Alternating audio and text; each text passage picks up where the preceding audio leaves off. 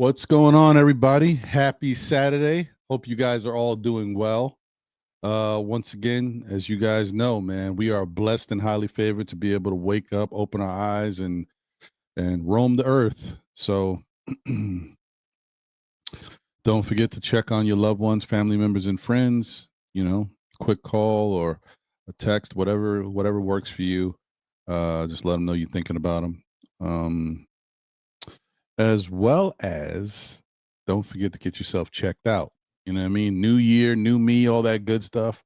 Don't just worry about gym memberships. Go out there and make a doctor's appointment. It sucks. Nobody ever wants to do it, especially as we get older, because there may not be there's going to be some news that you're not expecting. It may not be bad news, just something to keep in mind or something to watch.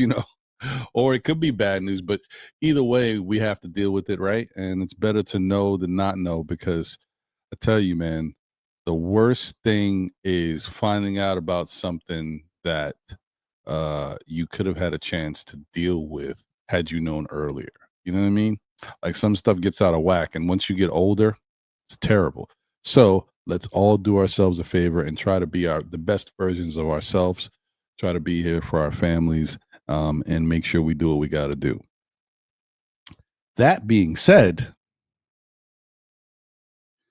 where's my weather? Man, hey, here we go.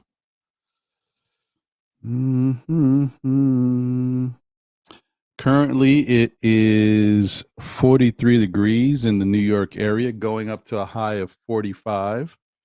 Thought it was going to be 50 or so today, but they tricked us. But either way, it's supposed to be rainy all day into the nighttime around 10 p.m. or something like that. At least that's what it says on my weather. I don't know. And it's an 81% chance of rain. So that's pretty real. Tomorrow it is partly cloudy or mostly cloudy, 48 degrees. Not too bad as far as temps. Monday, mostly sunny, high of 42. Tuesday, all sunny, high of 47. Wednesday, all clouds, but doesn't look like rain, and it's a high of 51. And then Thursday, mostly clouds, high of 44. So we'll take it. I mean, we'll take the warmer temps, because when we get to Friday, it's partly sunny and a high of 35. And then we start to get a little bit of a dip again. So, yeah, we'll take what we're getting right now. No complaints here.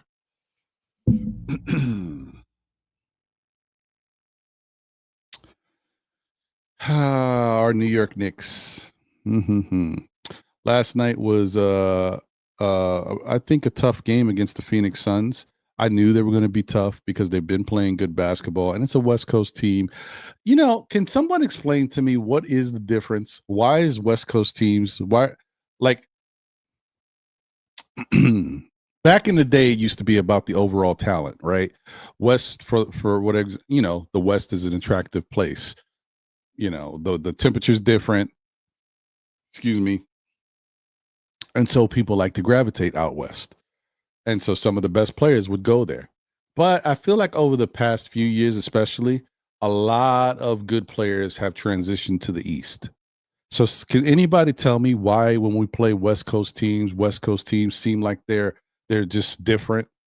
Can anybody explain that to me? Because I'm still trying to figure it out. I knew what it was back then. I don't know what it is now. It's so weird to me. I don't know. But hey. But last night was a tough game, and Devin Booker, I don't know, maybe he gets up for the Knicks, whatever it is. And don't get me wrong, I'm not saying Devin Booker is a bad player. We know Devin Booker is good. But, I watched Devin Booker the other night, and he had like 16 points or something. You know what I mean? It was an off night for Devin Booker. And sometimes he'll have those off nights. But for whatever reason, when he plays the New York Knicks, he's always on. No off nights for him. It is what it is. Last night the Knicks. I'm. When you don't follow teams, you don't necessarily know what they do on a daily basis. So sometimes you might jump to conclusions. The first thing I thought in my mind when I was watching the game is like, how are they letting this Dylan Brooks get off like this? But, Dylan Brooks is averaging 21 points a game for Phoenix. So, my bad. And Dylan Brooks has always been a player who has had offensive talent. We get so used to him because he's locked in on defense and he plays tough and he's dirty and all this stuff that, we know all of the antics and stuff that he does on defense. But when he came into the league, Dylan Brooks could play. Dylan Brooks had a game. Dylan Brooks' first couple seasons, I remember he was averaging around 18 points per game. First couple seasons, you know what I mean? Just coming into the league. So he's always had some talent. And but he's been in a situation where he's been asked to do other things to help the team. And they've focused on having other primary options, number ones and number twos and stuff. So he didn't have to be one of those guys. And so he was kind of, down on the totem pole. In Phoenix, they've kind of changed things around and they've gotten rid of people. So yeah, now he's a bigger option. I'm sure he's happy. So that is what it is. So after thinking about it, I'm like, okay, well, maybe the only thing I could be upset about is the fact that they let him get so many threes, but he can score and he could shoot. So it's not like he wasn't shooting before. Like I said, when he was averaging 18 points per game in his first few years in the league, he was shooting threes. He was scoring from all angles. He was a pretty good player. So it's not like it's not there.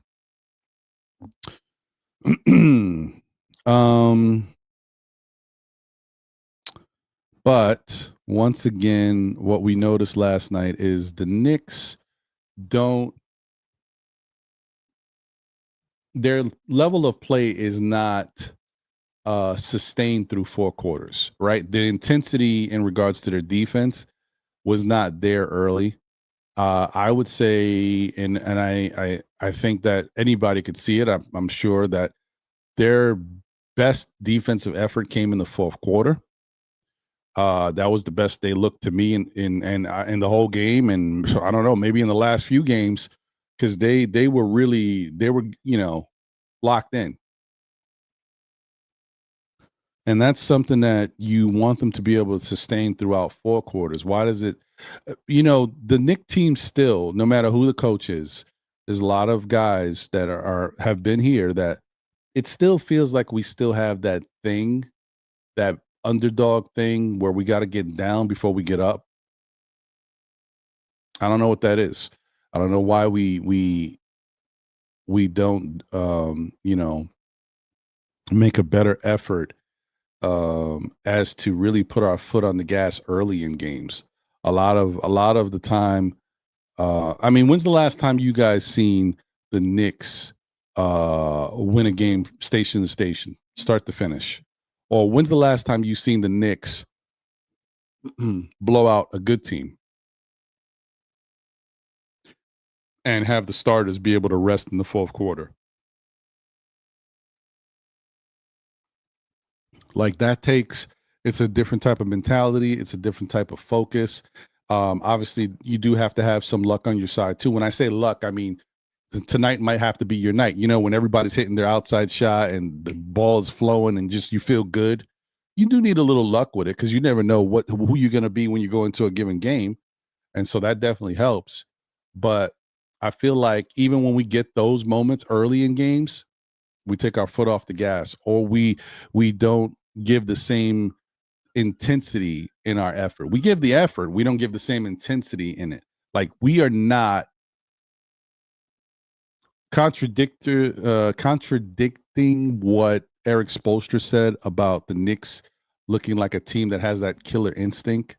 I don't know if we have the killer instinct. I think we want to win, right? And I think we know what it takes to win, and sometimes we actually execute it. But a killer instinct is something like that's different. I think that's something that a team like, that if you don't bring your A game when you play this team, you're going to get blown out, or you're automatically going to lose. But there's a chance you could get blown out, something like that. I don't feel like when teams play the Knicks, that's what they feel. They may feel like, especially like when the Knicks are at MSG, if you don't come in there with a good game, you could lose, right? because they're going to be hyped. They got the fans on their side. They're playing well at home. I think my teams might think that way, but I don't think a team is like so. And basically, what I'm saying is, as far as it's like a fear factor, I don't think teams come into it saying, you know what, if we don't bring our A game versus the Knicks, not only could we lose, but we could get embarrassed. And that's kind of what I think a killer instinct is when I think about stuff like that. So that's kind of what I would say the Knicks maybe lack and have lacked for years. You know, it's gotten better over the years. It was even worse. You guys know. You know how many games we've blown and given up 20-point leads and stuff. I love to go back to that because a lot of those guys are still here. I mean, well, not a lot, but a good amount is still here that remembers. So I just think that we just have to really focus, man. We have to focus. We have to continue to share the ball. We got to trust each other. I say we like I'm on the team, like I'm getting a paycheck, although I would love to, even as a ball boy, even as a person who mops up the floor. Give me any, whatever. I'm talking too much. Sorry. It's dreams and wishes.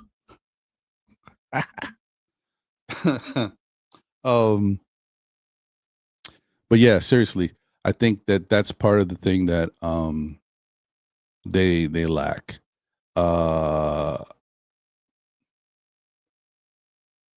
Shout out to my guy Karan, the Objective Knicks fan. I was watching his show last night, and somebody on the show called in and didn't like OG Anunoby when he missed a couple of those three big free throws at the end. Not that, I mean, still, there's no guarantee we would have won the game. You know, a lot of things, you have to do a lot to even try to, you know what I mean? We weren't in the best position anyway, but still, they were important free throws. And he didn't like the fact that when OG missed the two, he kind of smiled. You know, you can't necessarily understand how someone's feeling, their seriousness. Did you guys not see how OG was playing in the fourth quarter? Do you see how he was everywhere on defense, trying to do everything he could? You know, he didn't have a great game offensively. He wasn't really in it, but his numbers started to pick up in the fourth quarter because he was being very active. You know, he was trying to help the team win the game. So as far as him being jokey about it, no. I mean, listen, I was the type when I was young, and my son inherited that. Like when you're in a situation when you were nervous or like a tricky situation where you're like you've done something and now you're on the spot. Sometimes you smile. It's a nervous thing, and I don't think that he was nervous. I just think that it's one of those like I can't believe I just missed these free throws. You know, wow, like that, like what I just did right there. It's not a man. This is funny. This is crazy. You know what I mean? It's not one of those.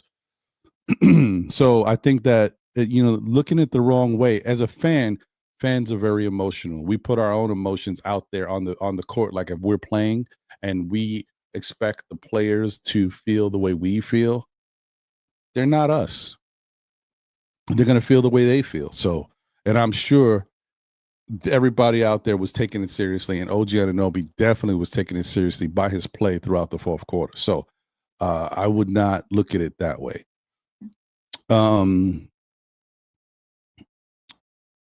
Turnovers. Whew, we're going to get into that later in the show, I'm sure, but the turnovers were just terrible. Like I think the Knicks finished with 17, maybe 18 turnovers. I don't know. Last time I checked, it was 17. I haven't looked at it since. And when I looked at Phoenix turnovers, it was around 8 or 9. I think it was 9. You know, that's not indicative of normal Knicks basketball. We've talked about this in the past when the Knicks don't turn over the ball like that. The other time when they turned it over 17 times, we could see how they lost the game. Once again, this time they turned it over 17 or 18 times. You could see how they lost the game. Like this is not something they normally do. And the other team kept their turnovers low. Definitely not good. Very sloppy play down the stretch. It's not so. I do want to say this. I don't want to give the Knicks an out or bail like they have to be better at taking care of the basketball.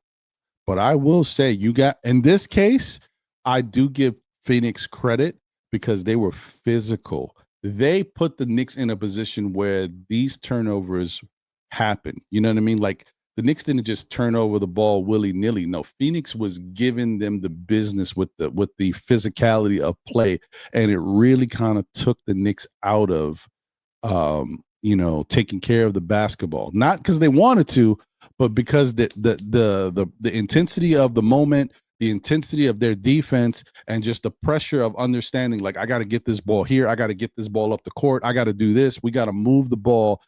We need a big shot. It's a big moment here. I got to do something, and thinking and all this stuff. Shout out to Phoenix. Knicks have to be better, but I want to give Phoenix credit. Sometimes as fans of a team, you don't give the other team credit, especially when it's obvious. Like the other day, the Knicks shot 21% from three and 37% from the field. I didn't give the team we played that much credit because we couldn't shoot the whole game and we had open shots. This game last night, I have to give Phoenix more credit. They were very physical, and I don't know if that's a good thing or a bad thing. I get surprised when I see things like this because honestly, I'm straight Knicks right now. Like, before we used to have an NBA show where we would cover the NBA as well. So I spent more time looking at other teams. Now I'm not doing that show. I am straight Knicks. So I focus on the Knicks. There's a lot of teams I haven't even seen play, and Phoenix is one of them. So watching how Phoenix plays, I was surprised. I was like, oh, I didn't know Phoenix all of a sudden played this physical brand of basketball. Now, I will say it makes sense having a Dylan Brooks over there, but sometimes the team doesn't necessarily adopt the mentality of one of their best players. But in this case, they are. And I think another thing that's happening around the league, and I'm not saying everybody's going to do this or can execute it this way, but I think, teams around the league are noticing that strong defense like OKC plays, physical defense like Detroit plays, is helping teams win basketball games. I think let's not forget, what is it? I don't know, 4 or 5 years ago when the league said that they were going to move to a game that allowed more physicality because the league has gotten a lot more soft, a lot of ticky-tack fouls. They don't let the guys play. And I think there was a lot of complaints. Their players association stuff. I'm sure that players want to play a little bit more. And over the years, it has gotten a little bit more physical. And it seems like it's kind of continuing to get more physical. But there's still a little happy medium because of all the other fouls that they do, allow to get called. So I'm just saying, you notice a shift, and Phoenix is adopting that. So that's another team that you got to watch. I would say the teams that surprised me the most when it comes to that is like Phoenix, Detroit. It's in their DNA, but like Phoenix and Portland. Remember we saw prior to this whole Chauncey Billups scandal and everything. But the past few years, all of a sudden, Portland started adopting a more physical style of play, more like a Chauncey Billups style of play. Never saw that from them. So this stuff is starting to happen around the league, and it's something that teams need to be prepared for, and the Knicks need to adjust to, because the Knicks can play physical basketball in their own right. They have to continue to go back and forth with these teams and give as well as they get. So that's something I noticed, and I have to give them credit once again for playing their style of basketball and allowing it to affect the opposing team. Now, I want to get to something else.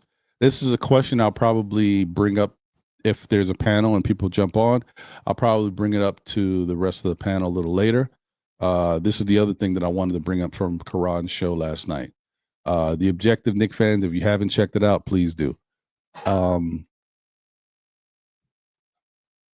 of the things that Karan brought up is that he said maybe the New York Knicks are being too unselfish. I thought that was a very interesting take and statement, because, and I'm not saying that in general they're all are, but he might have a point in regards to the key players, right? I don't think you want Jalen Brunson. I mean, this is a whole thing that's going back and forth in the Knicks community. We've been talking about this for days. I don't think, as much as I hear this whole thing from Knick fans, hey, Jalen Brunson's not passing the ball. Jalen Brunson's not this. You guys notice that the most consistent scorer on the Knick team is Jalen Brunson? Do you guys know why that is? Because Jalen Brunson is an offensive player that goes and gets his shots. Without Jalen Brunson's points, do you think we have a chance to win games consistently? I don't think so. I don't care what you say. And I think what's opened a lot of Knick fans' eyes, or whether you're willing to admit it or not, and I say fellow Knick fans, is that these young guys that we are playing are definitely developing and growing and can help the team at times. But it's a little different when you start playing the best teams in the league. This is when that youth and that inexperience and that lack of having a go-to game or things that you can rely on because you just haven't developed it yet, or having a tendency to know defense, like have a defensive strategy against these players because you've seen them and know their tendencies. This is when all that rears its ugly head. This is when you start to notice why, when you're a championship team, these teams need to rely on veterans because they've seen it all and been through it all, and how young players kind of get pushed to the side when it comes to the playoffs because they're just not ready yet. Not that they won't be, but this is when you start to see that the impact doesn't really show itself that much. When you go up against a Phoenix, a Detroit, or these other, like these young players, not that they're not helping, but you don't see that same level of impact you saw when they were playing lesser teams. Like this is when it starts to matter, and you start to see, oh, okay, now I get it. This is the different. This is what the organization is worried about, because in the playoffs, you're definitely not playing lesser teams. Everybody's good. So this is the type of stuff that, as fans, we have to recognize and have to, hey, okay, I get it. This is the reason. Now, when I say that, I also understand that I think some fans are jumping off the ledge again. Like, you can't have it every way you want it to be. You want the team to be a championship team. You want them to focus. You want them to get better. You want pieces to add to the team. Oh, but then you want the coach to play the young players. Coach plays the young players. You start to see the good things from it. You start to see, hey, these guys could have been playing all along, right? Then when you get to the point where, excuse me, where the team is struggling and we're playing better teams, you're not looking at the young players anymore. You're pointing to the vets. And you're saying, well, Brunson's got to do this. Brunson's got to be better. Cat's got to do this. Cat's got to be better. OG, where's he at? What's McCall doing? But now you're not pointing to the fact that the young players are also playing and they're not adding anything in these games, in which maybe is a reason why everything goes back to certain styles of play. I think this is not a, and I want people to understand too, what worked in the past doesn't mean it's going to work now. There's a reason why it worked then, but mentality is important, and you can understand why, the rationale for why it was done. Tom Thibodeau did things a certain way. He limited his roster, but he knew what he had. It's not like he didn't know what he had. You guys might say, well, he didn't give guys a chance. I can agree that maybe he's not the most forthright coach with regards to allowing guys to get moments and learning on the fly on the court. He doesn't like to take chances like that. I guess he's been burned in the past. So, but I will say he definitely does know when he thinks that in certain situations, this ain't going to work. In certain situations, they're going to struggle. So that's why I'm going to play these same 8-9 guys, because I know that they'll figure it out. They might have bad games where they can't get it, get the win, but they're going to be games where they get out of the fire and learn how to rise and get the W. So that's what we've seen from the Knicks. And so I just think that Mike Brown is in a space where he is trying to make it all come together and make this team as best as it can be, but he's also trying things out. I know he's experimented with multiple rotations and different lineups and trying to give guys minutes. But I think that this is what he has to do. There's still a lot of season, a lot of games to be played. The Knicks are still above 500. You know, this is the time to do it. As we get later in the season, when it's fighting for playoff positioning and all that stuff, that's when you don't play around. That's when it's no longer experiments. That's when you take all the data and information you gathered from your experiments and say, hey, all right, yeah, I played this guy this many minutes for this many games, and this is what he did. He should play more, or I continue to play him. This guy, I played this many minutes for this many games. This is the overall result. Doesn't really help. This doesn't translate to winning. The plus and minus, however you want to look at it, is not necessarily positive. I don't need to continue to do that. I gotta streamline things, eliminate him from my rotation, give more minutes to the other guys. That's what it's all about throughout an NBA season. There's a lot that goes into coaching. It's developing, it's winning games, it's experimenting with your lineups, understanding your personnel, who deserves to be out there on the floor, who's given maximum effort. There's so much things that go into coaching that as fans, we don't think about. So the reason why I'm saying that too is, does Mike Brown need to be better? Yes. Does Mike Brown need to be more cognitive of the different issues we have on this team defensively and even offensively now? We're having offensive issues. Yes. Does he have to make adjustments? Yes. But is he all of a sudden a bad coach? No. Guys, we are playing better basketball teams, and the Knicks have gone into a rut, right? And they just got out of it, hopefully, when they played the Clippers. Last night, I think they played much better basketball. I think last night's Knicks team would have beat one or two of the teams we lost in that 4-game losing streak. Lost to, should I say, in that 4-game losing streak, because they just played better basketball, you know, on the game in whole. A lot of it came in the fourth quarter, I admit, on the defensive side. But I just think that, you know, they're turning the corner. I think they're getting back to where they were. They're just not there yet, but I think they're getting back. But there's still some issues with this team. And a lot of it is self-inflicted. A lot of it's self-inflicted because these guys can play. And oh, hold on.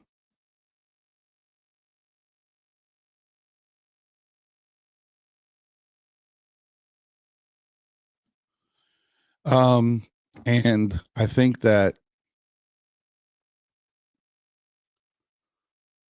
we are just as a lot of pressure, right? I think New York, it's a lot. I don't know. They'll be okay. They'll be okay. Anyway, let me get to the chat, see what you guys are saying. I'll open it up in a little bit so we can get into a conversation. But yeah, I mean, there's just a lot to look at. I don't know. Don't have all the answers. But you know, that question about are the Knicks being a little too unselfish is an interesting one. That's one I'm thinking about.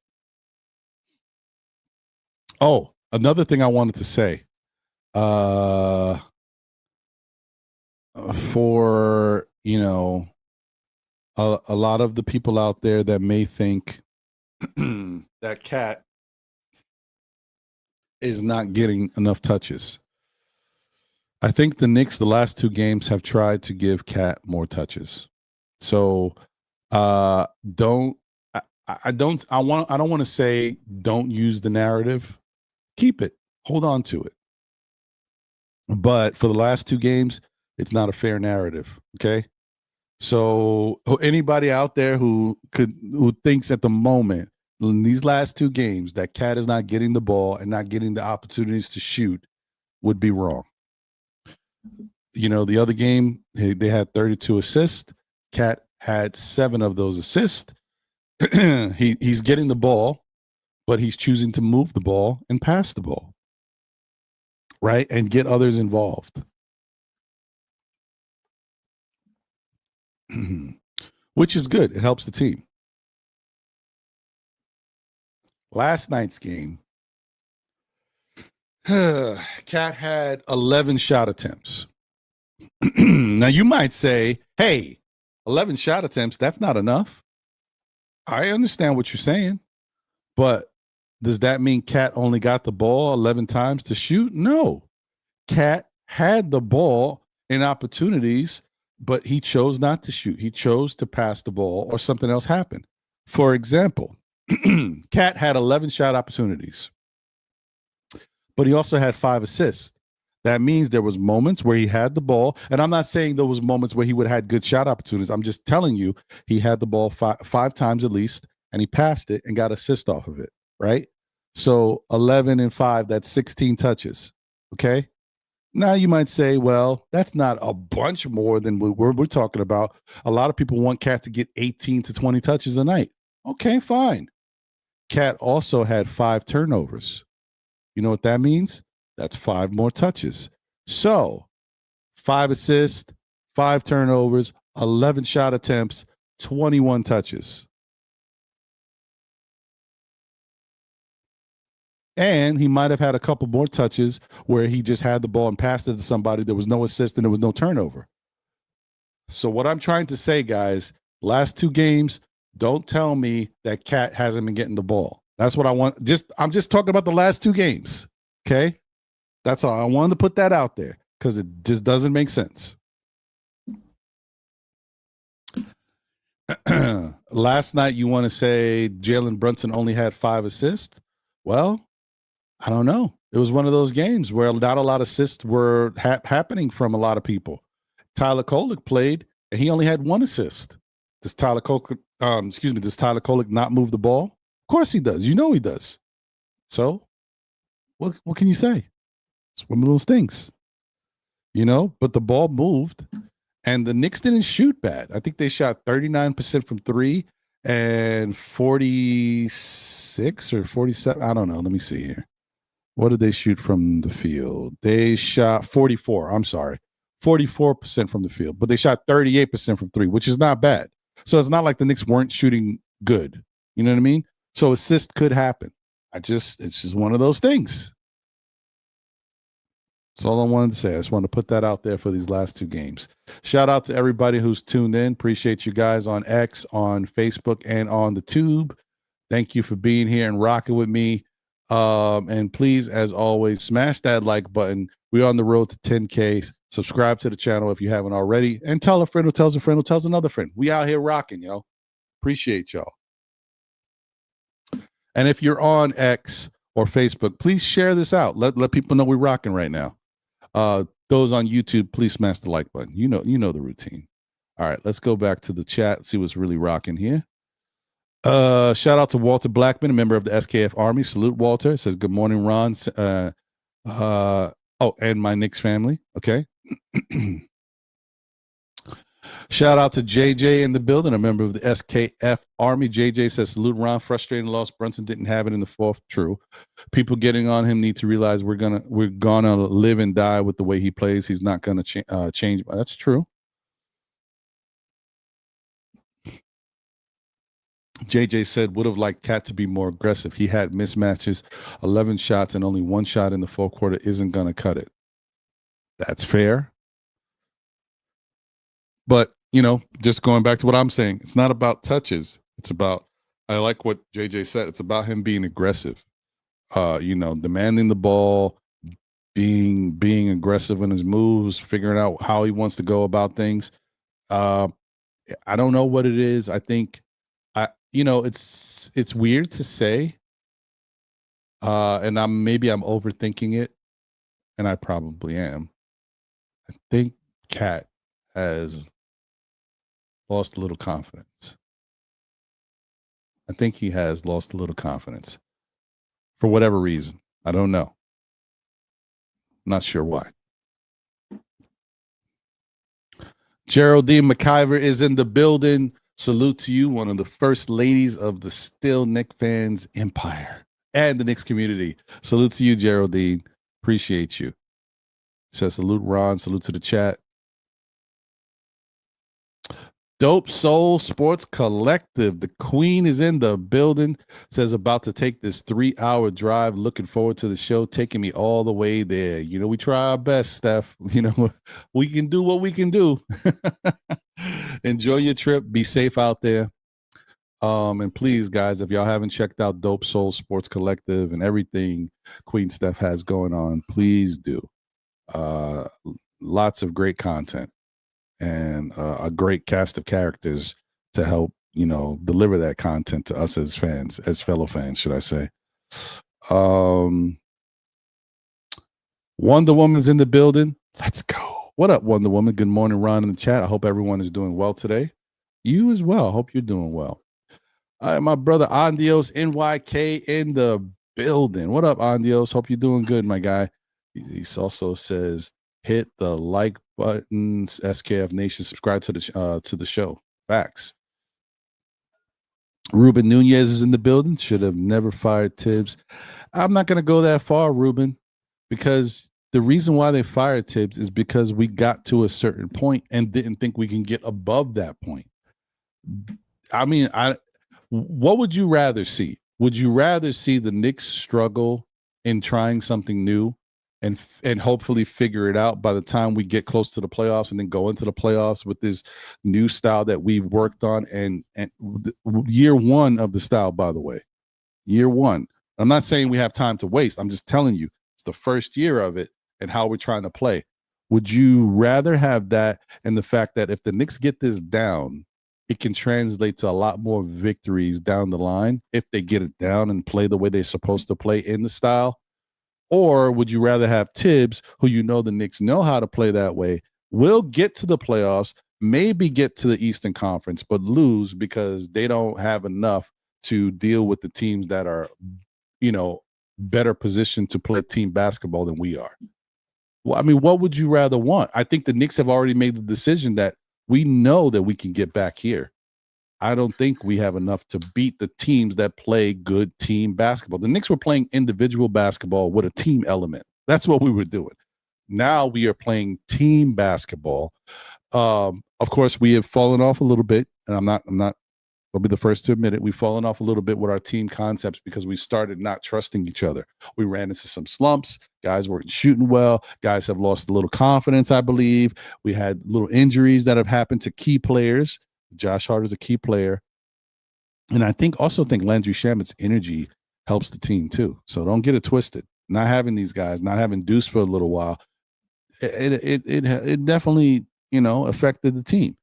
But Deuce has come back firing on all cylinders. He's looked great. Fantastic. Yeah, I can't say enough about Deuce.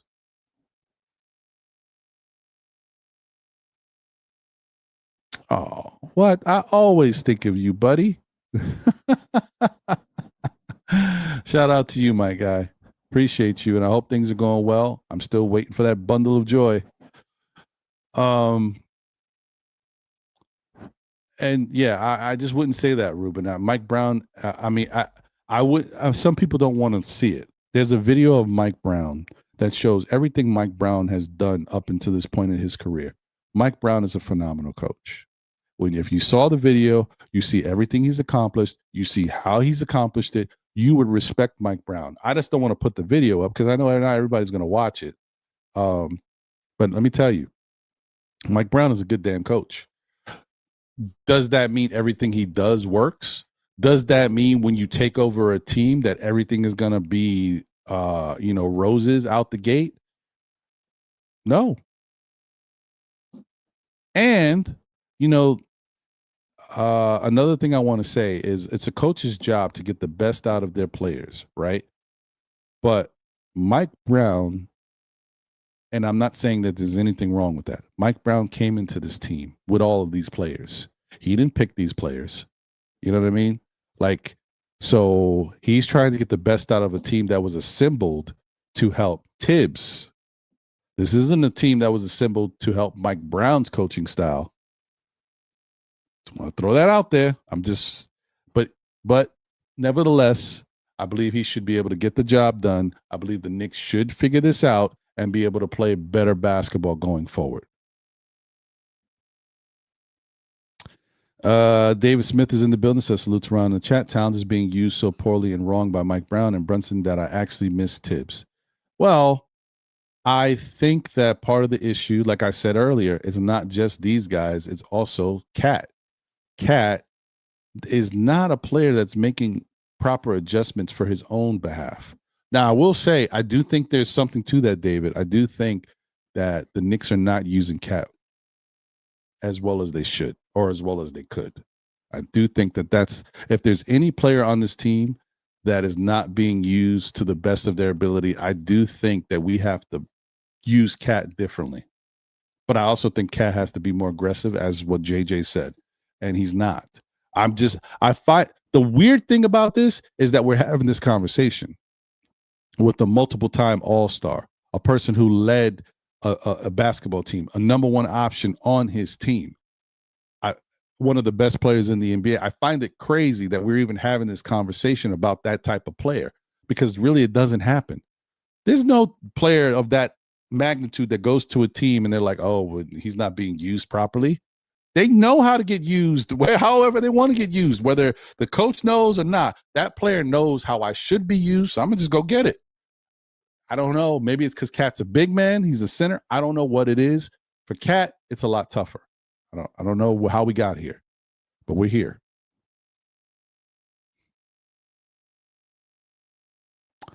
My fault, Bagger Jones. Salute to you, my guy. He said, when are we going to hold Brunson accountable for his choke job and selfish play? He lost us the game last night. He cares more about individual stats than team wins. I'll take Cade over him any day. I don't think you watch.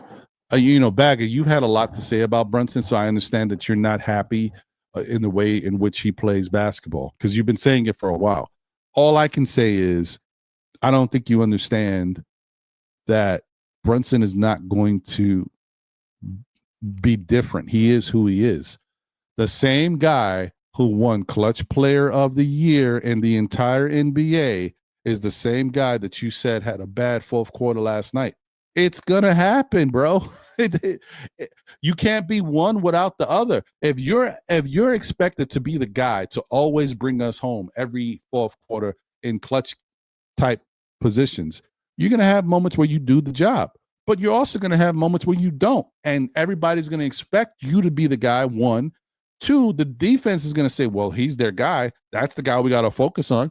How much pressure do you think it is to be a guy who has to make the smart plays, who has to hit all the shots in the last minutes of fourth quarter games when the entire defense knows you're the person they got to worry about?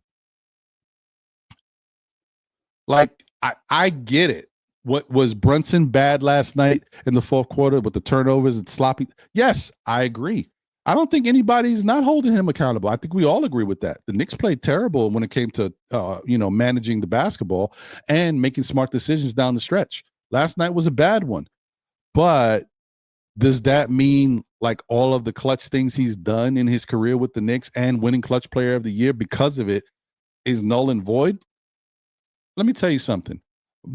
There's nobody I'd rather have on this team in the clutch moments of a basketball game than Jalen Brunson. That's me.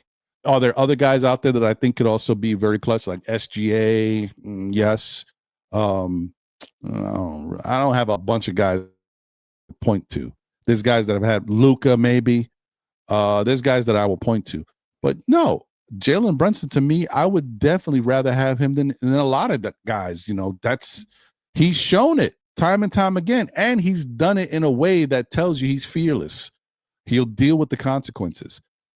Remember when I told everybody about the whole thing of him taking a shot that doesn't need to be taken, going for a 3 when all we needed was a 2, and understanding if he misses that 3, we lose the game?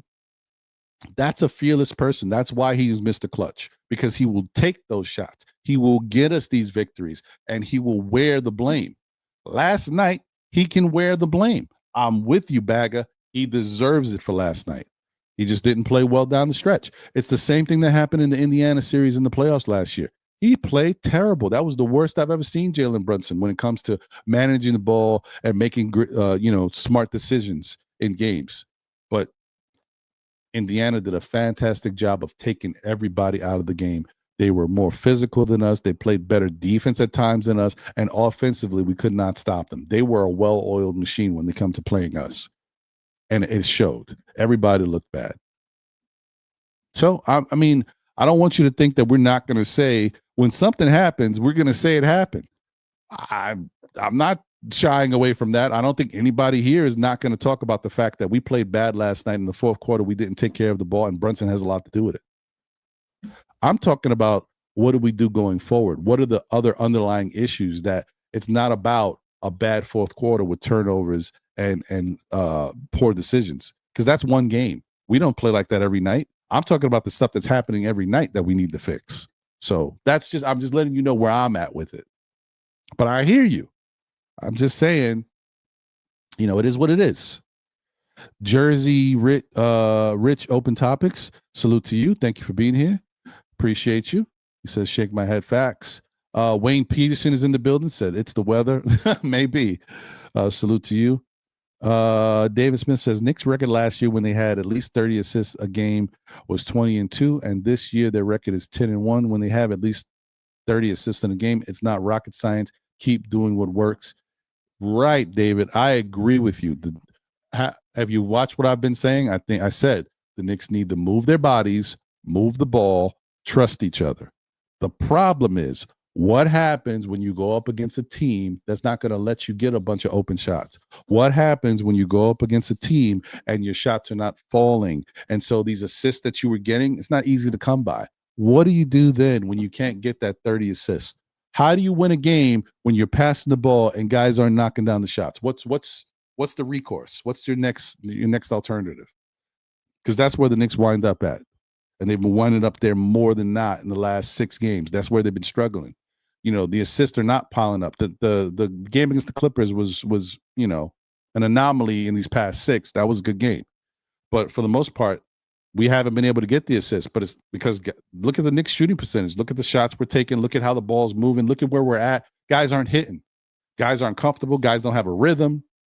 I know you develop a rhythm when you move the ball and continue to trust each other, but the Knicks are playing good defensive teams. So even when you do get the ball and we are moving it, you're not getting a wide open shot. Guys are playing better. We're playing better competition. So what do you do? That's the question. What do you do? All right, let me breeze through. Shaw Powers in the building. What up, Shaw? Good to see you. One half of Knicks Real Talk. Salute to you. Guys, as always, please go support Knicks Real Talk. Show them some love. Okay. Nick Yak says 19 turnovers did us nothing else. Did us in nothing else. Okay.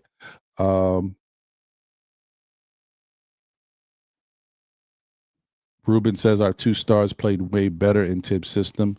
Right. And like I said, I think I'm just going to go back to what I said earlier. It's would you prefer getting to a certain point in the playoffs and then knowing you can't get above that point? Or would you prefer the chance to possibly learn this system, learn how to be a better team, and then be able to get further than you would have hoped? That's why they made the change.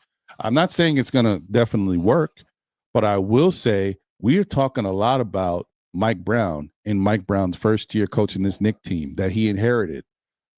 And the other thing about Mike Brown, even whether you like him or not, usually, and this is even the haters say this, Mike Brown's first year with a team is always very good. All right. So this is his first year with the Knicks. And yet we're acting like all of a sudden Mike Brown can't coach. Like if Mike Brown hasn't coached multiple teams and had success and been on winning championship teams and understands the philosophies and what it takes to win. I mean, like the thing about a Knicks fan is we get very emotional. When things are good, we get overly confident. When things are bad, we get super negative. Like we have to have a middle zone right now. We are a championship contending team. We're trying to do something we haven't done in over 50 plus years. We have to think smart. There's a reason why we haven't done it in 50 plus years. And we've had good basketball teams here because it's not easy. It's not easy to win a championship. As much as it may look like it's easy when someone else does it, it really isn't. Jersey Shore in the building said at the game last night, Brooks killed us along with poor defense from Clarkson and bad turnovers from the captain. Agreed. Sherwin is in the building. Good morning. Okay. Hey, still the real AD in the building. Salute, Knicks fans. What up, AD? Ron, my G, Happy New Year. Happy New Year to you, brother. I hope you're doing well, my guy. Good to see you. Okay. And Nick Yak further expounds on his statement. He says we won or tied every stat but turnovers. Yeah, turnovers was definitely the difference. I agree with that. Okay. Sherwin says, Ron, what I have noticed is that most of you podcasters are not capable of looking at the Knicks and being completely honest. We can beat any team, but most teams can beat us.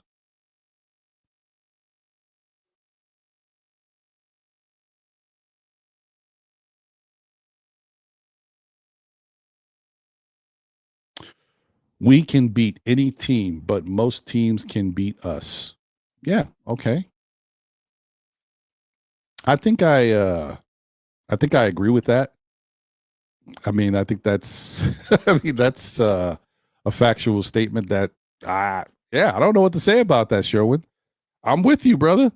I don't know. Like I know every night we play a team we can lose. I don't know what you mean by that. I'm not one of those podcasters that comes on here and is like, we can't beat anybody. I'm not one of those podcasters that says the Knicks are going to go 82-0. I'm not one of those podcasters that says that this is a perfect team and we don't need to make any moves. I'm one of those podcasters that says we are a Jekyll and Hyde team. Since I've known us in the recent years, we go up and down. We like adversity. We need adversity.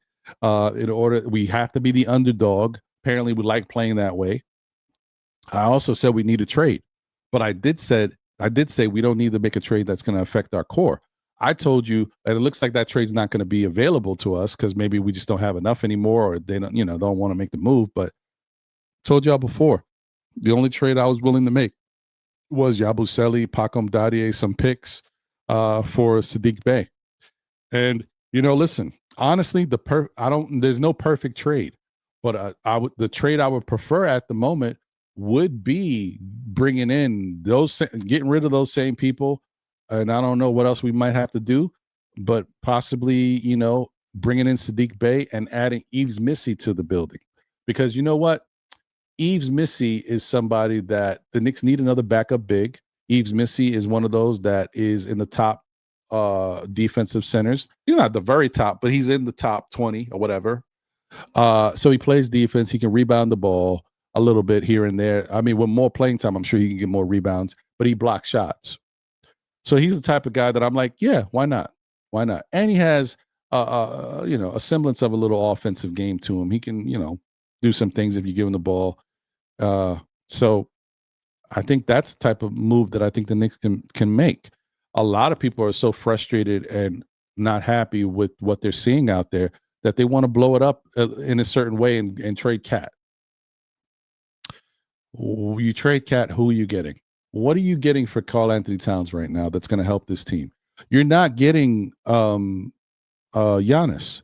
That's not. I told you guys before. I didn't think that was going to happen. And the more and more time goes by, you see how Giannis moves. I'm telling you, hey, listen, y'all can fall for the pipe dream if y'all want. Giannis ain't coming to the Knicks. The way Giannis moves, he's too wishy washy. I've said that before. So I'm not gonna, think that you can move Cat and get something that's gonna help this team. You can move Cat and get something that's gonna take this team in a different direction, right? You can move Cat and I don't know, maybe get something you're not thinking about. A shooting guard like Devin Booker. I mean, you would have to, figure that out. Would that help what the Knicks' problem is right now? Probably not. Will we be an interesting team? Maybe, but we'd be lacking something that we still have to figure out how we fix the big issues, like with regards to our big players. So I don't know, guys. I don't know. But I will say this Nick team isn't perfect. And that's why when I told you that it's not championship or bust for me, that's real. That's the difference. I mean, if you want to compare me to others when they talk, if they're saying the Knicks have to win a championship, I'm not on board with that. I think the Knicks have to make the NBA finals, but I don't necessarily think we can win a championship this year until I see that the Knicks have taken their game to another level. So that's my opinion. Do I think we could get there if we play good basketball, smart basketball, believe in each other, trust each other? I think we could get to the NBA Finals. Can we win it all? Don't know yet. The Knicks would have to show me something different and show me how they play when it comes to playing these good teams in very difficult times, playoff atmospheres type stuff. Then I would have a better idea of that. But that's my opinion about it.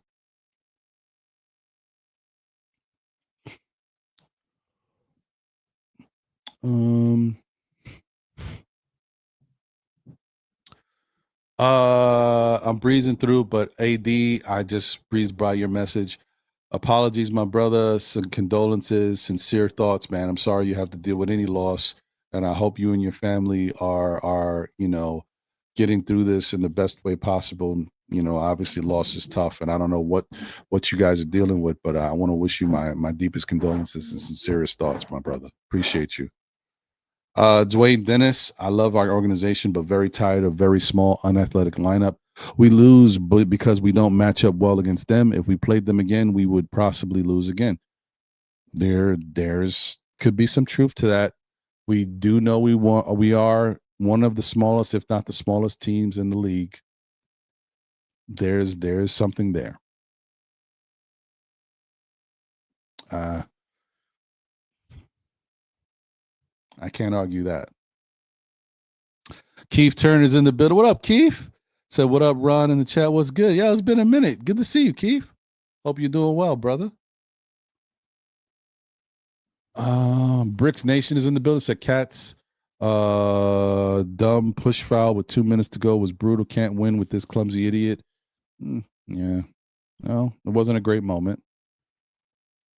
I chalk it up to a really bad fourth quarter by the team in general.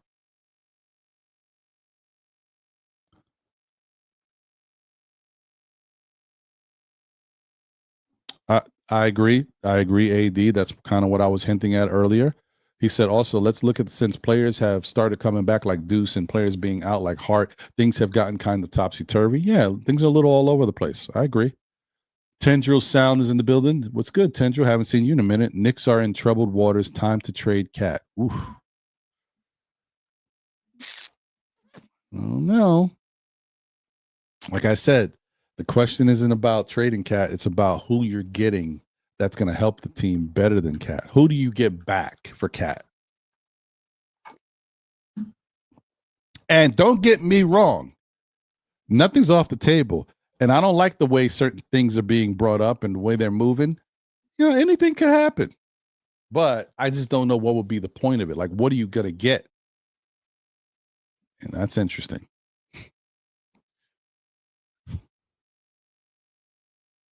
True. That's a very true statement, Sharon. He said, other than Brunson and Deuce, our players are all very streaky shooters. I have basically having very little faith that most of our shooters can make 2 out of 5 3-point shots.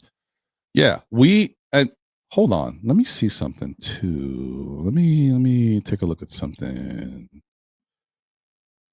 Um, 1 second. Brought that up. Made me want to say. Mm-hmm.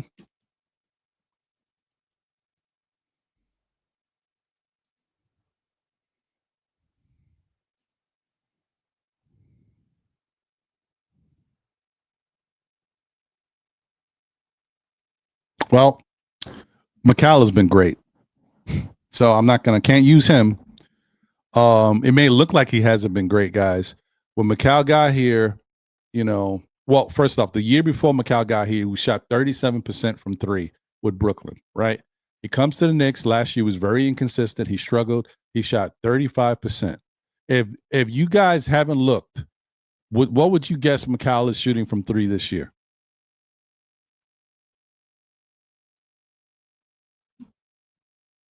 Just take a guess. Put the number in there. Don't cheat. Just put the number in there and tell me what you think McCall is shooting from three this year.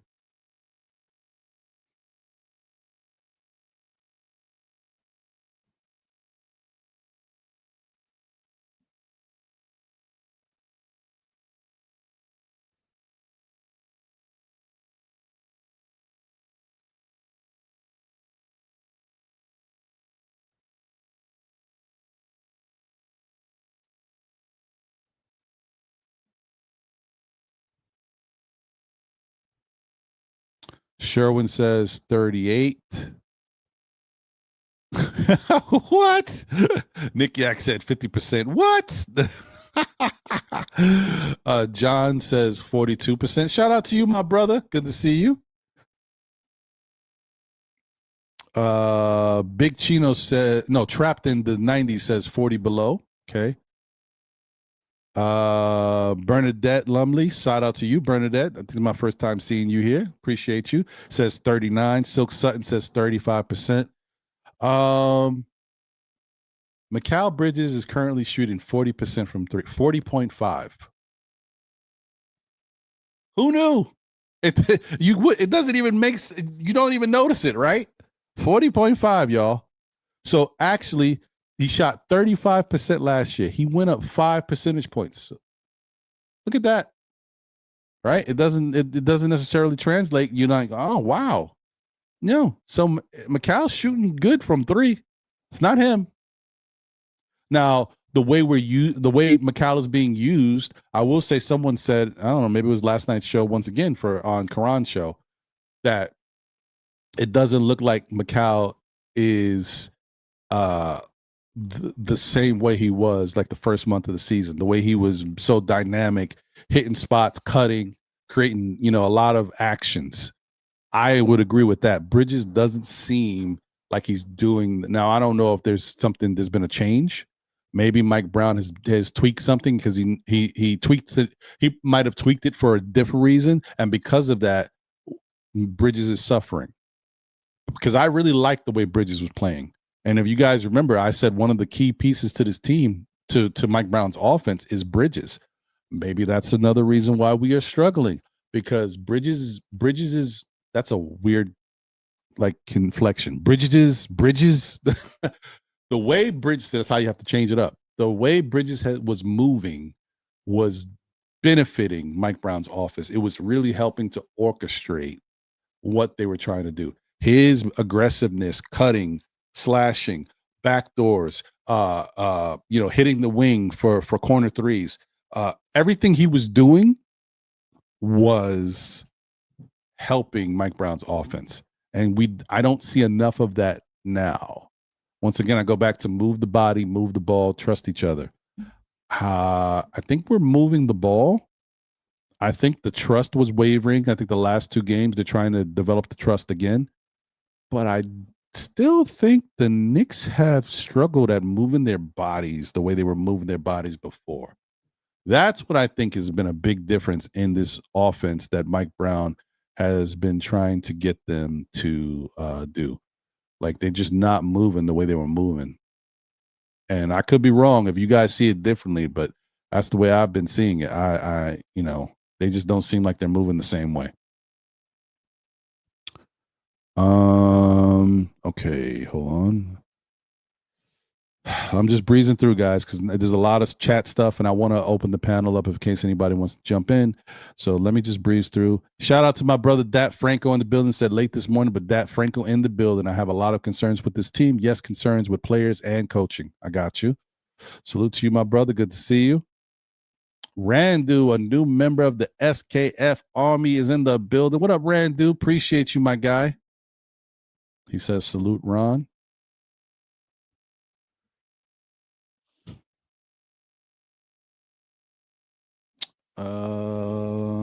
Okay. All right.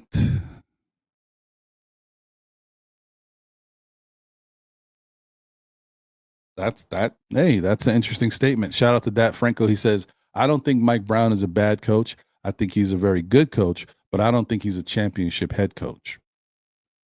That could be a fair point. We got to see it. So I can respect it.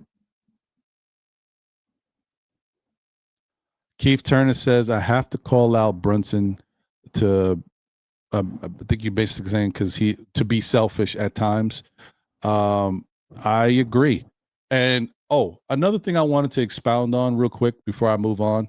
When it comes to Jalen Brunson, and I think I said a little bit of this the other day, guys, this team needs a go-to person, right? even when Jalen Brunson first got here, when Julius Randle was here, this was Julius Randle and RJ Barrett's team, basically.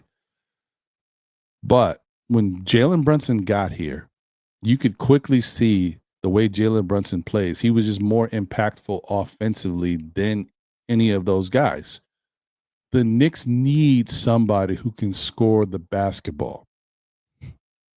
Guys who score the basketball are at that level are genuinely selfish.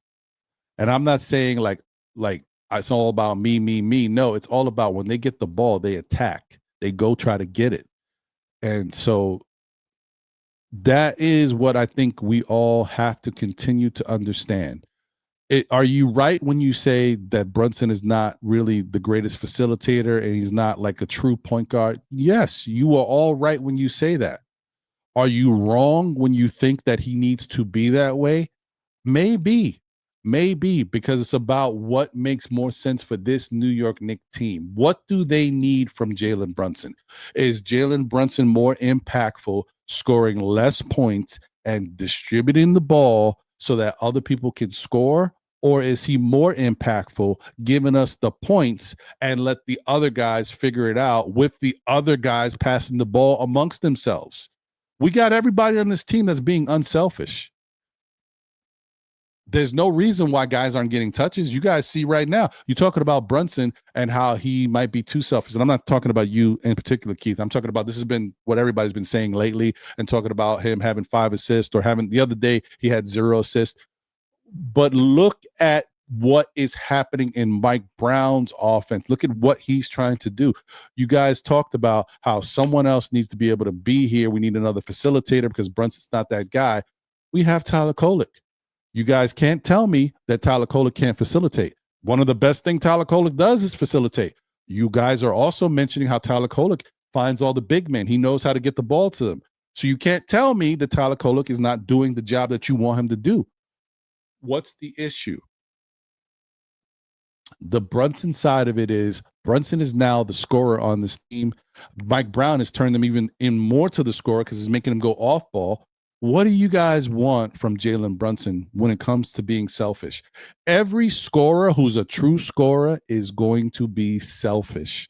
The difference is some guys, the way the ball moves, the way the system is set up offensively, when they make their passes, it turns into assist. And so they look less selfish. I'm going to tell you right now, all of these offensive players that average 25 plus or more are selfish. Just look at their games. Look at how many shot opportunities they take on goal. Look at when they have the ball and when they actually pass. How many times do you see them passing in the flow of the game before they are initiating their own actions? Or are they passing in a bailout when their action is not what it's supposed to be? When they try to make a move and they get double teamed, are they passing out of it then and that's how they're getting their assist? Or are they passing before all of that happens, before they even initiate their moves?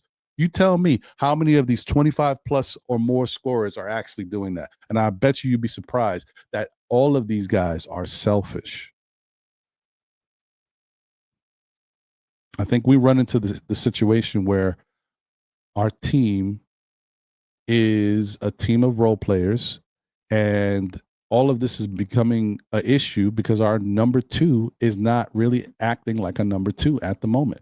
And I'm not saying it's all his fault, but I am saying that his level of aggression is lacking. And I do believe that it has to do with a little bit of confidence. Maybe because he feels like he's not doing the right thing, or maybe because he feels like he's hurting the team on defense and he doesn't know how to fix it. Maybe because he continues to get into foul trouble. He doesn't know how to stop it. But something is affecting our number 2. And in the midst of that, I think as far as schematically, a game plan of how to use Cat needs to be developed. Something needs to change where that we focus on. It's not about getting Cat the ball. Cat is getting the ball. These past 2 games, he's getting the ball. It's about getting him in spots where he can have good moments at the basket. It's about doing things that are a little unorthodox that you've never needed to do for Cat because he's so good. Screens, a double screen, whatever. Things that you would do for a guard or somebody. Why can't you do stuff for a player of that magnitude? Well, just because he's been so good and he's one of the best players in the league? Everybody needs a little help sometimes. I don't see the issue with it. You get guys comfortable, you get them getting into a rhythm, you get their confidence back up, and then they can go get whatever they want on their own because they're back to where they're what we're used to seeing. I think right now the Knicks are in a spot where we do need to focus on getting Carl Anthony Towns involved. You don't got to worry about Jalen Brunson. Jalen Brunson can get his. Carl Anthony Towns is an important part of this team. We need to figure out how to get him involved. It's the same thing that happened. Do you guys not remember? We've been here before. Different coach, same issue. We were here before with Jalen Brunson and Julius Randle. There was a number of games where Julius Randle was quiet. There was a number of games where Julius Randle was acting immature and didn't even want to take a shot. He would grab the ball and just pass it instead of making an action and making a move on his own. You guys not remember all of this? I'm not. I have a revisionist memory sometimes. I don't remember everything, but I remember this stuff because I was focused on it.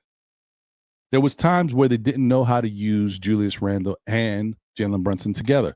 What did they do? You know what they did? They said, Julius, you go get yours in the first quarter. Because the thing about Julius, he needs to develop a rhythm. But once he has the rhythm, he's locked in. He's good for the rest of the game. So they said, you know what, Jalen, it looks like you can get yours whenever you want to. We'll save you.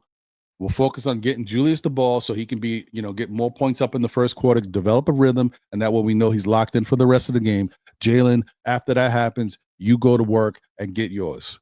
And then in the fourth quarter, when it's time for clutch action, we will focus on Jalen Brunson because he's better with the ball than Julius Randle is. You talk about bad decision making and turnovers and stuff in the fourth quarter of games. Do you remember how it was when Julius Randle had the ball in his hands in those times? That's the reason why it was a blessing in disguise to get guys in here like Dante, Josh Hart, and Jalen Brunson. So I'm just saying, those are the fixes. Those are the issues that happen, and that's why the changes had to be made some way. Sometimes it takes time to figure out how to play two guys together.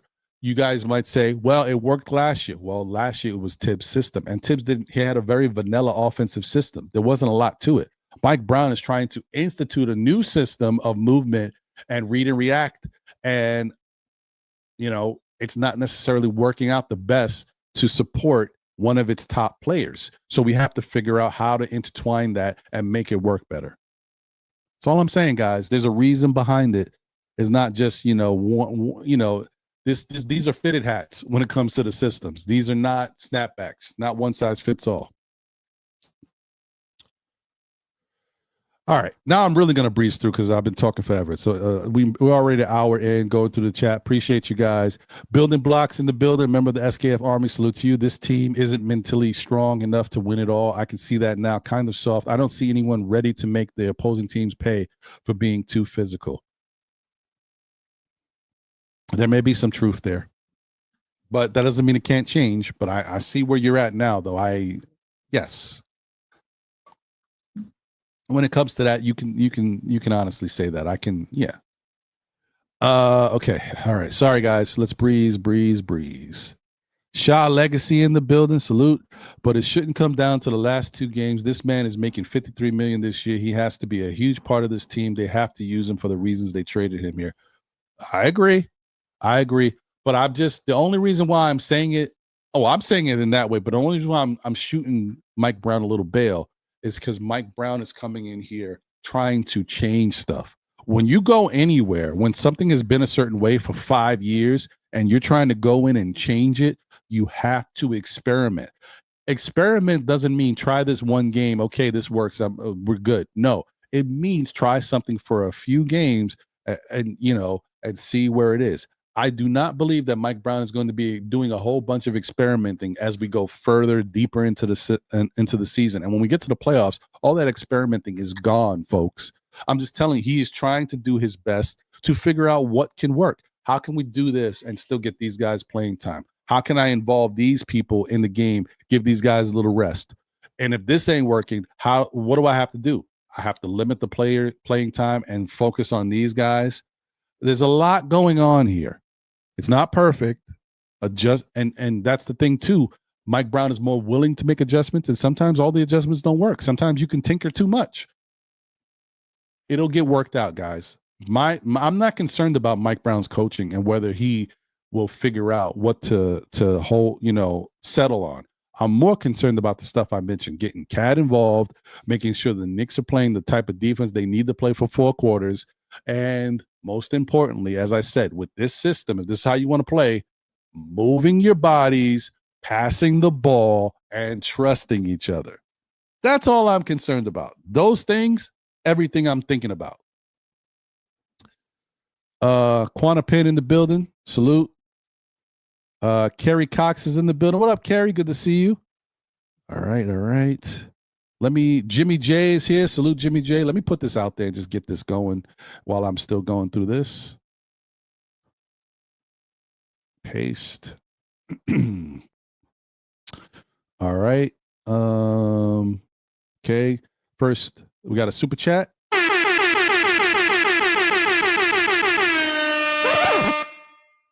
Oh, I guess you put the same thing in the super chat. Okay, I'll read it anyway.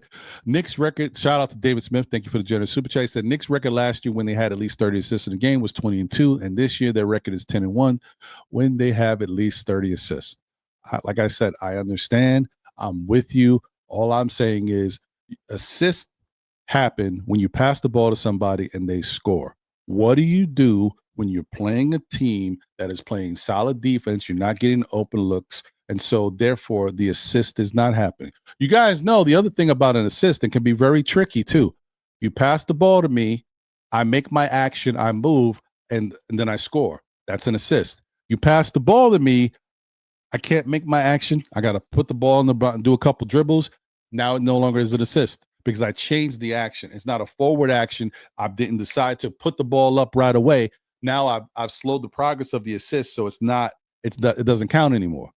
That person still could have scored, mind you, but because he changed what the initial action was, now it's not an assist. I know I'm getting a little technical out here. I'm just throwing that out there. Just something to think about. Just putting it out there. No excuses, though. D-Rex is in the building. What up, D-Rex? Oy vey. All I got after that Suns lost. What up, brother? Oh, Sherwin flips it. Sherwin says he disagrees. He says Cat needs to lose some confidence. He is a better player when he shoots closer or drives the ball on a straight line to the rim. Long threes is overconfidence in my view. Well, here's the flip side to that argument, Sherwin. Have we noticed that Cat has been the same player for multiple years? He has been the efficient three-point shooter, the efficient free throw shooter, the efficient field goal maker. This year, he has had his worst shooting effort from the perimeter. And notice how the rest of his game is also not as polished and as good as it was. Do you not think that maybe the fact that he's not doing what he's used to doing is affecting him? I mean, because look at the differences. 50% from the field 2 years ago. 52% last year with the Knicks. This year, 46% from the field. 2 years ago, 41.6 from three. With the Knicks, last year, 42% from three. This year, 34.9. That's a huge drop off. Everything else is all similar. Free throw shooting, the effort, rebounding, that stuff is all similar. The only difference is the shooting from the perimeter. So when you say he's too confident, I think no. I think he has a lack of I think everything is not falling for him the way he's used to. He's trying to overcompensate to fix it, and he doesn't have the right answer. Cat's struggles from outside are definitely affecting his overall shooting, his play when it comes to that. When Cat last year, guys, do you not remember? Not only was Cat shooting great from outside, but how many mid-range shots did we see Cat? Do you remember those games, even the playoffs, the Detroit game where he went off and shooting fall away twos? How big and important that was to our success, but also it shows you how good of a player he is offensively with great touch. We ran into an issue because of it. This is the issue. We're in the issue now. He is not shooting the same way, maybe settling for too many deep shots, but there's no rhythm. As much as I don't like Cat pulling too many outside shots, I do feel like Cat maybe needs to pull these outside shots to get back to what he was doing before. He has to develop a rhythm. And not only does he have to develop a rhythm for himself, but let's not forget, Cat is one of our best 3-point shooters. Last year, he was the best 3-point shooter on the team. This year, he's not. This year, it's Deuce. And even if Cat was shooting at his highest, Deuce still got him at the moment because Deuce is on a phenomenal tear. But I'm saying we need Cat. There's a difference in why this team is not looking so locked in offensive. There's a reason why we're not blowing teams out. We are not putting up the numbers consistently through quarters. We're not putting a lot of pressure on these teams. You need that. If you're going to be an offensive team and you don't have enough to rely on strong defense, then you better put your freaking foot on the gas offensively and get these guys backpedaling like, we got to step up. Well, don't give them no room. Press up so he can fly by you. We need that. We're not getting it. This has got to be my biggest rant of the last year. It's a new year. It's my biggest rant of this year, but it's got to be. It's got to be. Let me bring these guys up and let me just shout out a couple more people. King Ribby in the building. What up, King Ribby? Finally, somebody had to say it. He's talking about AD. Salute. Appreciate you. Another super chat real quick.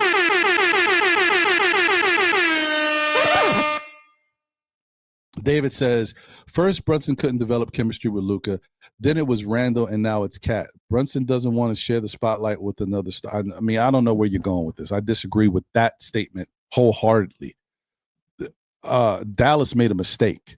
They thought they had Brunson on the hook. Brunson said, "Dile peace," as my little friend used to say when I used to babysit when they were little. Dile peace. He said, "Peace out. I'm out of here." There is no reason why you would say that the chemistry wasn't developed with Luka. Luka and Brunson didn't play a lot of basketball together. They didn't need to. Luka was a jack of all trades. He didn't need nobody out there facilitating with him. He didn't need an extra scorer. He could score as much as he wanted himself. A lot of times, Luka and Brunson traded off. When Luka wasn't out there, Brunson was out there. So it's not about them. There was no chemistry issues with Luka and Brunson. First off, those two dudes, have a great relationship. There's no chemistry issues. So I just want to say that first part, I would disagree with you wholeheartedly. And Dallas definitely regrets not being able to re-sign Jalen Brunson. And Randall, we're talking about the same Julius Randle that had hissy fits on the court, that had emotional issues, that did the thumbs down for the rest of the fans, that every time he got the ball in fourth quarters of games, turned the ball over, that made poor decisions, that didn't run back on defense. Don't make me do this. Is my team. I love these guys. Come on, man. David, no chemistry issues with Randall, no chemistry issues with Luka. It's all about just figuring out how to best use these guys offensively in the same circle. These are dynamic offensive players that deserve to have the ball, deserve to have multiple touches so they can do what they want. And when they get hot, you don't stop feeding them. They have to go to work. But if that's going to be the case, how do you get the other one involved? That is an issue for the coach, not for the player. Just want to throw that out there. It's not a chemistry issue.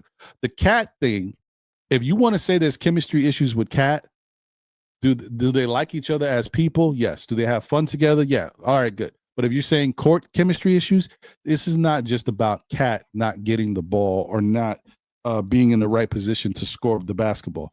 This also has to do with Cat's defense and the trust that the team has in his play. There's a lot going on there. I don't want to make it seem like there's not. It's not all kumbaya, guys. I will be the first to say there is some issues there with Cat. I do see guys getting frustrated with him on the defensive side. I do think that affects him personally. Everything translates to how you play on both sides of the basketball. So if you're not doing well on defense and guys are kind of getting on you and you're like, I'm trying, but they're still getting on me, you don't think that's going to affect me throughout the whole game? I'm not going to be all of a sudden, I'm blocking it out, I'm great on offense. No. It's affecting everything. So let me just, move on.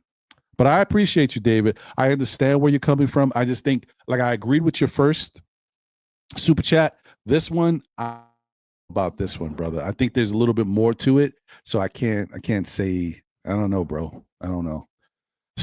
Nick Yak said, Ron, your boy Objective said Mitch sets a pick and stands around. Did anyone else ever see that? He's hated him. What? His hatred has him talking silly about Mitch. Okay, I see. I was reading it wrong. My apologies. Yeah, I don't know, man. I think maybe if so. I don't know. I have to kind of look at the game more. I wasn't really focused on Mitch when it comes to that stuff, so I have to look myself before I can agree or disagree. But I will say, when it comes to that stuff, there is a reason why the Knicks started to fall in love with Isaiah Hartenstein, because Hartenstein did that type of stuff better than Mitch. That's all I got. That's all I wanted to say. Okay, Stony AZ in the building. Let's go Suns. Okay, got a Suns fan in here. Shout out to you. Y'all played well last night, and y'all playing well this season. Okay. All right, Chris Gotti's in the building. What up, Chris? Hey, Sam Granderson Esquire in the building. I like the Esquire Playboy. Said, you're how we live in family. Hope all is well with everyone. Good to see you, brother. All right. My brother's in here. I already said what's up to him, but he says good morning to all Knicks fans tuning on YouTube, in the chat, watching all Instagram and X. This Knicks team needs to limit those turnovers. It's a major part of a losing streak. Smash the like. Appreciate you, John.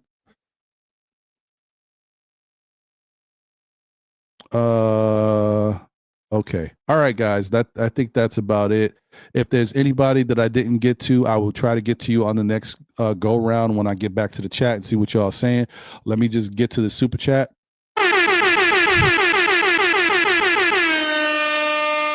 You know what it is. Shout out to the 77th. I don't know if I've seen you in the chat before. Appreciate you, man. Salute to you. We are not a contender with Brunson's style. A barely 6-foot ball ISO scorer has never led a team to a chip. Pistons Isaiah averaged 9 assists. Okay. That's fair. That's fair. Steph Curry was another example of how it has worked. But, he's a little over 6. Maybe, I think Steph Curry is 6'2", 6'3", but he's closer to 6'2". Brunson's 6'1". I mean, we're splitting hairs on that. I see what you're saying. And there's a reason why Becky Hammond said what she said. I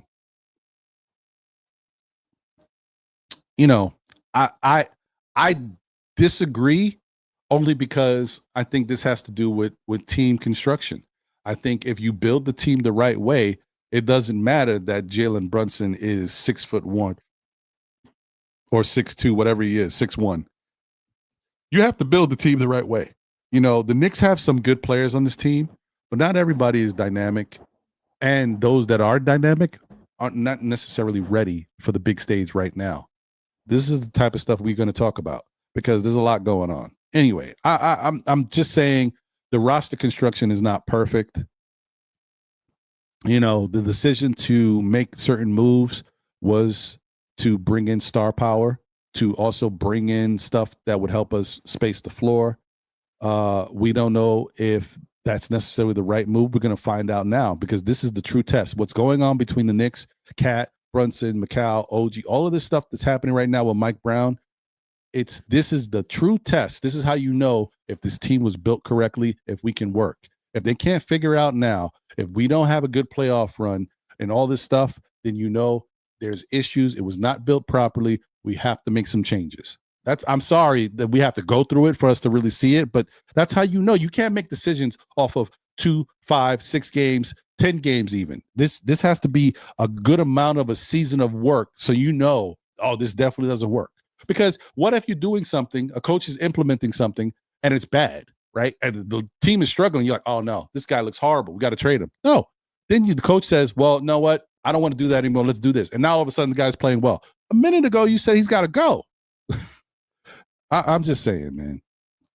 Jim in the building says, hi, Ron. This is what up, Annie K? Okay, so you come. That's ever since YouTube did its thing, it's showing things a lot differently when it comes to people's usernames. Said, this is Annie K. Everyone knows the Knicks win with ball movement. That's the formula. Don't nitpick small things and blow them up. It just confuses fans.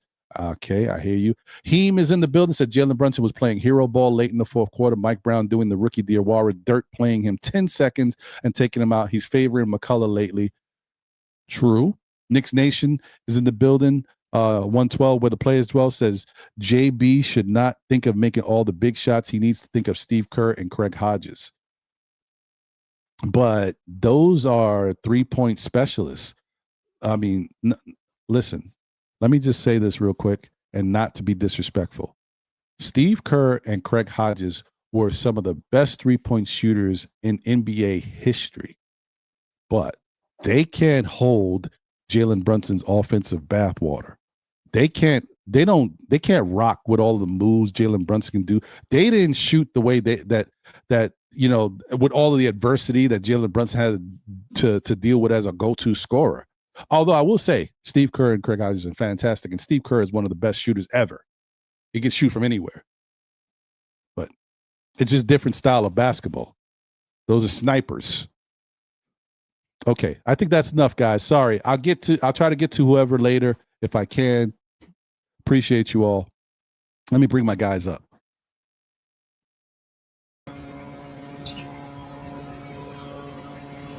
Well, we got here. What's up? Oh boy, man, an hour and 35 and got to the panel. Woo-wee! Man, I had to get it going. Physically, mentally, I was ready. I was out the window. See if I know the ledge. Back. Shout out to D-Rex. Shout out to Nick Nation. Shout out to Fritz Alcindor Jr. Salute, players. Appreciate all y'all. So salute, dog. Salute, Fitz. Let's do this. We'll get to you guys, and then I'm gonna get to that question that Karan had asked last night because I want to get your thoughts on it. D-Rex, what's your feeling about last night's game? I know you're like, oy vey, but usually when I have like a night to sleep on it, I'm able to calm myself down and be like, oh, whatever, this happened, that happened. Actually, the opposite. I'm more upset having a night to sleep on it and think about it. Because, for one, it's like a script that I feel like I've seen too many times already. Like, we have guys getting hot from three, big athletic players, Cat and JB is not on the same page. Mikal and OG is like, first half, I don't know. Where first quarters, we stink now again. It's just frustrating. It's frustrating.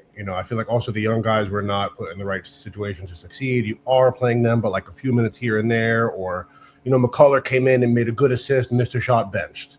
Mm-hmm.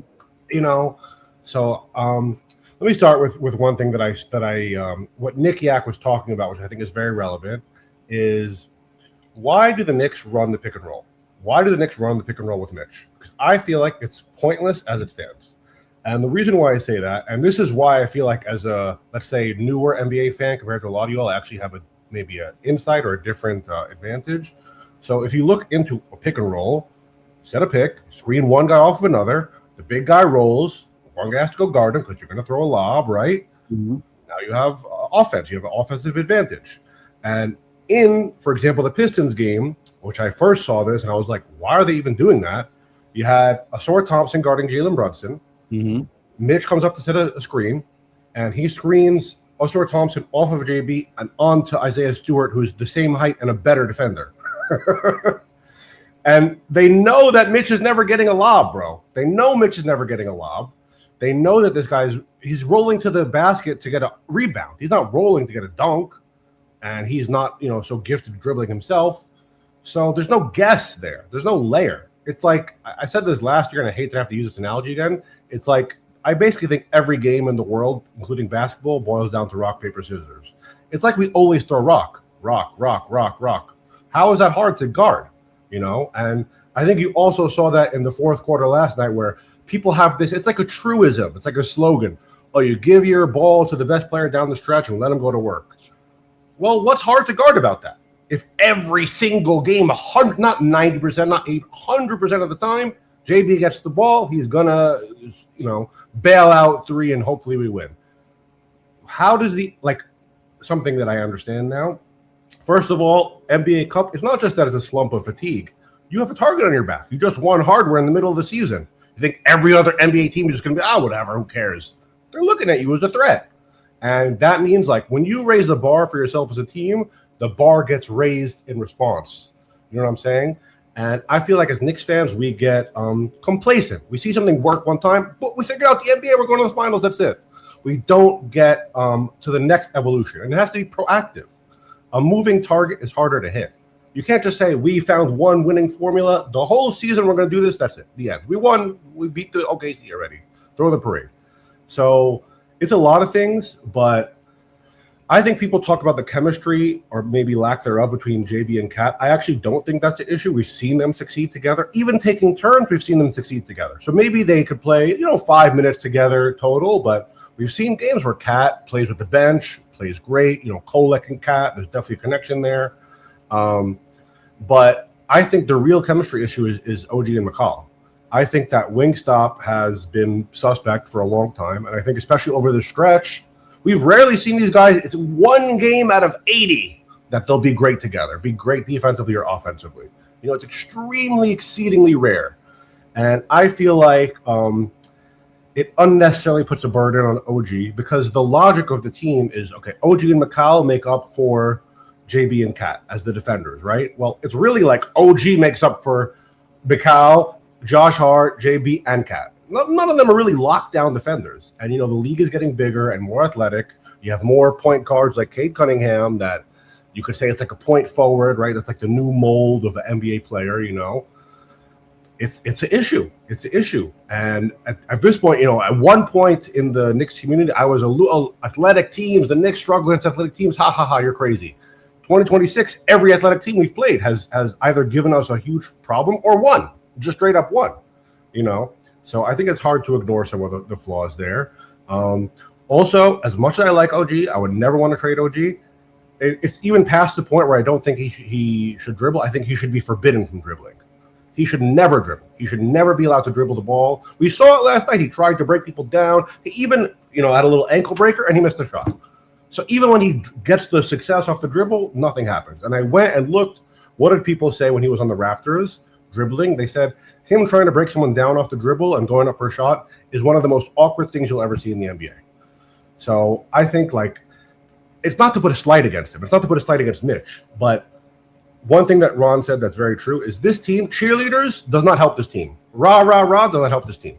This team thrives off negativity. When you doubt this team is when they do the best. So rah, rah, the Knicks have the Knicks City Dancers. You can go apply for the Knicks City Dancer if you want. Pom-poms, yes, that's not going to help the team at the end. And wrapping up my point, so in the Pacers game at the end, really we got lucky. And even Jalen Brunson said, thank God for Tyler Kolek, I was garbage, right? But what was his process? And this is why we say process over results. He went ISO in the fourth quarter, dribble, missed one shot, bounced off his foot out of turnover, but then he hits the shot. So forgiven. Thank you, Jalen Brunson, god of basketball.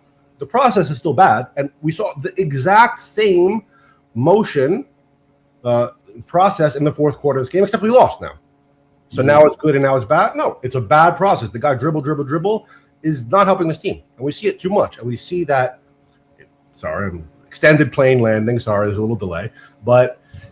I feel like we have a system now where, okay, the first quarter is JB. JB goes crazy, does whatever he wants. Now the fourth quarter, JB goes crazy.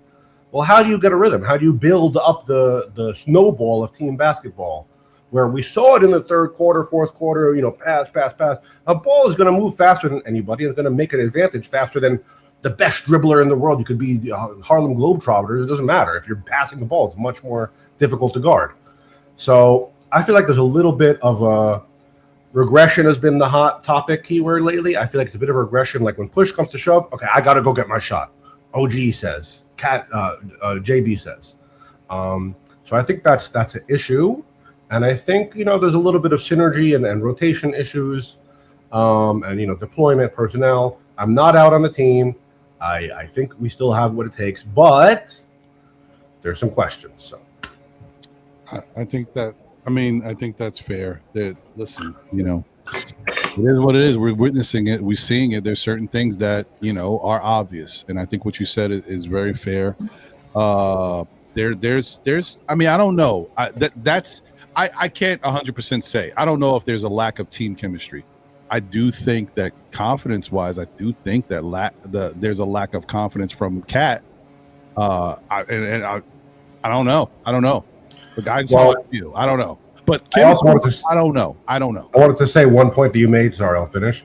Is I usually don't like. Oh, a shooter is like has a slump. Just let him shoot through it.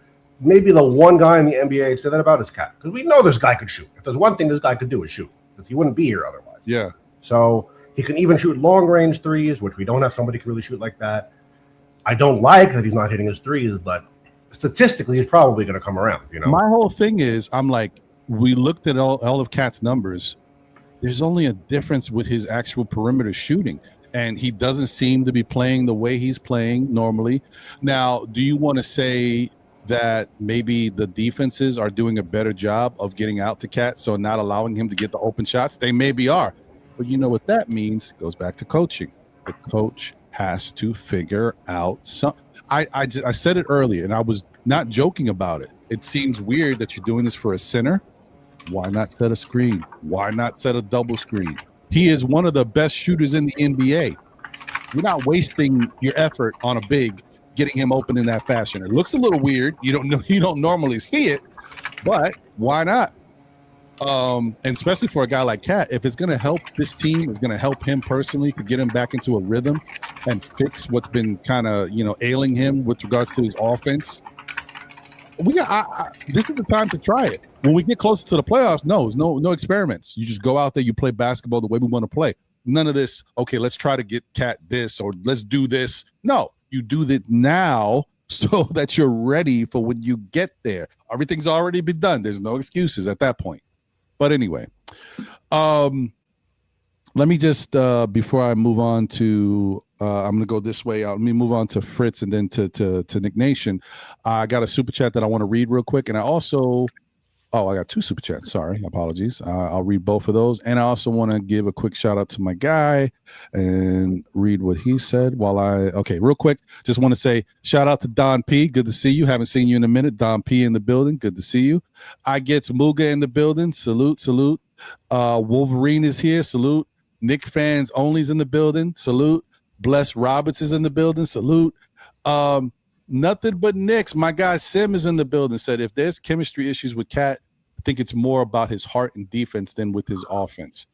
So that goes to the thing that I said earlier when I said that Cat may be lacking confidence, having something going on, because it's not about necessarily what he's got on offense. It's about, I think, the defensive side, him making mistakes or the team continually to talk to him about certain things. I think, and the coach, Mike Brown, pulling him over because of certain. Everybody's trying to help. Everybody just wants to win a championship. Everybody wants to get better. But there's a lot of focus on Cat. And maybe Cat is just not receiving the focus well. Maybe he's like, this is a little too much. Maybe he feels a certain way about it. Not in the man's brain. I don't know. But I'm just it feels like he's doubting himself in some way. Something is affecting his overall game, which affects your aggression. When you're super confident and have no issues, you're aggressive. You got no, that's how you play. You play, when we see a lack of aggression, sometimes that does translate to a little bit. Sometimes it's a lack of confidence. Not all the time. Sometimes. Anyway. All right. Let me just read these super chats and then get to Fritz. Paris Duggan, thank you for the generous super chat. He says, I enjoyed a good game and us playing the right way, which will pay off. Deuce missed 3 wide open threes, and JB and Cat 2 others. That's the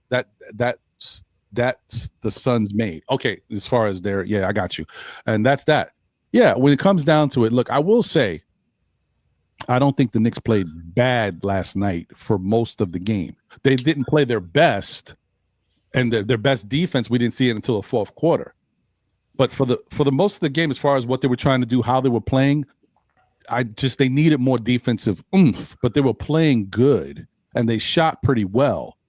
What messed them up was what happened down the stretch. Those turnovers. I mean, I'm sorry. I want to say all throughout the game, having turnovers was definitely bad. But it was really come down to the turnovers in the fourth quarter, because the Knicks could have had terrible turnovers the way they were playing and still won in the fourth. But the turnovers that happened in the fourth really doomed them. Bad decision makings down the stretch really messed them up. And so that took the victory away, in my opinion. Paris also said, I'm a why and how guy.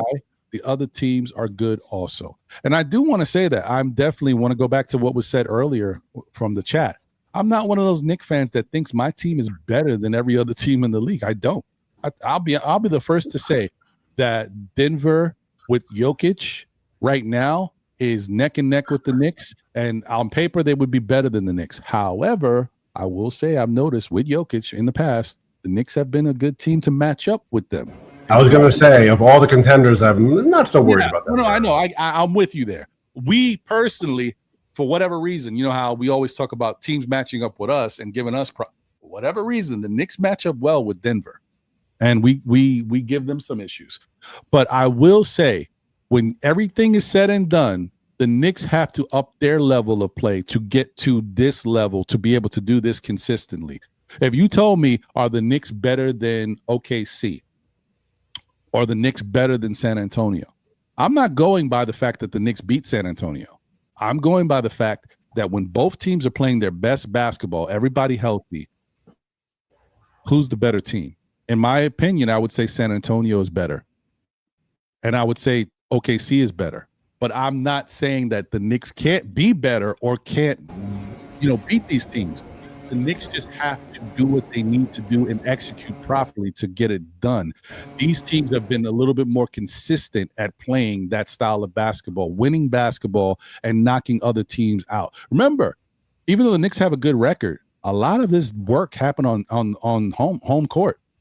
And these other, actually San Antonio has a really good home record too, so I don't want to give them too much credit. I like our odds against the Spurs, not so much OKC. I would say the Spurs better, but I do think that what gives us the edge with the Spurs is their immaturity and their lack of experience. If they were more experienced, a little bit more mature, I think we would run into some more issues with them because they do have one case. I would agree because they're really all brand new. Yes, it's not like OKC where it's like second year. They're really all brand new. Agreed. So that's why I'm just saying, but I hope Knicks fans understand that, my fellow Knicks fans. I'm not saying I don't think we can beat these teams. I'm just telling you.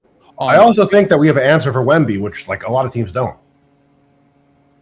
Yes.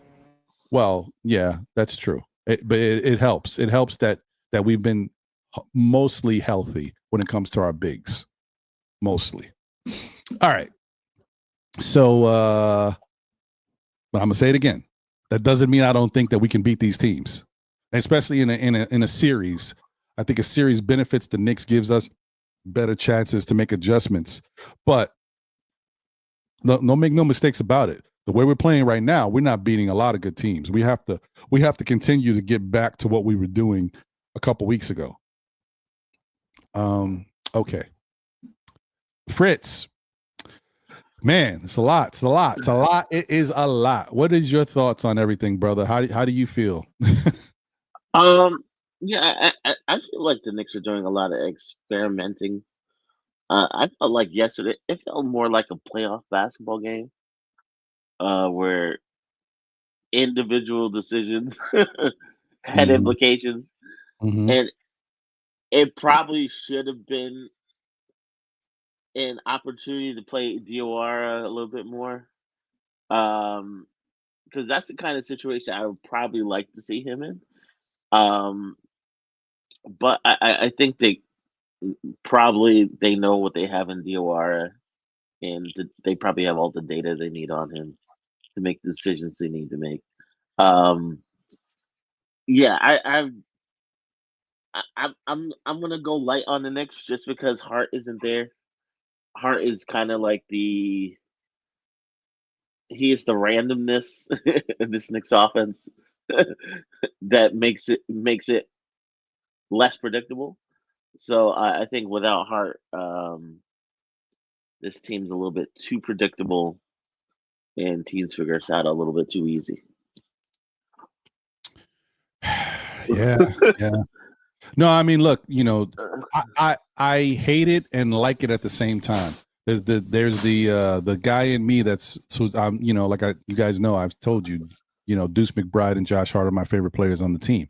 So the fact that we realize how important they are when they're not here, I'm a little happy about that because it shows their worth, but I'm not happy that we're going through adversity and struggling. But yeah, you definitely see the impact of Josh Hart here. For those who like get on him for the certain things that he's not good at, the dude does, and I said it, and I'm going to continue to say it. You cannot really quantify his impact on the team, truly, because there was such a shift when they made that trade for Josh Hart and he came here. The Knicks weren't night and day, but they were.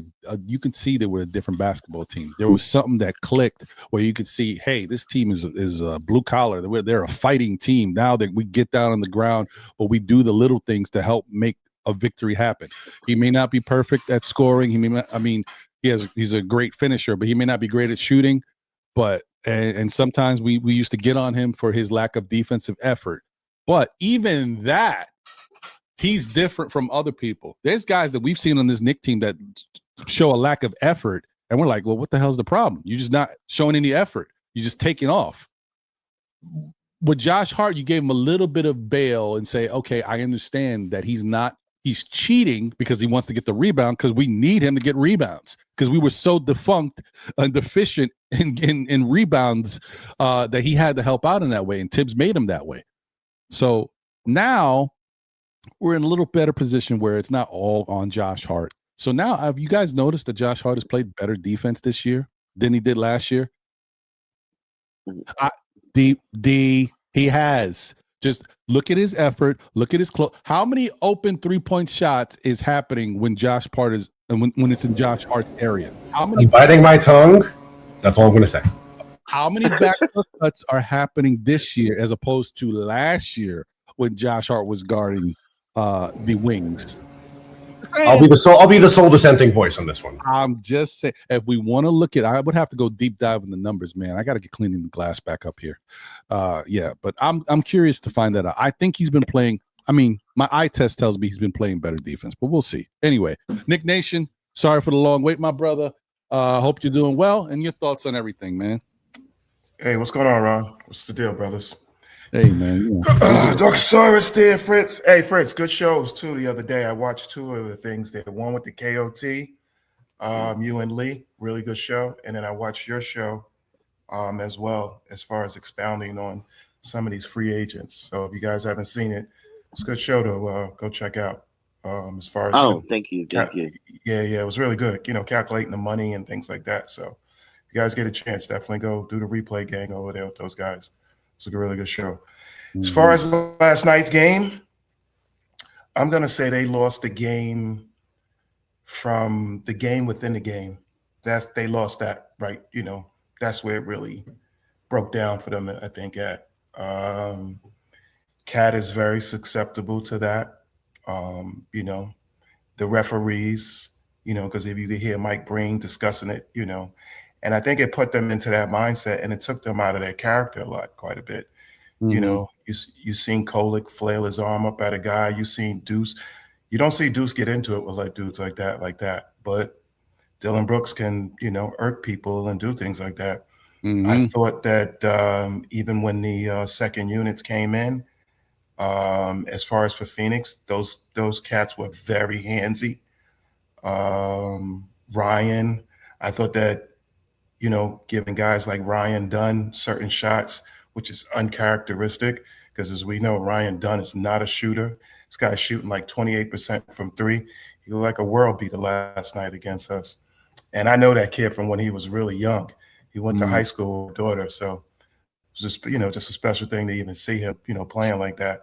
Which, by the way, we thought that we were getting him as well too. So, but that didn't happen.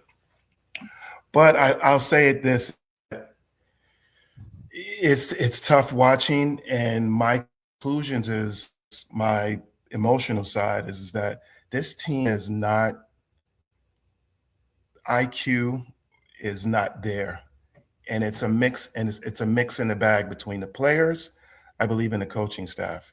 If you start looking at the schematics of the game, we're trying to become a balance, a team on both ends. But it's a struggle. It's definitely 100% struggle right now. Offensively, we're definitely struggling. defensively, we're getting a little bit better because the communication is getting better and the proximity to the player. I think they changed that a bit in the last two games. But ultimately, we are just not mentally strong enough to work through these things right now. May if they don't, and I think, like I say, it's a mixed bag. So, because it's a little bit on everybody. Because if you look at the coaching staff point of it from schematic of it, there's no off ball movement, which that's the part that's really bothering me. There's no guys setting picks and screens for other guys that are not on the ball, but just, you know what I mean, off ball. That to me is more worrisome than anything. If you sit back and watch the game again, don't watch what the ball handler's doing. You know what I mean? Watch what the other guys are doing. It's a lot of, you know what I mean, that's standing around again. We also not getting the ball past, the first principles of Mike's system is to get that ball past half court. You know what I mean? Somewhere with like 19 seconds at least on the clock. We're still struggling a lot of times, and it breaks our continuity a lot of times of what we're looking to do on offense. So it's been a tough week to watch us. There's some glaring weaknesses that we have. Teams have exploited it. I think they have enough game film on us to see exactly what we're doing. Do we miss Josh Hart? 100%. Josh Hart is, to me, he's the continuity between Brunson and Cat. When he's not around a lot of time, it hurts. Let's not pretend like Brunson and Towns a continuity issue with it. Let's not pretend it's not. It is. It develop and get better? It can. But honestly, Cat has to. I don't think. Well, I'm just gonna be honest. I don't think he will. I think we who he is who he is. His mental errors really staff offense and bring momentum at crucial times of the game. If you watch the game again, even what's names, those offensive fouls, you know what I mean? Just there is certain things that he does that makes it just so bad at times. To be such a good player, great passer, great shooter upstairs, he's just not there at times. He allows the tone of the game within the game to beat him. He's got to be better at that. You know what I mean? He's got guys talking to him. He's got guys beating on him. He's got the officials and what's name is. And hey, unfortunately, you're what is it, $53 million guy? You got to you. I know it's easy to say, but this is what you get paid for. You get paid to get over, and get past things like that. He's not. And right now, I don't think, to be honest with you, how many was he, 10, 11, 12 years, whatever, how many years he's been in the league? Hmm. He's had enough of a product, and we've seen enough of his product to know that we have to live with this. And whatever we got to do to make it better, you know, that's Mike Brown's job. It's unfortunate that's Mike Brown's job. But there are a lot of little key flaws in areas. I ain't gonna say a lot, but it's quite a bit key flaw areas that have to be addressed, have to be sharpened. You know, the ball movement has to be better. We know that the passing has to be better, has to be more crisp. These guys have to make better cuts, and the energy, the energy and the effort is there a lot of times, but there's such stagnation on the offense that it's bad. You got a second year player, Kolick, yelling out, and I believe it from what it is, he's making the defensive calls. When you see it, what's name? If you observe the game, this guy's making the most of the defensive calls in the game, which is troublesome in some ways because you would think that some of these other vets that are on the what's names would recognize it and be able to to say, hey, to make these calls. But I give the young kid credit. He's trying to make his way between him, Deuce, and Brunson's trying a little bit. What's name more? Has Cat, gotten better on certain areas in defense? Yes, he has. But there's certain times and the key points in the game where he regresses so bad that we're just like, it's hard to watch. And teams know it. They're putting them in defensive positions that, if you watch that Detroit game, there was Detroit and the Sixers game, there were pin downs that they particularly did. And it looks like they took it right from film from one game to another. And you can see they couldn't figure it out. And then it kept happening and they couldn't figure it out. They couldn't figure out what to do on defense to stop it or slow it down. And a lot of times they're putting Cat in the middle of it because they don't think that he has that much of a range on defense to get there. So that was my take on as far as as far as that game. We lost the game within the game immediately, and that hurt us. We started to, that just like in football, you know what I mean? You see it all the time. You see it in basketball too, where the first guy makes the hit on you, but then the ref sees the second that you click back or hit back. And that happened to us a lot last night. And it was what it was, but we got to be better. We got to know, coming in, and like I said, we're missing Hart because he is a bit of an edge guy. And I think that him and, Brooks, you know what I mean? I think he would have, put a couple of shoulders into Brooks last night. Like, hey, back off or whatever it is. But it was a tough game. It's tough to watch, but defensively, if you look at the score, hey, that was one of our better efforts. It definitely turned out to be down the stretch towards the end. It really was. Definitely one of our better efforts. They got to figure out how to be able to do more of that consistently and be better at, like we talked about.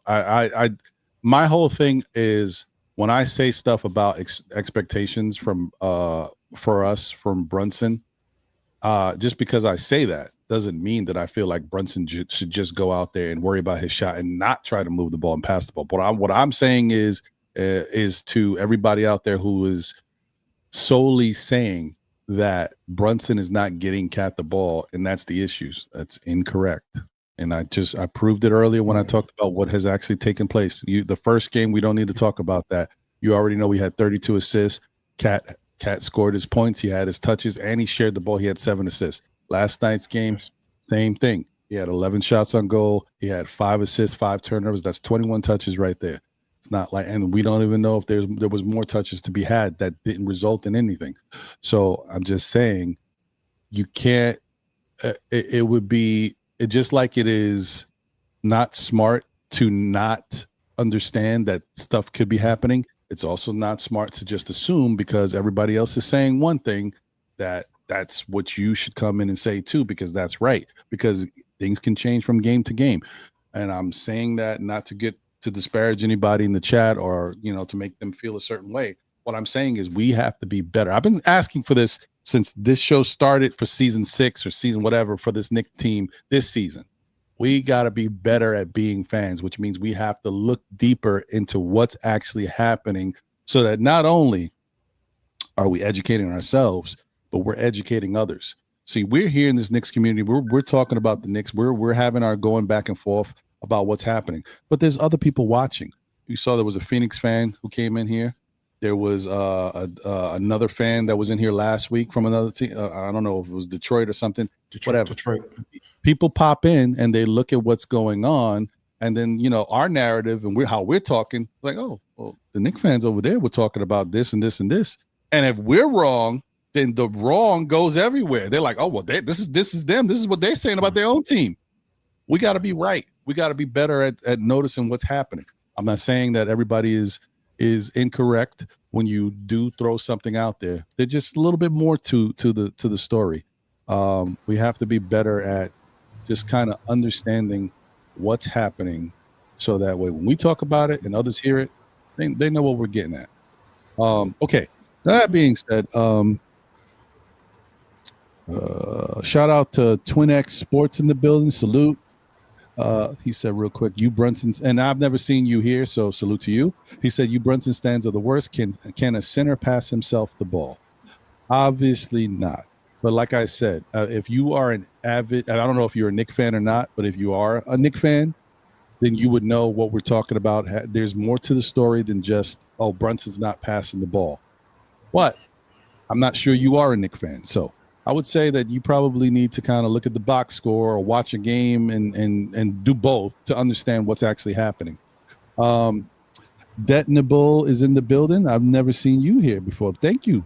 Appreciate you. Is Brown a downgrade from Tibbs?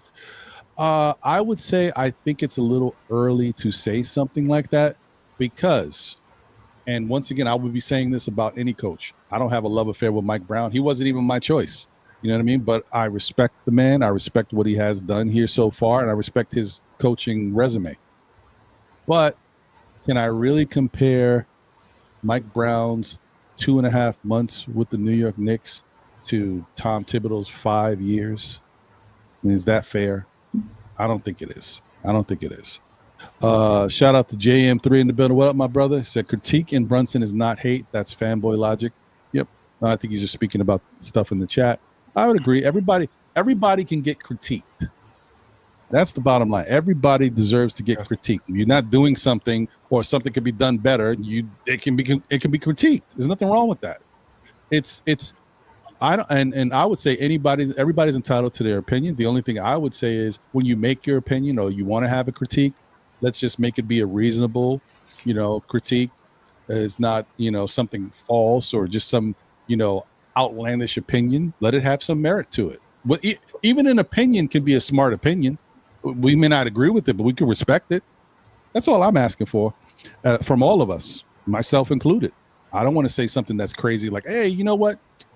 Listen, I said what I said about Cat, about his confidence, but I'm looking at certain things. His lack of aggression, his faces, some of the things that I'm watching out there in the court as far as I watch other teammates constantly telling Cat something. I'm watching him get pulled over by Coach Mike Brown. And that is allowing me to say maybe it's affecting his confidence. I'm not 100% sure. The dude is a multiple-time All-Star making $53 million a year. His confidence may be great. I'm just saying it may be affecting his confidence based on what I've seen. But I'm not going to say, you know what, Cat just got married or whatever, or engaged. You know what, he just got engaged. I know that's what's happening. He's probably thinking about the wedding. That sounds stupid. You know what I mean? Like, I don't want to say something that don't make no sense. That would not make any sense. Shout out to Luna Jean in the building. Let's go, Luna Jean. Good to see you. Hey, I hope everything's going good. We waiting. I want to be Uncle Ron. Let's get it. Let's get it. And I hope you're doing well. Shout out to Big Chino in the building. Said Sim ain't lying. Cat has no heart. Well, he's definitely he's showing that he's been something's different right now. I don't know what it is, but I don't know. But shout out to you, Big Chino, and obviously shout out to my guy Sim, the Podfather, one of the originals, that started this thing. That's the one that we help, has helped pave the way for a lot of us in this business. So if you haven't checked out Nothing But Knicks, please check it out. Ala Wise is in the building. Salute. East Blue Drew is in the building. Salute, my brother. Everyone on this team is used to tough coaching. Maybe Cat is not. You curse at him and he shuts down. Maybe. I mean, look, I don't know. Maybe there's a certain way that Cat needs to be coached. I don't know. We do know that Tibbs didn't have a great run with Cat the first time around, but he did still get the best out of Cat. If you look at Cat's numbers, those 2 years on the Tibbs was some of his best years overall as an offensive basketball player. Just throwing that out there. So, who knows? L, damn it, is in the building. Let's go, L. Pew, pew, pew, pew. What's going on? She says salute to the chat and the panel. Pew, pew. Let's go. And just wanted to get to 2 more real quick. Matthew Hurley. Wow, man, that name, man. I had a Matthew Hurley that I worked with. Really good dude. Unfortunately, we lost him about 8 years or so ago. I want to say 8 years. Really good dude. One of the best, man. And so, seeing your name is just so crazy. And it would be great if you were Matthew Hurley Jr. Like if this was his son, it would be fantastic. Yeah, he was a doctor in New York. Great dude. One of the best. He said we definitely need another wing player, and for the bench, no stars, just role players, but an enforcer is definitely needed. I hear that. And my brother in the building. Look at this guy. Yo, where you been, bro? It has him listed as Starks 518. Okay, I guess that's how you set up your thing. But those who know, there's no need to really say too much. He has been one of the guys who has definitely been on plenty of shows. I've got multiple pictures with him. Mr. Kevin McLeod is he used to have a show on Dorrance Tears Network as well, man. So shout out to you, my brother. And he's been a aforementioned part of the Nothing But Knicks crew for many years. Just always coming to all the events, being one of the dudes in the chat and on the panels. Shout out to Kev. Good to see you, my brother. He said I need to call in. Yeah, you do, brother. I'll put up the phone lines in a little bit, but good to see you. All right, now back to it. So, man, this chat is hit that like button while you guys in that chat, right? They going hard, so you might as well hit that like button as well, please. Lit today. Kareem Grant in the building. What up, Kareem? Good to see you, my brother. Thank you for being a member of the SKF Army as well. And did I already say shout out to? I think I did, to Knicks fans only. Yeah, I think I did. So appreciate you, man. Good to see you. Oh wait, hold on. Got another super chat. I'm not trying to gaslight anybody, man. I'm just saying what it is. I want to do a deeper. I don't want to do anything on surface. The Knicks we got too many expectations. I think we're still too good of a team, even though we might have a little slump right now. I think we're still too good of a team to have everything surface level. We got to dig deeper, yo. Dig deep. I'm on my Kobe and Kanye West commercial. What more do you need? More. We got to dig deeper. That's all I'm saying. Shout out to Silk Sutton in the building. Appreciate you, Silk. Good to see you. Thank you for the generous super chat. He says, hey, Ron, I heard Knicks' best defensive plus-minus lineup, Kolek, Deuce, Clarkson, OG, Mitch. If true, that's crazy. Well, I'm going to say it's not true, and I would never know this, but shout out. I mean, I got to give my brother credit, man. Shout out to Karan, once again, the objective Knicks fan. He put together a comparison, was it 2 weeks ago or a week ago? Maybe it was a week ago, on one of his shows, multiple shows that he has. Please go check him out as well if you haven't already done so. And he compared all of the lineups that the Knicks run. He compared the 3-guard lineup, he compared the 2 big lineup, and none of those lineups actually are that good. So the big lineup, the 2 big lineup, did not actually had a negative. It didn't have a good plus. The 3-guard lineup did not have enough tangible results for it to look like a good lineup that's working. It actually didn't yield much positive work. The lineup that did work out was, I think it was Macau, OG, Cat, and Brunson and Kolek. That was actually an interesting lineup, which shout out to Jay Chosen, who I'm just about to get to, always points to his thing about having a facilitator out there with Brunson. So, hey, Jay, sometimes, it works out, brother. You nailed it when it comes to certain things. There's an example of it. Right. Now, you're here, so why don't you take the floor, my brother? Okay. What up, Jay Chosen? What good up, bro? Good segue.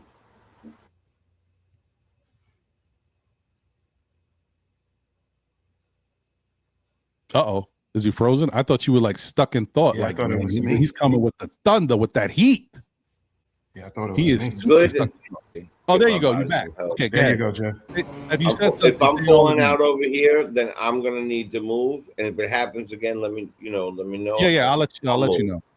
You're My good. back hurts. Before you go, I just want to say really quickly, shout out to One Shot D in the building. Good to see you.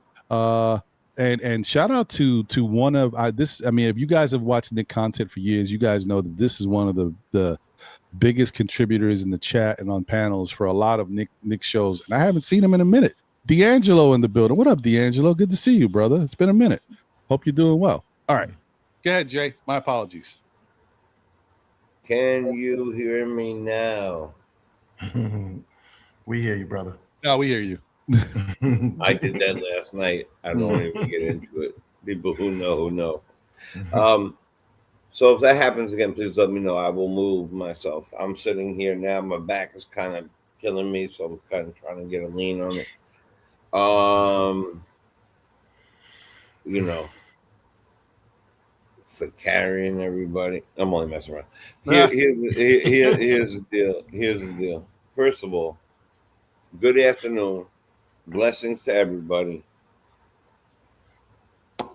Nick Nation, my brother Ron, of course. I should have saluted you first in the show. My brother Rex. You know, that was meant to be a real subtle, and it was. So it worked out well.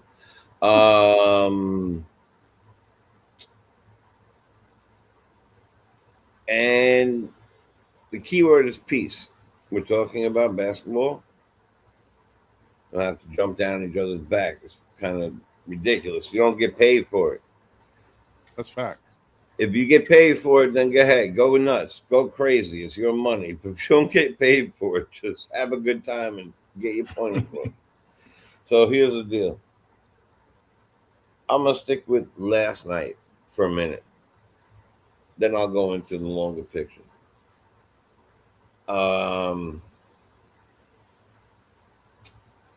Last night's game put a lot of things in perspective for me.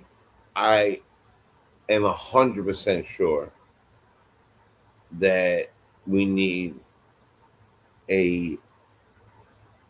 no one really dribbles on that. No one really has a handle on that court except for Colden.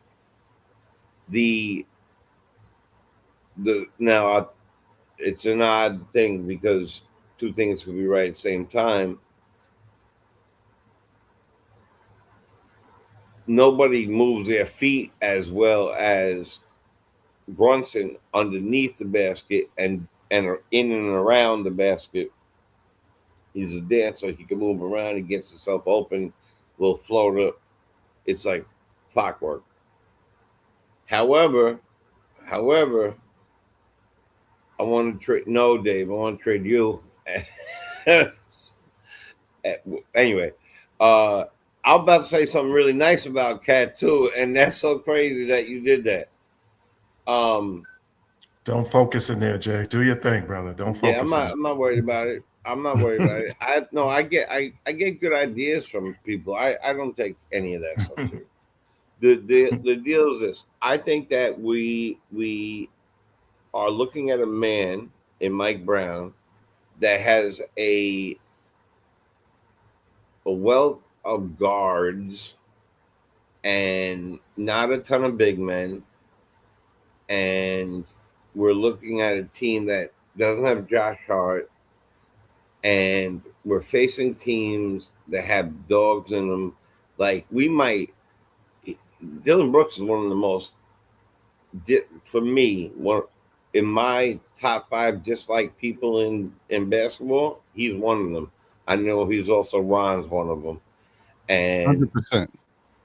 And what I realized last night is I would love Dylan Brooks on my team. 100%. All right. It is. No doubt about it. And we are lacking things like that. Now, part of that, there's a double issue there. Due to the fact that we don't get called or we get overcalled, having Dylan Brooks on our team might be a detriment, not a good thing, because the way his style of play. But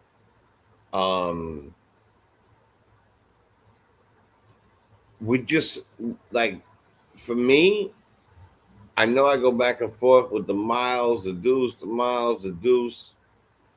You can't have a play like you had when Brunson and Deuce are standing right next to each other trying to dribble.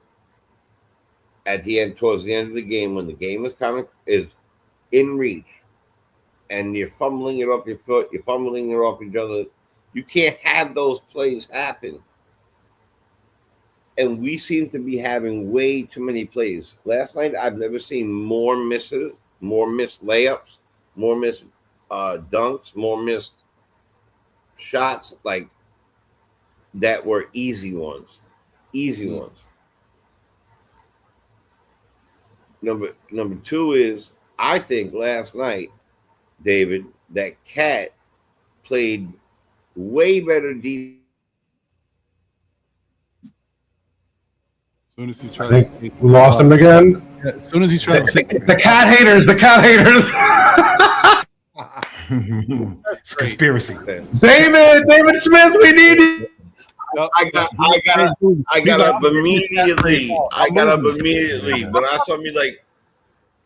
Yeah, you can. Anyway, Dave, I think Cat played way better defense than Mitch did last night for sure. Number one. Lately, it seems like, and I know this is everybody's going to go nuts over this. Mitch has been getting cooked. If you've been watching these games, he's been getting cooked. Thank you. And he's not the same guy. You'll have a guy, we love a guy who could come in for 18 minutes and grab 14 boards. And yes, he changes the game, but two things can be right at the same time. When he does that, it only really helps us if we make the basket. But the other day when there was no one assist and there was no rebounds from the two big guys on our team, if you pass it to somebody and they miss it, you can't get an assist. Like, we're not attacking the hoop the right way. There seems to be some sort of yips with OG sometimes. So OG could go on this spurt where he'll fake and dunk on everybody, like 2-3 times. And then, like, when OG dribbles, I cringe. I get very nervous. It's very. He should not be allowed to. I'm serious. He should not be allowed to dribble. Yeah, he one, twice. That's it, max. Yeah. Yep. And Mikhail, that, let me just cover my own thing. I didn't really get to hear very something. I'm sorry, I was kind of moving around trying to get myself right in life. And Mikhail, that play with Mikhail at the end on the sideline, where he allowed the man to jump up instead of grabbing the ball, holding the ball, calling a timeout, doing whatever he needed to do, to jump in front of him and throw it off of him was super egregious. And yes, I am going to say it again. Cat played much better defense than people are giving him credit for, and has been lately in a Cat way. And I don't mean to diminish it by saying that. I'm just saying that, yeah, it is. It's tough to watch a guy at the end of the game who's 7 feet tall in the corner. He's in the corner. Like, I know his skill set. I know he's supposed to be a driver or a shooter from the outside and all that. But he was so much taller than everybody guarding him at that moment that it made no sense to me in my mind at all why he wasn't underneath the rock, underneath the basket. And since we have been on this little that's turning into a lotto bad run, Kolic's minutes have completely dropped off the face of the earth when Miles came back, especially. And I'm going to tell you something, too. This might sound counter what everything is supposed to be. But defense is not the way to win the game with this squad. You're slowing down. People are doing that, and they're trying their hardest to go cover the guy and do the right thing and follow some sort of system that I'm not quite even sure what I'm looking at out there. What is that system? I think that the coach has his back up against the wall because he's trying to, and he shouldn't have to do this at all. But he's trying to acquiesce to everybody on the team when he's a coach. If you feel like these 5 players work, put them in. Who cares what their names are? Who cares if they're on the bench? Who cares if they're kids? Who cares if they're veterans? Who cares? If it works, it works. All jokes aside, if we don't see more Tijuana work, because I'm going to say it again,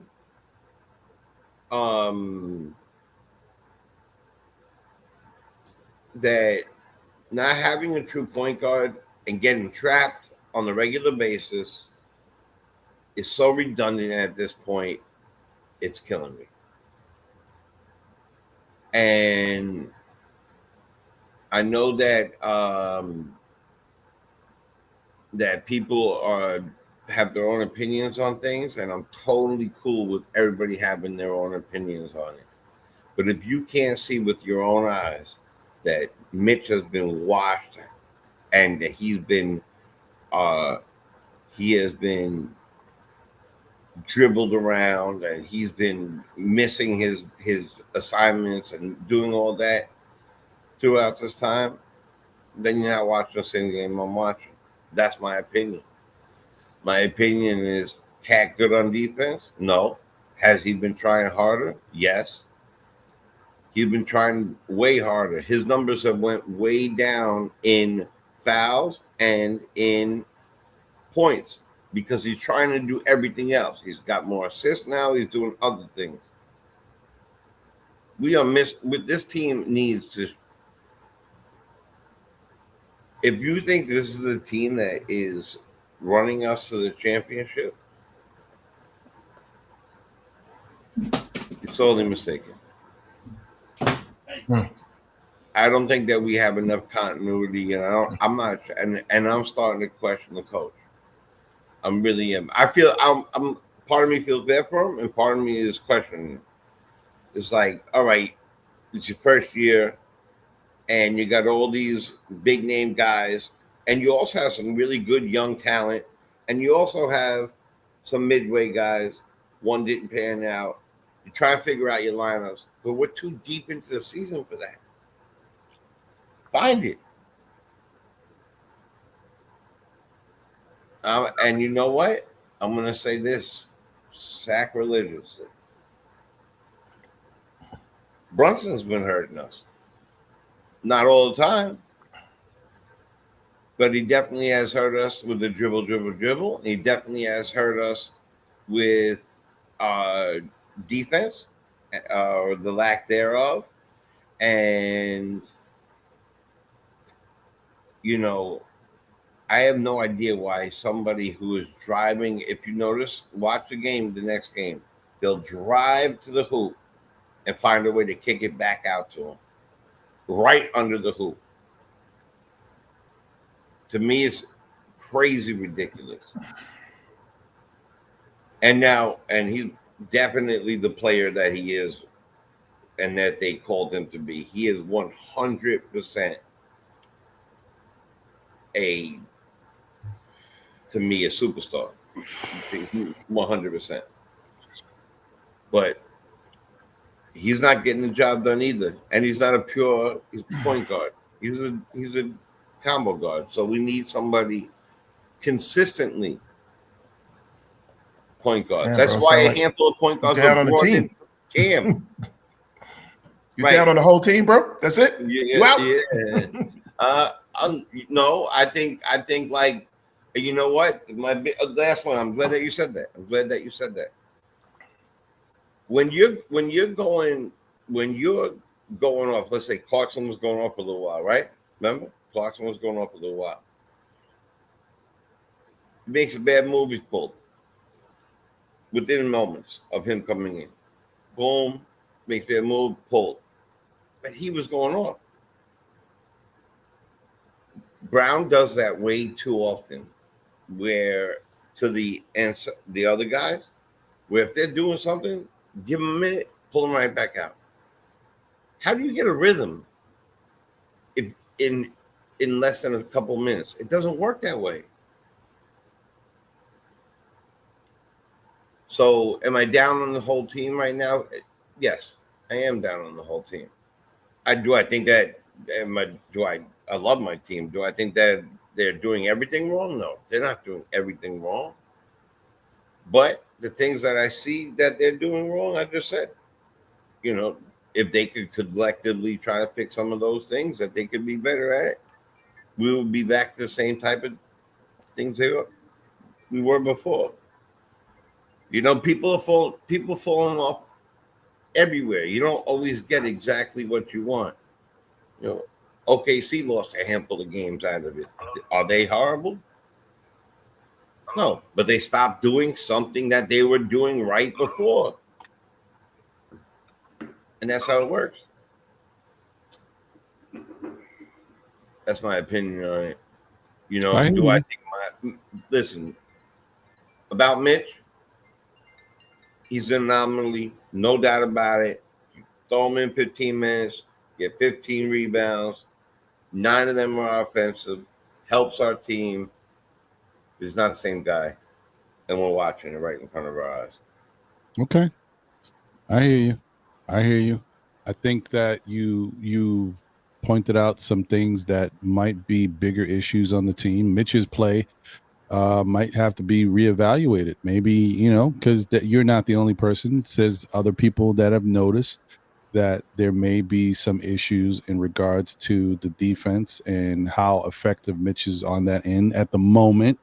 And also, even when it comes to setting screens and picks, like I said before when I was talking about it earlier, I don't know as far as the screens and picks. I got to pay attention more to that. Sometimes, you look at certain things on the court, you don't notice everything. I'm not paying attention so much to Mitch's work on the screen. So if I look at a game again, if I'm able to see the last night's game, for example, or whatever, I will take a look at that. Or just be prepared on Sunday's game against Portland to look at that. But yeah, I mean, these are the type of things that we have to look at on the whole with the team. There's little things that add up to being problems that affect everything that's going on out there. With regards to, I mean, Jay, you mentioned something about playing some of these guys. I will say that I do think that Mike Brown has noticed that since we've played better competition, and I'm not talking about the Spurs game, that was 2 weeks ago or whatever. I'm talking about the people we've been playing recently. I think he's noticed that some of the young players haven't been as effective. And that is something to expect when, as I say this a lot, and I think people, I'm not saying you, I'm saying I think people don't understand the significance of playing against these teams and these players consistently and being able to know what they like to do. Like, how do you defend them? You have to know what they do, their tendencies. And even on the offensive side, you have to know how these teams play, their styles of defense. Like, where can I go? Where can I fit in? And sometimes, the young players don't know this. They got to learn on the fly, and they don't have a lot of time to really, even master any of it or have a way of like, okay, this is what I'm going to do. This is going to work. You don't know. The young players don't know. The veterans and the people in the rotation, they know. They've done it all before. This works. This works. This works. I'm sure Jordan Clausen could tell you, especially on the West Coast teams, I know how to play against all these teams. I know what they're doing. He's seen it, like, for example. But, like, so I can agree that, Mike Brown has to find a way to incorporate people that make sense. But the other thing I wanted to say, and I don't know this for a fact, but I was just thinking about it. Sometimes bad timing happens, right? Sometimes a guy gets yanked because you brought up the guy getting yanked after playing well and then making a bad play. I mean, maybe he didn't get yanked because of the bad play. I mean, it seems that way. We're used to that because of Tibbs. Maybe he got yanked because, one of the 45 coaches in the back said, hey, Clark's, it's time to come out. We got to put this guy in. This is how you set it up. You know what I mean? Like, we don't know. But I hear what you're saying, though. There could be truth to that. And so if that's the case, he's got to interject. Yeah. Okay? I mean, you're right. The two things could be right at the same time. So True. I do think that there's. I mean, I'll just come right out and say it. I do think there's a case of double standards because if you actually look at the games, for example, against the Hawks, first of all, Huck Porty, even though yes, he had a bad, like let's say first quarter, he ended up having probably the best game of his career. Him and Mikal Bridges were the only guys in the starting lineup that were plus, and Diawara in 7 minutes was plus. Mm-hmm. And in the 76ers game, again, Diawara, I mean, they were negative, but they had 2 and 5 minutes, and they weren't as negative as the starters. Mm-hmm. And I'm just saying, like, okay, and even the game before that was the Pelicans game. So I think, like, a very clear example for me that I remember is at the very, very beginning of the season, which seems like a very long time away. I feel like the first 2 games, I feel like how Mike Brown should have coached the whole season, but whatever. But you saw Huck Porty start for the Cavs game. I don't think he played versus Boston. I don't quite recall. But then against Miami, he had a shaky game, right? That was the takeaway. He had a shaky game. He can't start anymore. He was bad. So in that shaky game, even though he didn't score, he fumbled 2 easy baskets. Out of the whole starting lineup, he was only a +1. So he still survived his minutes. And Bam Adebayo didn't score on him. If you actually look at the defensive matchup, Bam Adebayo went 0 of 6 from the field against Huck Porty, which is not a random. You can't say he just randomly missed. Bam Adebayo cooks all of our centers a lot, or gives them a hard time. So it's not like a scrub. And if you actually look at his defensive matchups that he's guarded, he has played statistically better defense than Mitch. And I just feel like, okay, and then the next game after that, sorry, I remember now, was against healthy Giannis, I think. And it was his first time that he ever guarded Giannis in the entire NBA. And he was slightly worse than OG, but better than every defender, including McCall, if you look by plus minus. So the first time he ever guarded him, Giannis, okay, it's Giannis. What do you want to do? He's going to score, not by himself alone is going to guard Giannis. He's not going to lock up Giannis his first time ever guarding him. There's no one-on-one guarding of Giannis. You know what I'm saying? So after that, he lost his place in the rotation. But if actually you look statistically, he defended players like a switchable center, like one of those mobile centers that we seem to struggle against. And he was pulled from the rotation. And Diawara, even when he plays these games, or even McCullough last night, I feel like some of the usage and rotations is not so thoughtful of some of these guys. McCullough Jr. is Josh Hart, so use him. Say he's a little different, But Diawara, his first game, he starts. He goes 4 of 4 from 3, never plays again. Even when the data says he's positive, and you have people like, okay, Pistons game is perfect example. Deuce McBride is going to be a better defender against Cade Cunningham than Mohamed Diawara because Deuce McBride has been in the league longer. Is that what you're telling me? Because that's nonsense. Physics is undefeated. No, I would say Deuce McBride is a better defender. I'm not saying he can stay in front of him and do the technical things better, but the difference is inexperience, fine. It's 6'1" versus 6'8", and there's an experience gap. A young player like that, even if they miss a defensive rotation, their legs are longer and their arms are longer, so they can actually still miss a rotation and recover in time to actually contest.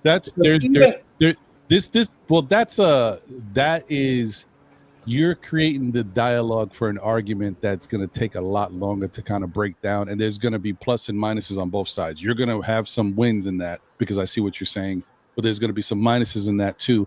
And the reasoning that I say that is because bottom line is tomorrow the Knicks plays San Antonio, for example. I'm just using it because I'm my matchup. And Diawara has to guard De'Aaron Fox. Or De'Aaron Fox has to be guarded by Deuce McBride. I prefer my chance with Deuce guarding De'Aaron than Diawara because of the difference in size and quickness.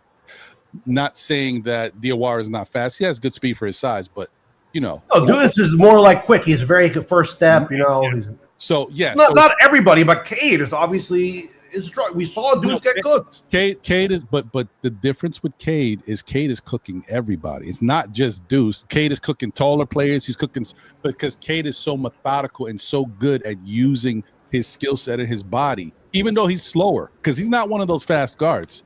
But he's strong.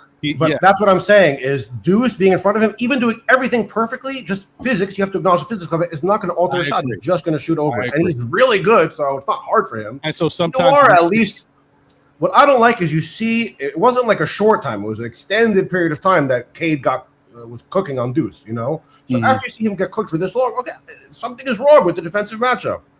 Throw some length on him, see what happens. They're not playing a young player. They're Ron Holland, Dennis Jenkins out there, I think that's fair. Like when you say something like that, when especially when you're going up a player that is very good, very tough to stop, even if you got somebody there to stop him, maybe sometimes you can experiment and say, hey, you know what? Let's try a 6'8" Diawara or I don't know, McCullough, whoever, someone who's a little taller. I don't know if McCullough's that much taller. Is McCullough 6'6"? They're the same height, but also he tried that. But the mistake is McCullough Jr. weighs less than him. Yeah. So he's not stronger than him. And it's Cade is obviously, he's a pretty good defender, but Diawara is just taller. So even if he's less experienced, he has some advantage, It makes sense. I mean, really, in those cases, that's where you hope that Mikal Bridges would do the trick, because that's now let's not. We're not even kidding ourselves anymore after last night with stuff like that, But so I mean, and the thing is, when the one thing I want to say about before we move on to a couple other things here, the thing about Mike Brown is he may not be playing all of the young guys at the moment because he's seeing that there's a little, as a coach, you also say to yourself. And I know you guys don't think this way because no fans think this way. And I say you guys, I'm not trying to distance myself from you. We're all the same. But sometimes I would think a coach like Mike Brown would say, okay, we're about to play this team. This is about to be the matchup. But have I prepared this player enough to deal with this matchup? Or am I putting him out there just because this team is next on our schedule and, we're trying to get everybody involved? So I would think as Mike Brown is being a really seasoned coach and been with really good organizations and seen how other coaches do it, would know that maybe he second guesses himself. Maybe he says, you know what? I don't know. And you know what? I have a good point that I want to make. So you guys were talking about the impact that Josh Hart has on the game, right? Mm-hmm. So he's not the most structure, color between the lines kind of player. You know what I mean? He creates chaos, but that also is an antidote to stagnation. So when the guys are sitting there dribbling the ball, you need someone to go grab a rebound, get a quick hustle board, Mm-hmm. So in a sense, that's a good thing. And I think you saw the Suns, a lot of their plays were just kind of like a Josh Hart hustle play, especially the play. They were moving. So they really created a lot of chaotic plays that ended up benefiting them, So they had a structure. It wasn't just pure chaos, But sometimes you throw a guy like that, like athletic guy, who wasn't even Rasheer Fleming. I remember he had a dunk on OG and then he blocked him on the other end or something like that. Mm-hmm. So he's not better than Diawara, I don't think. And let me just say this. This is a classic thing that affects the New York Knicks, right? This Rasheer Fleming, you can't tell me nothing about this dude. It doesn't even listen. None of it matters. What matters is we got outplayed defensively. They were more physical than us. And then when they created all these actions and motions, all this stuff was working. And then Rasheer Fleming is the cherry on top. So it makes it look, you know what I mean? But Rasheer Fleming, you know what I mean? Like it adds to everything. That happened. The same thing that happened with us in Detroit, which is another reason why I think the Knicks messed up when I said they should have gone out and got this kid and they didn't go get him. Dunn? No, from Detroit. The James what is his name? Janice Jenkins? No, Ron Holland? Nope. We're getting closer though. He was playing with the Bulls. He went from the Bulls to Detroit, I think. He could dunk. He could shoot a three here and there. He plays some solid defense. I got to look at the Detroit roster. I can't go on if I can't figure out the kid's name. But Detroit Pistons roster. Are you talking about Jaden Ivey? No, Javonte Green. Javonte Green. The Knicks had a chance to add Javonte Green. He chose somewhere else. But that's the type of player what I'm talking about. You look at that Detroit game, we were getting dealt with from all angles, but Javonte Green was cooking us too, and it did not help. Like he's the type of player you like to throw him in the mix. He's like water, and you got a pot of oil. Spark. You like that? You need a positive chaos and like a spark of energy and athleticism and height, God forbid. And even the thing about Javonte Green is, even though he may not be the tallest at his height, He's got long arms and he jumps out the gym. So he plays taller than he really is. This is also I wanted to say because, for example, like when it came to Diawara, I feel like people have like a little bit. They think he's just a defender, right? That's all he's good for. You could put him in for expensive defense, but he's a better ball handler than a lot of the roster, if we're being honest. If you really look at his ball handling skills, he could bring it up the court and facilitate a little bit. And when you saw, he could dribble and penetrate. Simple. He could do that better than it seemed like the whole starting five yesterday. You know. So I think people are like, oh, only a small guard could dribble and penetrate and navigate around pressure and stuff, you know, like it's a different kind of physical matchup. And I do gonna give think you a little bit of pushback on that. Diawara, even though I like him and he can bring the ball up, he hasn't been challenged. He hasn't been challenged. We haven't seen him, a player, you know what I mean, say, hey, you took that ball out from the what's name here and lean on him. We haven't seen that yet. So he does have a handle, but I don't know if his handle's to that degree.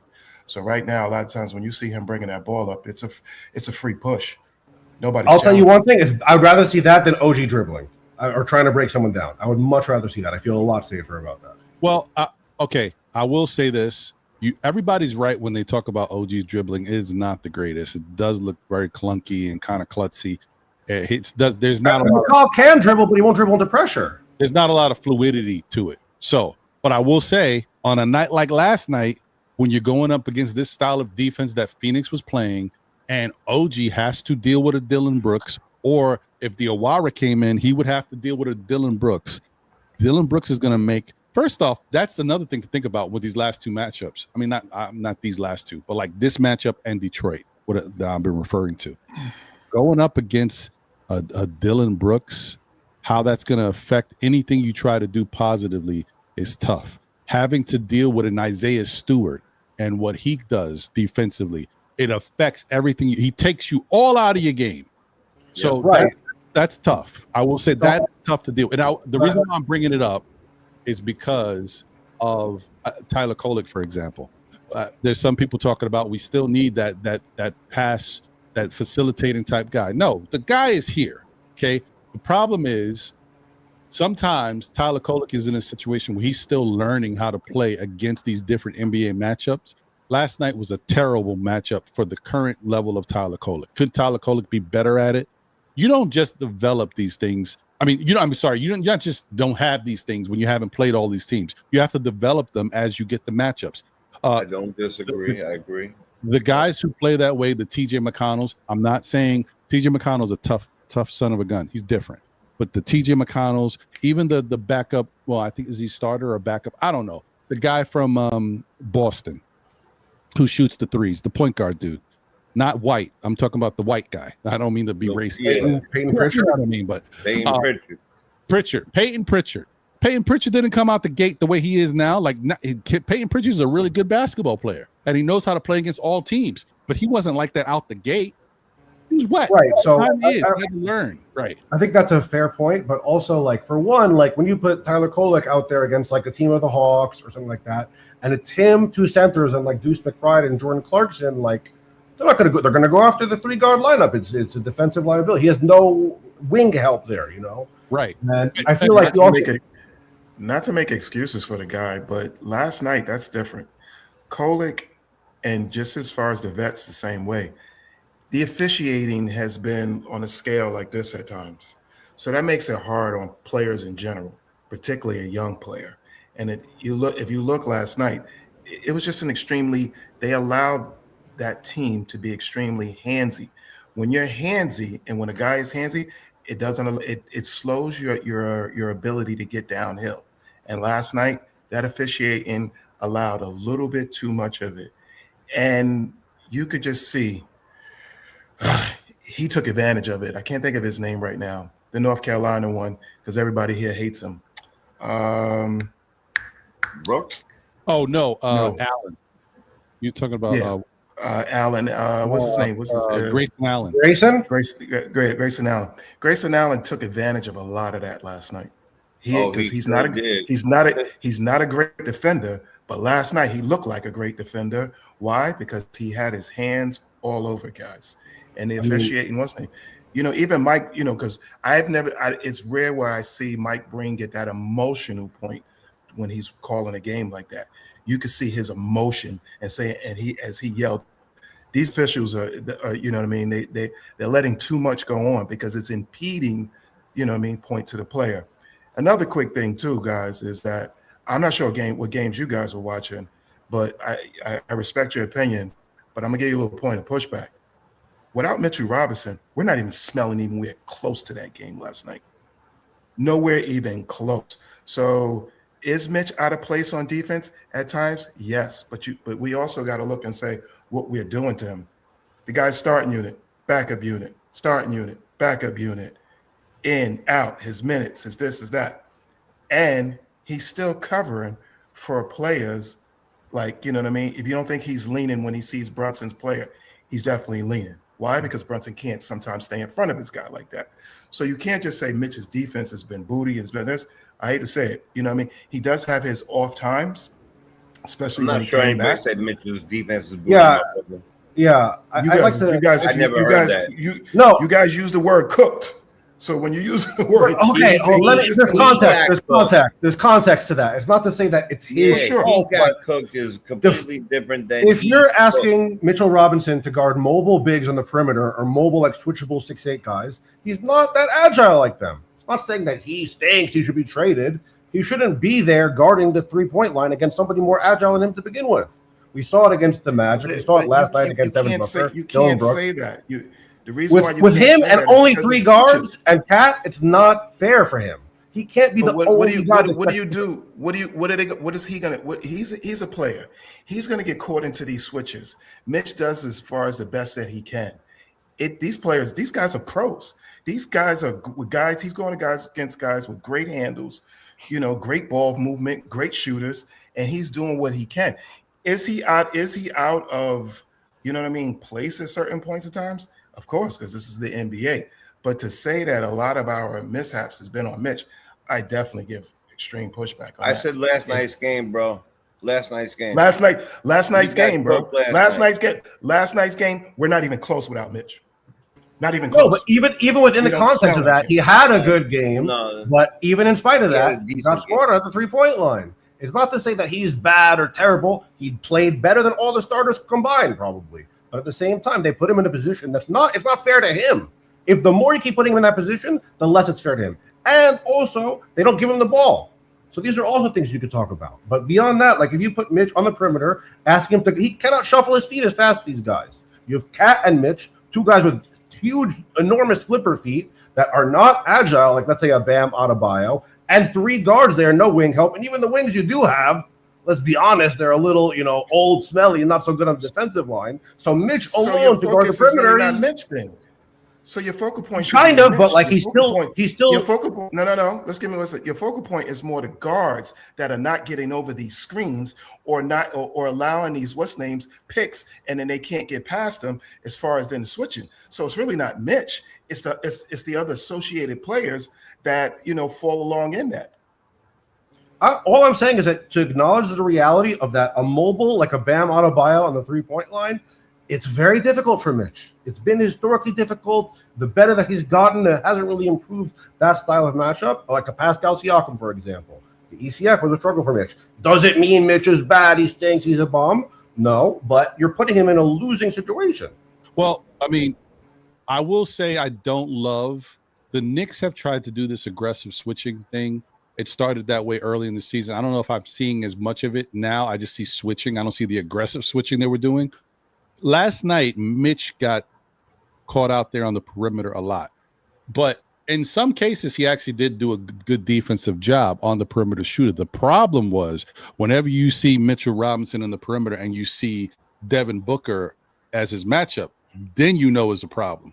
He's not winning that. I don't care what he does. Devin Booker is way too good. Exactly. Way too good for that. So that's the problem with the switching. Sometimes you get caught up in a very bad moment. And when Devin Booker saw Mitch, he was licking his chops like, uh-oh, this is great. It's Devin time. And Mitch is not like the most elegant, seamless switch. You know what I mean? Yeah.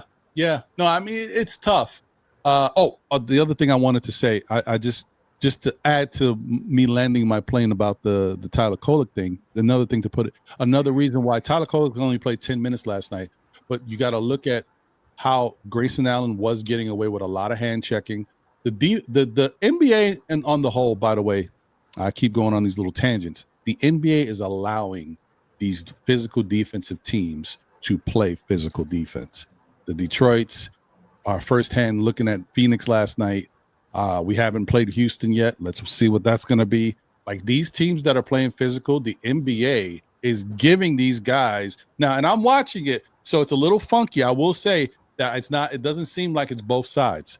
When the Knicks try to combat that and be physical with these teams, they're not getting the same calls. And I think it's because this is the DNA of how these teams are built. I think something has happened. I think messages have gone out to the NBA brain trust, to the referees. Like, this is how we're going to play.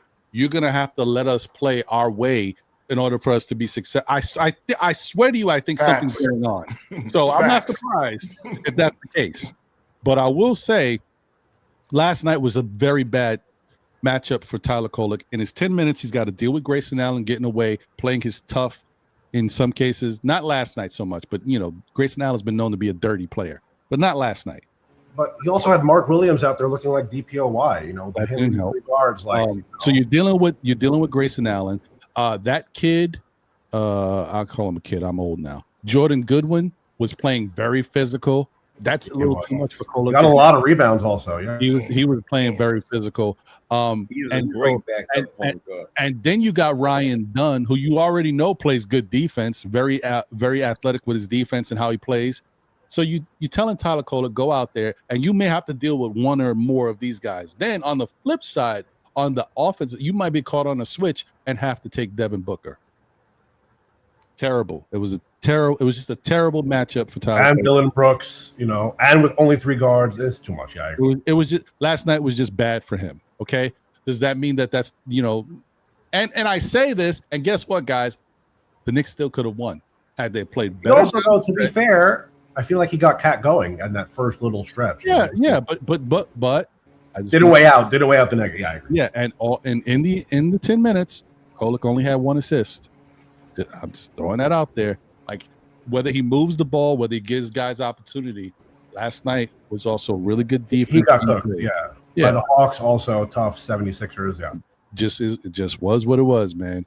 Yeah. But we got a lot to think about when it comes to this team. They have a lot of little things to work on, as Nick Nation was saying. There's stuff to work on. There's different things. It's multiple things and scenarios in which certain things play out. How can this be better?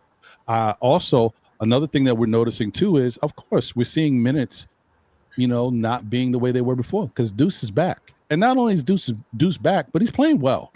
Look, you say what you will, Deuce has been playing good basketball. I can't be unbelievable. Unbelievable. What are you talking about? Without Deuce, it looks a lot worse too. Without Deuce's hitting those threes the way he was hitting, I think we're getting smoked. I think we got no confidence. We're not close, and then they put their foot on the gas and we're out of here. So it all helps. It all helps. But so I want to go back to the question that I brought up earlier when I started the show that Karan from the Objective Knicks fans asked last night. I want to know what you guys think about this, because it's interesting to me. Are the Knicks being too unselfish with the basketball? Now, we do know that they have to, this style of read and react offense, it's about moving bodies, making the passes, making multiple passes to find the right shot, right? And also trusting each other. But is it a point where they are being too unselfish? Everybody's talking about Jalen Brunson, because Jalen Brunson realizes, hey, I'm going to pass the ball, but if I'm going to go, I'm going. And he's been the one guy who is going. Before I get to your things, I want to say this one thing, and I want to get to the super chat, and then I'll get all your takes about it. As much as we do want to criticize Jalen Brunson, and there's no reason why he shouldn't be criticized if he's not playing good basketball. Like last night in the fourth quarter, especially late, he did not look good. He made some mistakes. He turned over the ball. He wasn't focused. He was just too much. Probably you never even think about what goes through a guy's mind when they go out there and play and make all these plays. You got to kind of be thinking about what you're doing, and not everything is natural. Like, okay, I'm going to take him here. I'm going to take this. I'm going to do this. Like, I'm sure there's some thinking going on. So his lack of focus of thinking of what he's doing and also executing properly, it all came to, bite us last night. But I do want to say that same Jalen Brunson that some people have been questioning with regards to his clutch gene and how he does make mistakes and pretty much could have lost us that game last night. We don't win the Indiana game if it wasn't for Jalen Brunson down the stretch and making that shot. We lose that game. I said it before. You know, that's the game we lost. We would have lost last year with Tibbs. We would have lost that game versus Indiana. The game versus New Orleans, Jalen Brunson hit big shots down the stretch. He was the one. No one was complaining that he's taking the shots and he's hitting them, because if he don't hit those shots, we don't beat New Orleans. The way they were playing down the stretch and the way Zion was going at it and hitting every shot to go back and forth with Brunson don't hit that three, we lose. So it's just the give and the take. You got to take the good with the bad. There's going to be nights where he's, the heel, but there's going to be more nights where he's the GOAT. All right, let me just read this super chat, and I want to get you guys' opinion. Are the Knicks being too unselfish? Well, sorry, I apologize. One more thing real quick before I read the super chat. Shout out to my guy, Dad Franco. He said, why isn't everyone questioning the coach is what he's saying? Because this team has lost its identity, which was toughness and grit. Well, I will say that I think we lost our identity when we lost Hartenstein and traded Dante DiVincenzo as far as toughness and grit. Once those two gentlemen were gone, we weren't the same. It's like manufactured. Josh Hart can add some of it, but the combination of having, Hartenstein and Dante, when anything happened, those same two dudes were always right there. Always. So, and also Hart getting hurt this year right now is not helpful. Oh, it's definitely not helping. No. Not helping. Shout out to Paris Duggar. Thank you for the generous super chat, my brother. He said, 60 mil a year, Cat. Be a man, Cat. Develop a mid-range, pass off the dribble, drive, learn how to draw fouls, get in the post. 2 words, Paul Reed, Cat. I will tell you right now, I would say just do that. But as far as developing, no. Cat's got it. He just needs to do it. Cat is a part of today's NBA where it's a shot in the paint, dunk, layup, or it's a 3-point shot. Cat has everything in between. He just needs to do it. Maybe the Knicks need to make to me right now, there's only 2 things. Either you give Cat more opportunities to take threes and get a rhythm, or you say, you know what, let's not focus on the threes, Cat. Go back to being a post-up player, doing certain things, getting to the basket, or get your mid-range going. Instead of working from so deep, let's work from 20 feet out. Work from 20 feet out and work your way in. They better figure something out. They come up with something. Either give him more shots on 3 or change his philosophy to make him start in the midi, because Cat is automatic in the midi. He just doesn't. I don't know. And I'm gonna say it one more time, guys, because this keeps happening. We talk about Mikal Bridges' lack of aggressiveness. Where has his consistent mid-range shot gone? We saw it all last year. Even if he was inconsistent, we still seen him using that mid-range shot. Mikal needs to go back to using his mid-range shot. That is his money. It's bread and butter. He's one of the best. I'm not just saying it. The numbers say it. What are we doing? Why are we playing so differently from these guys' strengths and their skill sets? What? It's okay. You're changing the offense. You want to run a certain way. You want to move the ball. You want to pass. All it says is to move your bodies, pass the ball, and find good open shots. Doesn't say don't take mid-range shots anymore. Like, what are we doing? I don't know. Okay. Right. Sorry. Let me I'm just gonna go by the order of the last time I've heard you speak. So I'm gonna go with Jay Chosen first, and then Nick Nation, then D Rex. What's your thoughts? Do you think that the Knicks are being too unselfish with the basketball? Are we passing too much? Are we passing too much? Mm-hmm. Because, like, even for example, I'm just helping you to. I don't want to steer anybody's thoughts, but I'm just helping you with the fact that, I mean, listen. We talk about Cat not getting involved more and being more of an offensive weapon. Last night he had 5 assists. The night before that, the other game, he had 7 assists. Yeah. Do we need him passing the ball? Or do we need Cat scoring? What's more important for the team? Right. I mean, I think that's a good example. The fact that, last year he averaged, like 25 and 13, something like that. That was around his numbers. 26 I got it right here. I'll tell you right. Last year he averaged 24 and if you want 24 and 13. You want to round it off. Yeah, 24 and 13. All right. I think it's a game by game basis to your answer, but Mhm. as a whole, most nights,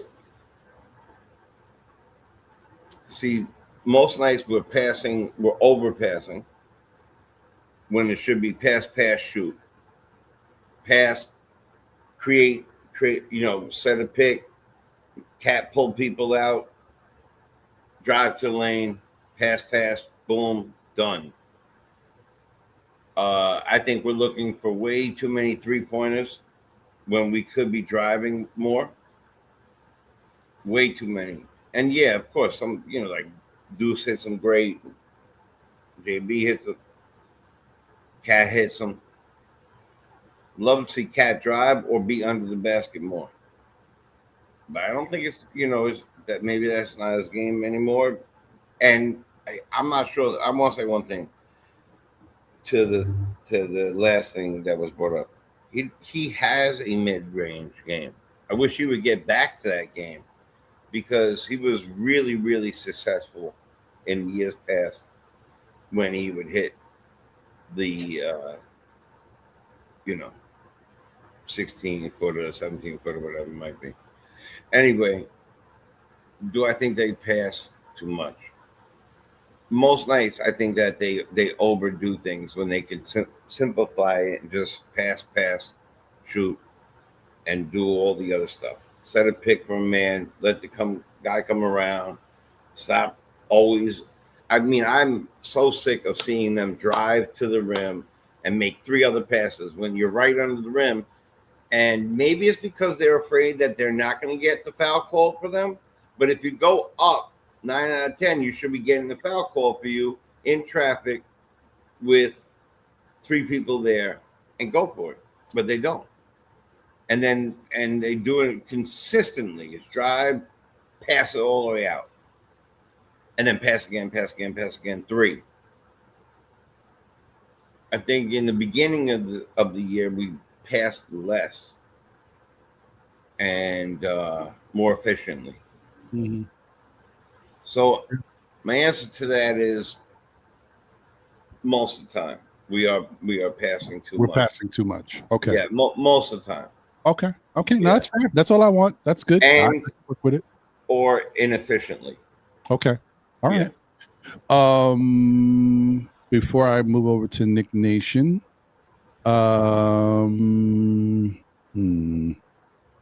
to give everybody love, but also kind of pinpoint and answer little questions here and there as people put them up sometimes. Shout out to my guy Long Island Sound in the building. What up, my brother? He says Bridges is a MF bum. Laugh out loud. He needs to go to his bread and butter. Laugh my. What's his game? Mid range. LOL. Listen, I mean, you may look if you don't like Bridges for whatever reason. That's fair. That's fine. That's your opinion. You're entitled to it. But yes, Bridges' game is the mid range game. He is best when he can really lock into that style of play. Shooting the midi and slashing to the basket is his game. That's always been his percentages for shooting the mid range are high. His percentages for his layup finishing at the rim are high. That's what he does well. That's who he is. When they tried to make him the all NBA dude for Brooklyn and make him the number 1, that's when you're expecting more of a game, and then you started shooting more threes and doing different things and trying to do this more. There's more than Bridges really was about. He has his skill set, and that's what we have to get him back to. My data right now, and I'm only looking at last year, but I can give you more of this. But last year's good enough. I don't want to take this year. I mean, the year's not over. It's only been like however many games. Last year, and this is shooting at least 150 mid-range attempts. Of course, they shot more than that. Kevin Durant, number 1, 55.5% from the mid-range. Everybody knows Kevin Durant has a great mid-range shot. No one would question that, right? Okay. Shea Gilgeous-Alexander, another person we know has a fantastic mid-range shot, 51.4%. Number 3, Devin Booker. If you don't know, you saw it last night. We know Devin Booker can shoot. 51%. And in number 4, Mikal Bridges, 50.7% from the mid-range. That is his bread and butter. Not these threes, not these corner threes, even though he is shooting 40% from three. It's the mid-range. That's another thing. I tell you, a guy's shooting great from corner threes, whatever. He's shooting 40% from three. Okay, if a three is open, you take it. But if you had a choice between I can take a three that happens ever so often and he's shooting 40%, or I can get a mid-range shot, which he can create on his own and get many more opportunities, and he's shooting 50%, I'm taking the mid-range. This is not crazy. That's all. I just don't understand what from the organizational standpoint, coaching standpoint, why isn't more of a focus on Mikal shooting more mid-range shots, Deuce, who I've also said should shoot more mid-range shots, but right now he's so hot from three. It's okay. Shoot wherever you want, young man. Go get it. And or Cat shooting more mid-range shots. Just what I would like to see. But okay. Anyway, Knicks Nation, what's your thoughts? Do you think the Knicks are being too unselfish? Are they passing the ball too damn much? Adamantly, no, they're not passing too much.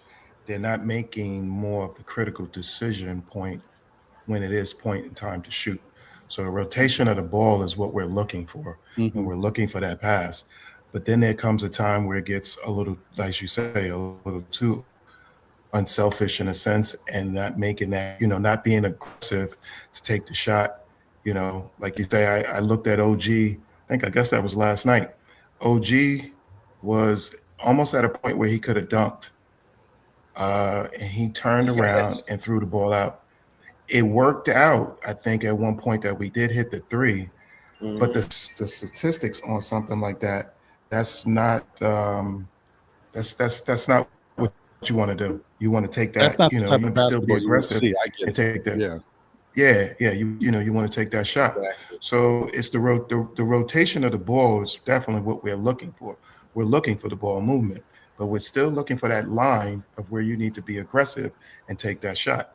And I think that's where a lot of points and times when the game particularly gets tight, that's where all of a sudden it makes it hard for us to then critique at certain points to say, okay, because then guys do the bailout and they just keep ditching it to Brunson. And then all of a sudden, then Brunson's taking that shot. So it's a fine balance, you know what I mean? Because like I was critical of the 2 games ago of Brunson because I thought he just shot too much and didn't play as far as the team game. So I still say that we are in still a learning stage and must play a team game. And it is necessary for us in a ball movement offense for rotational passes to happen. But there's still that line where you as a player has to make that decision is that I'm open. I got to take this one. Or, you know what I mean? Or I got to go to the basket and either point to get a point of a foul or make this shot. But you still got to be aggressive, but still rotate the ball. There is a line in there and there's a balance in there. And I think right now the team is in a point of hunting and seeking that balance. And it does get a little weird when continuity, is in and out. We got 2 players that are on the road, and typically when you see the players on the road with you, more than likely 1 or 2 of them may come back at this point on the road. Will this, continue, or will this be another point of continuity point, break again, and then it has to come back again? You know what I mean? Because basketball in certain areas, you do want to be consistent. And right now, our consistency is up and down, up and down, up and down, up and down. And, there's a fine line. Have we found that fine line yet in Mike Brown's system? No, not yet. And I think we just need to do a better job of it. And I'll keep screaming about that. There needs to be better off-ball action. It's the off action that gets guys, going downhill and wants things. Don't have a great handle. We don't have a great handling team. We know that. So you got to beat them on scheme. You got to beat them on action. You got to beat them on movement. And right now, when the player who's dribbling the ball, you know what I mean, and maybe one other focal point to one other guy, but there should be consistent movement and rotation. There should be consistent picks. There should be consistent screens, not to get the ball handler particularly open, but the guy who maybe then going to go get that pass. And we're not doing that. And that to me leads to a lot of problems. But the rotation of the ball is good, but the decision making is the part that I think we're missing at that point. So that's my take on that. Mm-hmm. That's fair. I mean, I think that's fair. Yeah, I think that's fair because you think about it, the decision making. Yes, if it is be better, then the passing would be more fruitful, and it wouldn't look at such a like a detriment, and you wouldn't be kind of so concerned about the passing in that realm, in that regard, because it's not affecting that many people. We're talking about the most important person is Cat, right? But as we just said, it's not all the ball movement, Brunson or anybody else, or the coach. It also is Cat. I would say it's a combination of everything, but it's also trust, right? I keep telling you guys, it's about trust, and what the go-to guy on this New York Knicks team is Jalen Brunson. I've said it before. I'm gonna say it again. He's the man on this team. Everybody else is there to help us get what we need to get. I'm not saying they all have to follow Jalen Brunson, but Jalen Brunson is the lead. So he's going to have the ball in his hands more often than not. He's going to have rite of passage more often than not. Like, who's going to take the shot? It's going to be Jalen Brunson most of the time. But I do think that maybe we need to get Cat more involved. Maybe Cat needs to be more of a go-to guy in the fourth quarters of games. Something to help his confidence, just here and there, whatever works, whatever the matchup dictates. But the other thing that I wanted to say before I get over to D-Rex and his thoughts about this question is, if you're Jalen Brunson, and I told you guys before, star players who do take a lot of shots, who do score at a high level, are selfish. Okay, a lot of times when they pass the ball, it's not to start a set. They will do it if that's what it dictates, like if that's what the coach wants. But a lot of times they're passing out of necessity. They're double teaming me. Oh, I tried to work on my shot. I didn't get up right. Oh, I didn't get the dribble I wanted. I didn't get the step I wanted. I got to pass the ball. It's out of necessity usually with those type of guys. And if you're Jalen Brunson, if you know, I'm the man, I'm the guy always scoring in the clutch, I'm the go-to person. Because the flip side is we're talking about Jalen Brunson always being this guy, taking too many shots, not passing the ball, always calling his number. But the flip side is when you want somebody to hit a shot, when you want Mr. Clutch and nothing's working, you're like, well, you know what? We need Jalen. Let's pass the ball to Jalen so he could get it. Why are you passing it to him? Because you know he can get it done. Jalen, when he's out there on the floor, he's going to look at it. I'm just going by the last 5 games. Jordan Clarkson, this is not terrible, but just this is what Jalen Brunson knows. He sees it. He, as you guys know, you see him go to the bench. He watches video. You see him looking. Last 5 games, Jordan Clarkson shot 40% from the field.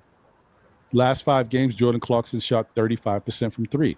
35% from 3 is not terrible. I'm just telling you where we're at. Last 5 games, OG Anunoby shot 52% from the field. Not terrible at all. Last 5 games, OG shot 37.5 from 3.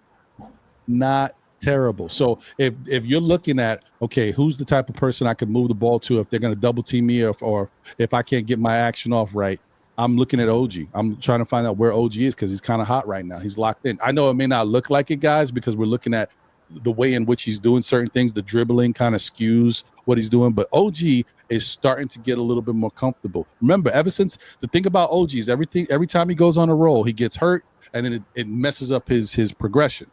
Now it looks like he's starting to get comfortable again. And so maybe we'll start to see OG get a couple big games here and there. Maybe. I'm not for certain, but I just feel like he's starting to trend because I'm looking at these numbers and they're going up.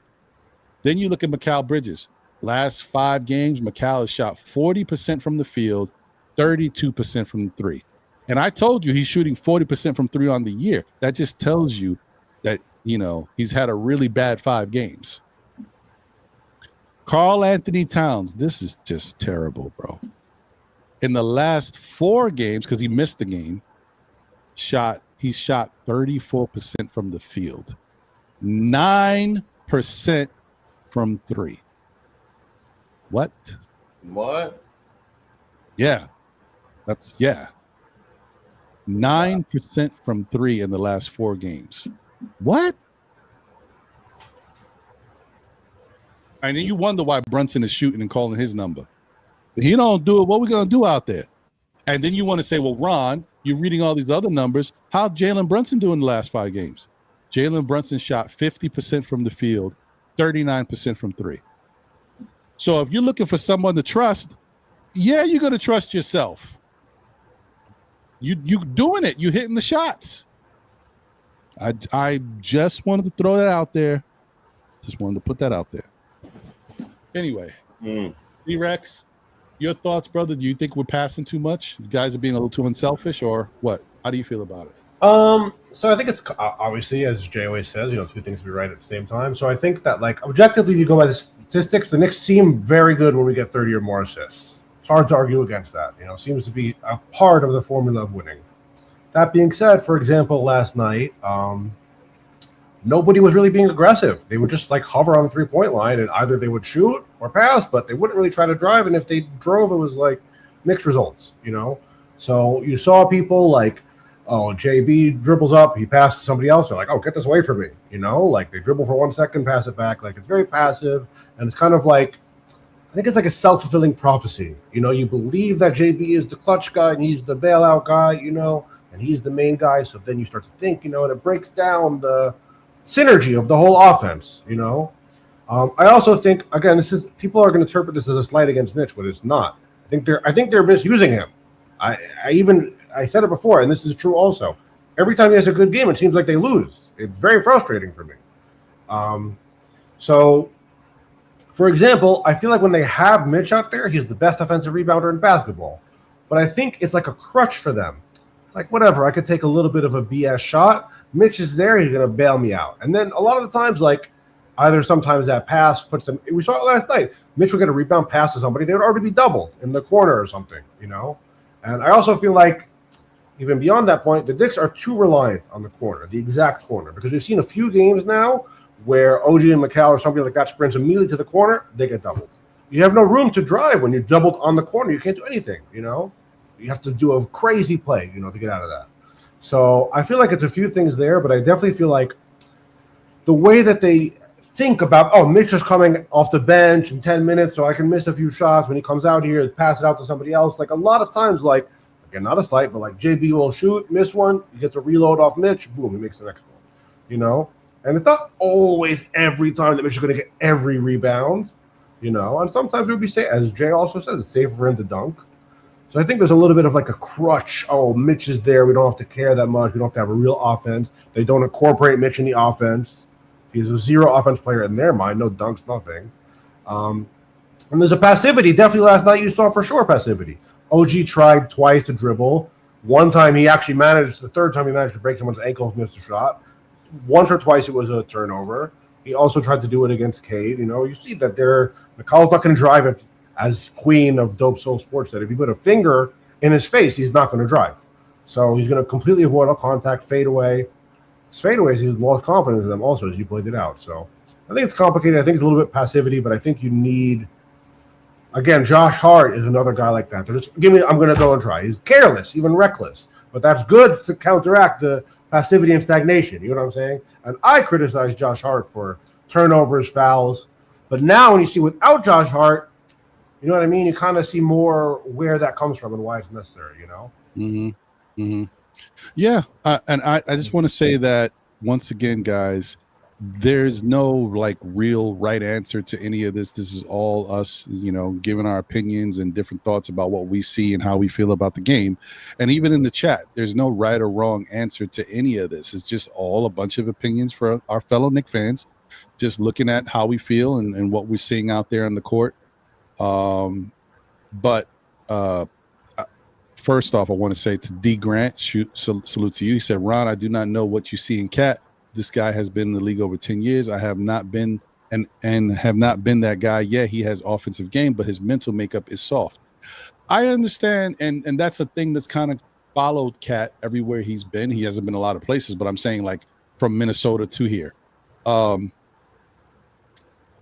Look, I'll be the first to admit when Cat came here, or what I knew about Cat, I called him Meow Meow Mix because that's what I thought he was. Yes, I feel like he's soft. I also know he jumps into his alter ego and all that, but that's how I felt. when we got here and started playing, I don't know how to say this without it being a contradiction. I do not think Karl Anthony Towns is like, and this is for two different players, so I could say it for both of them. I don't think Karl Anthony Towns is soft. I don't think Mikal Bridges is soft. You can't play the way you play every year, every game, never missing a game like Mikal Bridges and be a soft player. All the stuff that we deal with as a people. I walk up the stairs, sometimes I hurt, my ankle hurts or my knee hurts. Just imagine being a basketball player, getting hit, falling on the floor, somebody stepping on you, still waking up the next day and playing the game. So Mikal's not soft. Cat, say what you will. We've seen Cat be super aggressive at times. It doesn't always happen. He just has to turn it on. He goes through like he's about to run through the rim. That's how tough it looks like when he's going downhill. He's like he's going to run through the rim, and then he's obviously falling and running into the stanchion. He's always on the floor. But think about his weight and his size, about the way Cat moves. I will say Cat is slow-footed. He's got big feet, but when he wants to actually go and he's moving, he creates some speed and power. So to me, that's not a soft player. When he's gotten really questioned and tested in the past by these bigs, Cat has always been there. He's never backed down, and he's come back down on the other end of the court and dunked on them or shot a layup or a shot of three in their face. Never seems soft in that regard. And the biggest reason why I do not think Karl Anthony Towns is soft, I'm going to give a caveat in 2 seconds. When it comes to injuries, Cat plays through multiple injuries. I thought when Cat came here and he got hurt, oh boy, he's going to miss 10 games.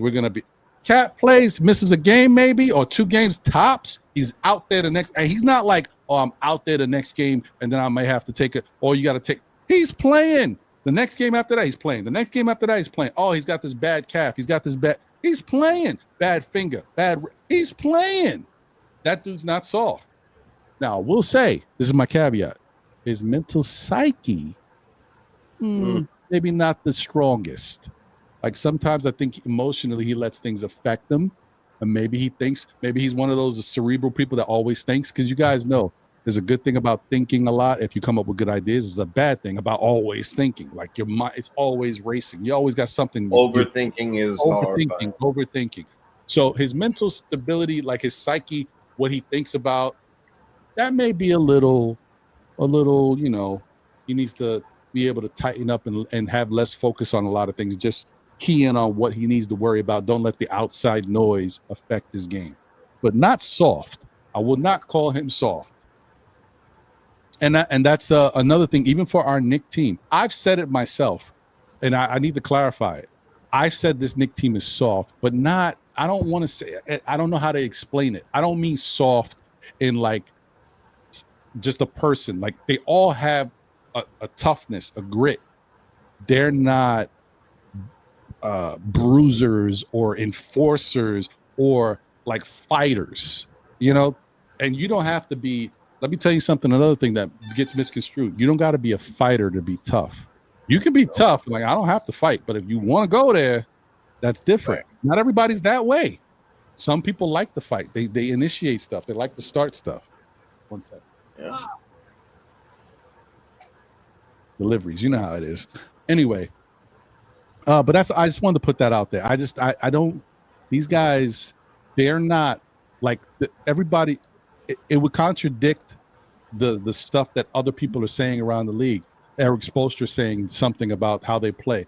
Wembanyama saying, oh, well, they play very physical. You can't be, play physical if you're not tough. There's a level of toughness that this whole Knicks team has. It's just they don't have that bad boy, ready to fight attitude. They do not have that.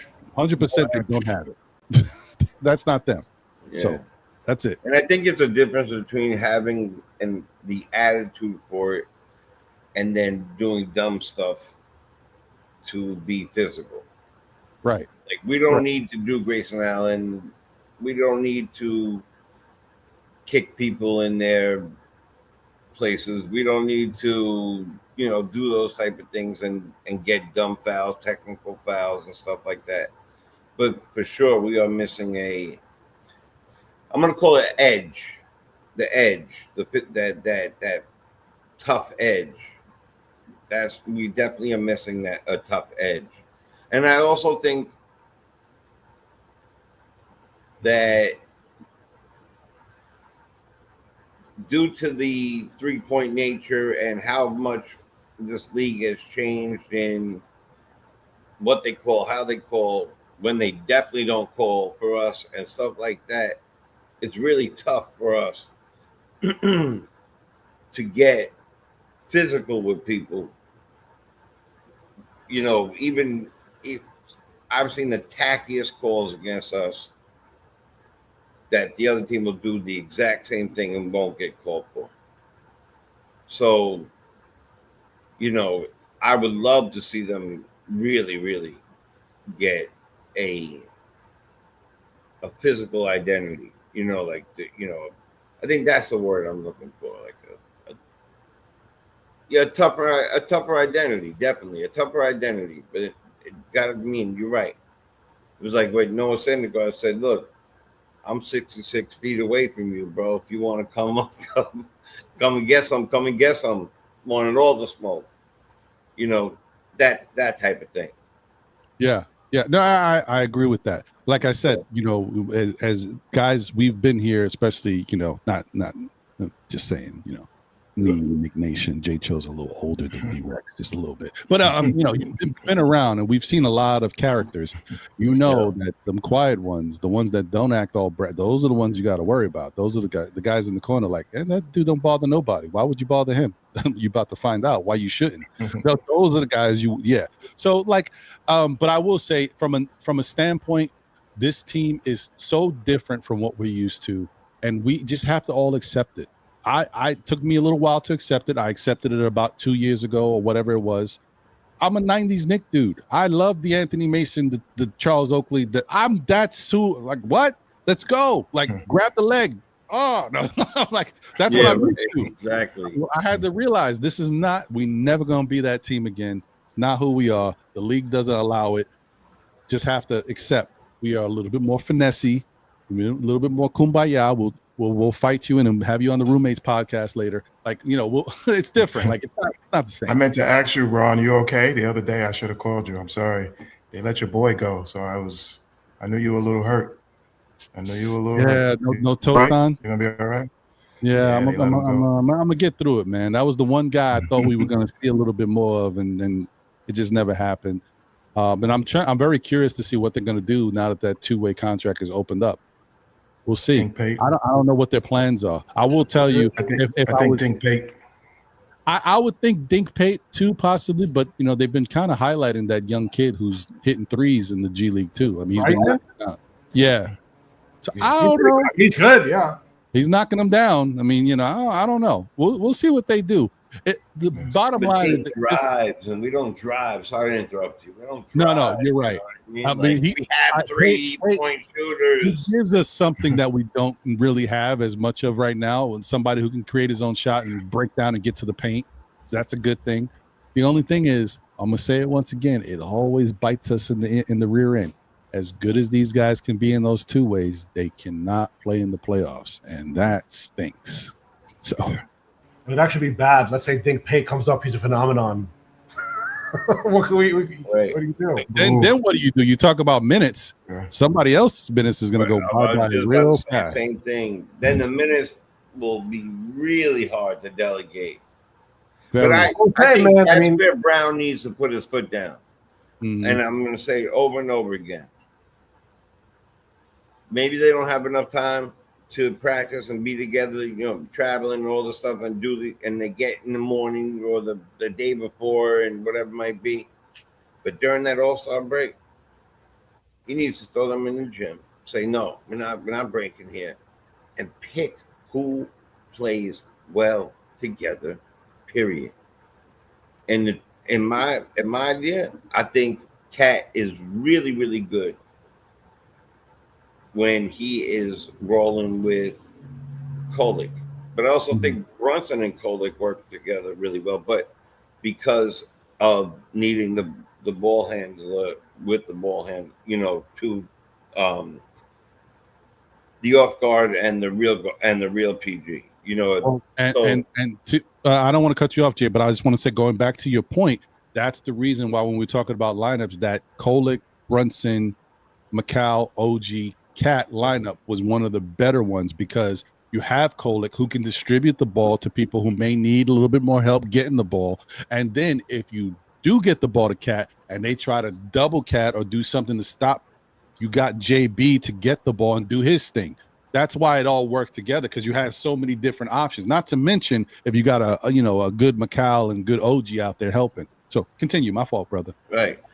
So I mean, for a while there, I was looking, and during the games, they would pull, they would put Brunson with Mitch and a handful of players, and they were running well. And then they would put Kolick and Cat with a handful of players, and they were running well. It was a short period of time. And I want to go back and look at which the other players were. This is before, like, right around when Deuce got hurt. Either way, they were running well. So in my opinion, we need Brunson and Towns to play together. But if they are better not playing on the same time, and we have a superstar and an all-star on both lineups coming at different times, we have consistent scoring, and hopefully Captain comes, and Cat is quiet as kept, a quiet leader.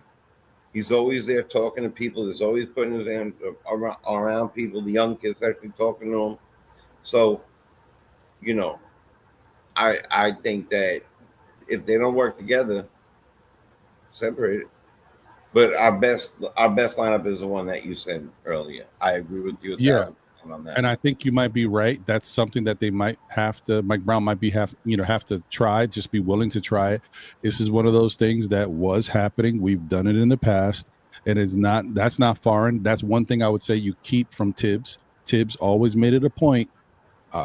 Brunson's going to be out there, or Julius is going to be out there. One or the other. Not going to be without both of them. And I think it should be the same. If Cat is struggling to find his way and his aggressiveness right now because of how the Knicks are playing in the starting lineup, then allow him to have extended minutes with the bench, or like a combination without Brunson out there, and make Cat the go-to guy. But don't, like I said, it's late to me. It's lazy to just give a guy the ball and expect him to go to work just because he's so talented offensively. Give the guy the ball and do different things to get him open. They're trying to stop the guy. You guys are all standing around anyway. Set a pick, set a screen, do a double screen, whatever. Have Cat go backdoor for an easy layup. Yes. Does he really need backdoor cuts all the time? No, he's a superstar. Doesn't matter. You do it anyway. You get guys go.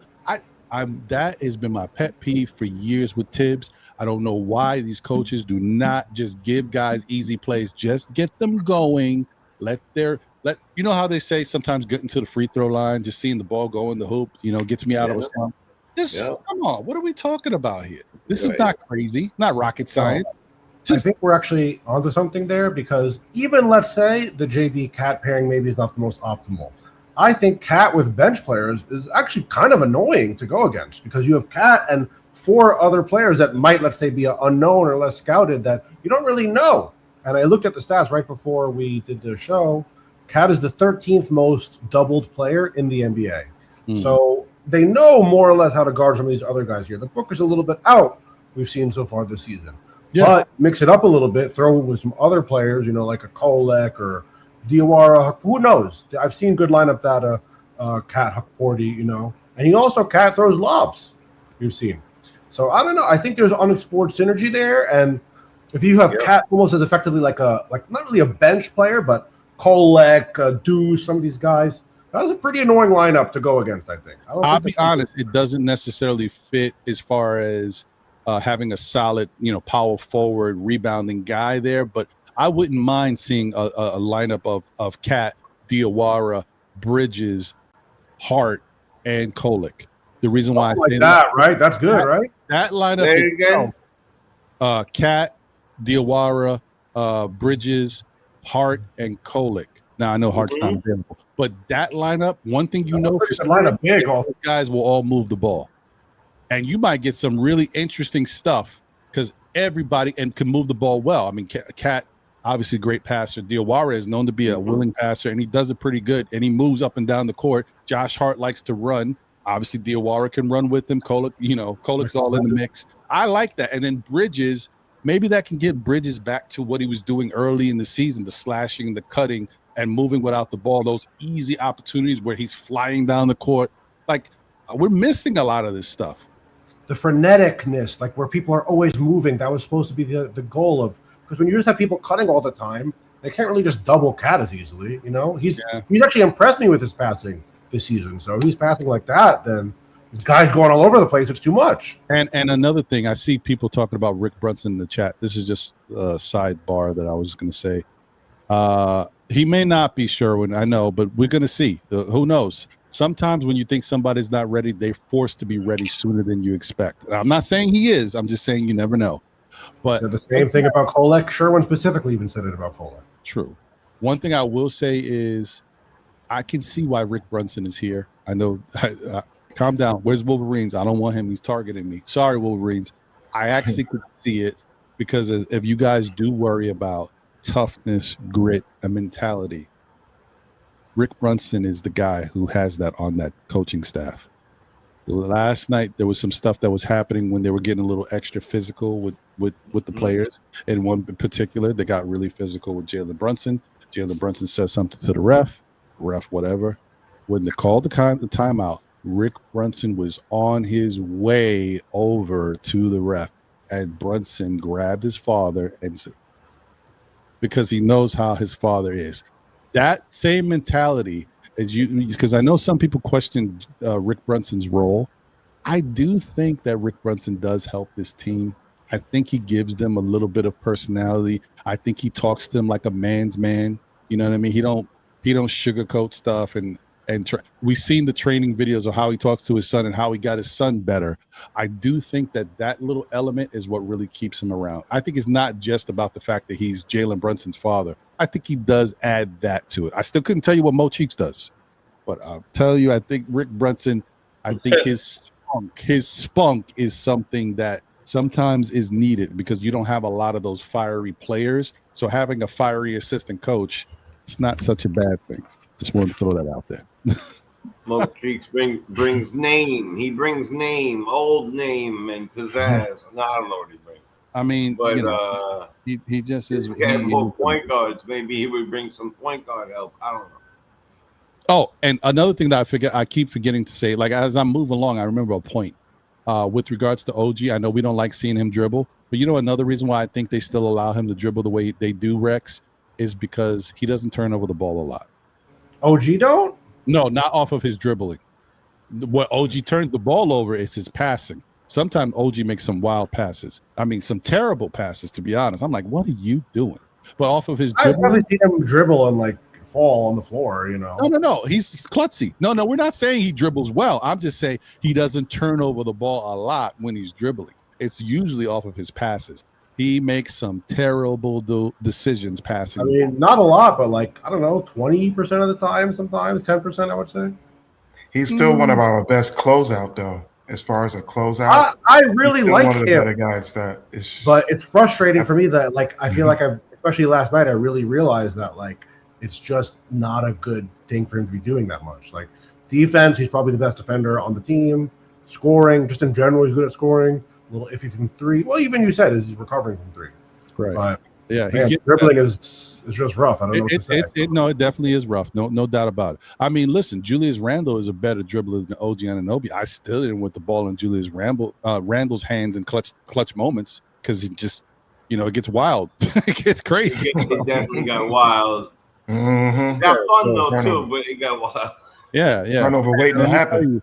Whatever. I'm not even gonna get into that's a whole nother story. But I've seen some stuff coming out of Minnesota. They're not too happy over Hearing there. that 9% stuff. Hearing that they're not 9% too stuff happy. make me miss Randall's wild dribble. Yeah, you ain't missing Randall because Minnesota we'll give them back to you. I'm just whatever. All right, but Anyway, some things happened over there. I had to get out of that. I was like, this is too serious. This is like Twilight Zone. I got to get out of here. I'm not watching this no more. Yeah, but okay, guys. So listen, I was going to open up, and I apologize. I know I've been kind of steering away from this, guys, but I like our conversations, and I don't like to limit them with the phone calls sometimes. yeah. So I was going to open up the phone lines about 20 minutes ago, but there's some stuff going on in my house right now. People here, and I just want to wrap up. So I'm gonna get at everybody with the final words, and we'll move on from here. Tomorrow we've got the Knicks versus the Portland Trailblazers. Let's see what the tail of the tape looks like, and because I like I told you guys, I'm all Knicks all the time nowadays. I don't even know how these other teams have been playing unless I do a quick look at the standings. Danny Avdija's looking really good. I'll tell you that much. The one that got away, being like the jilted girlfriend. Matthew Hurley, you're 100% right. A. Mason had the best big man dribble and would never go off his leg and foot.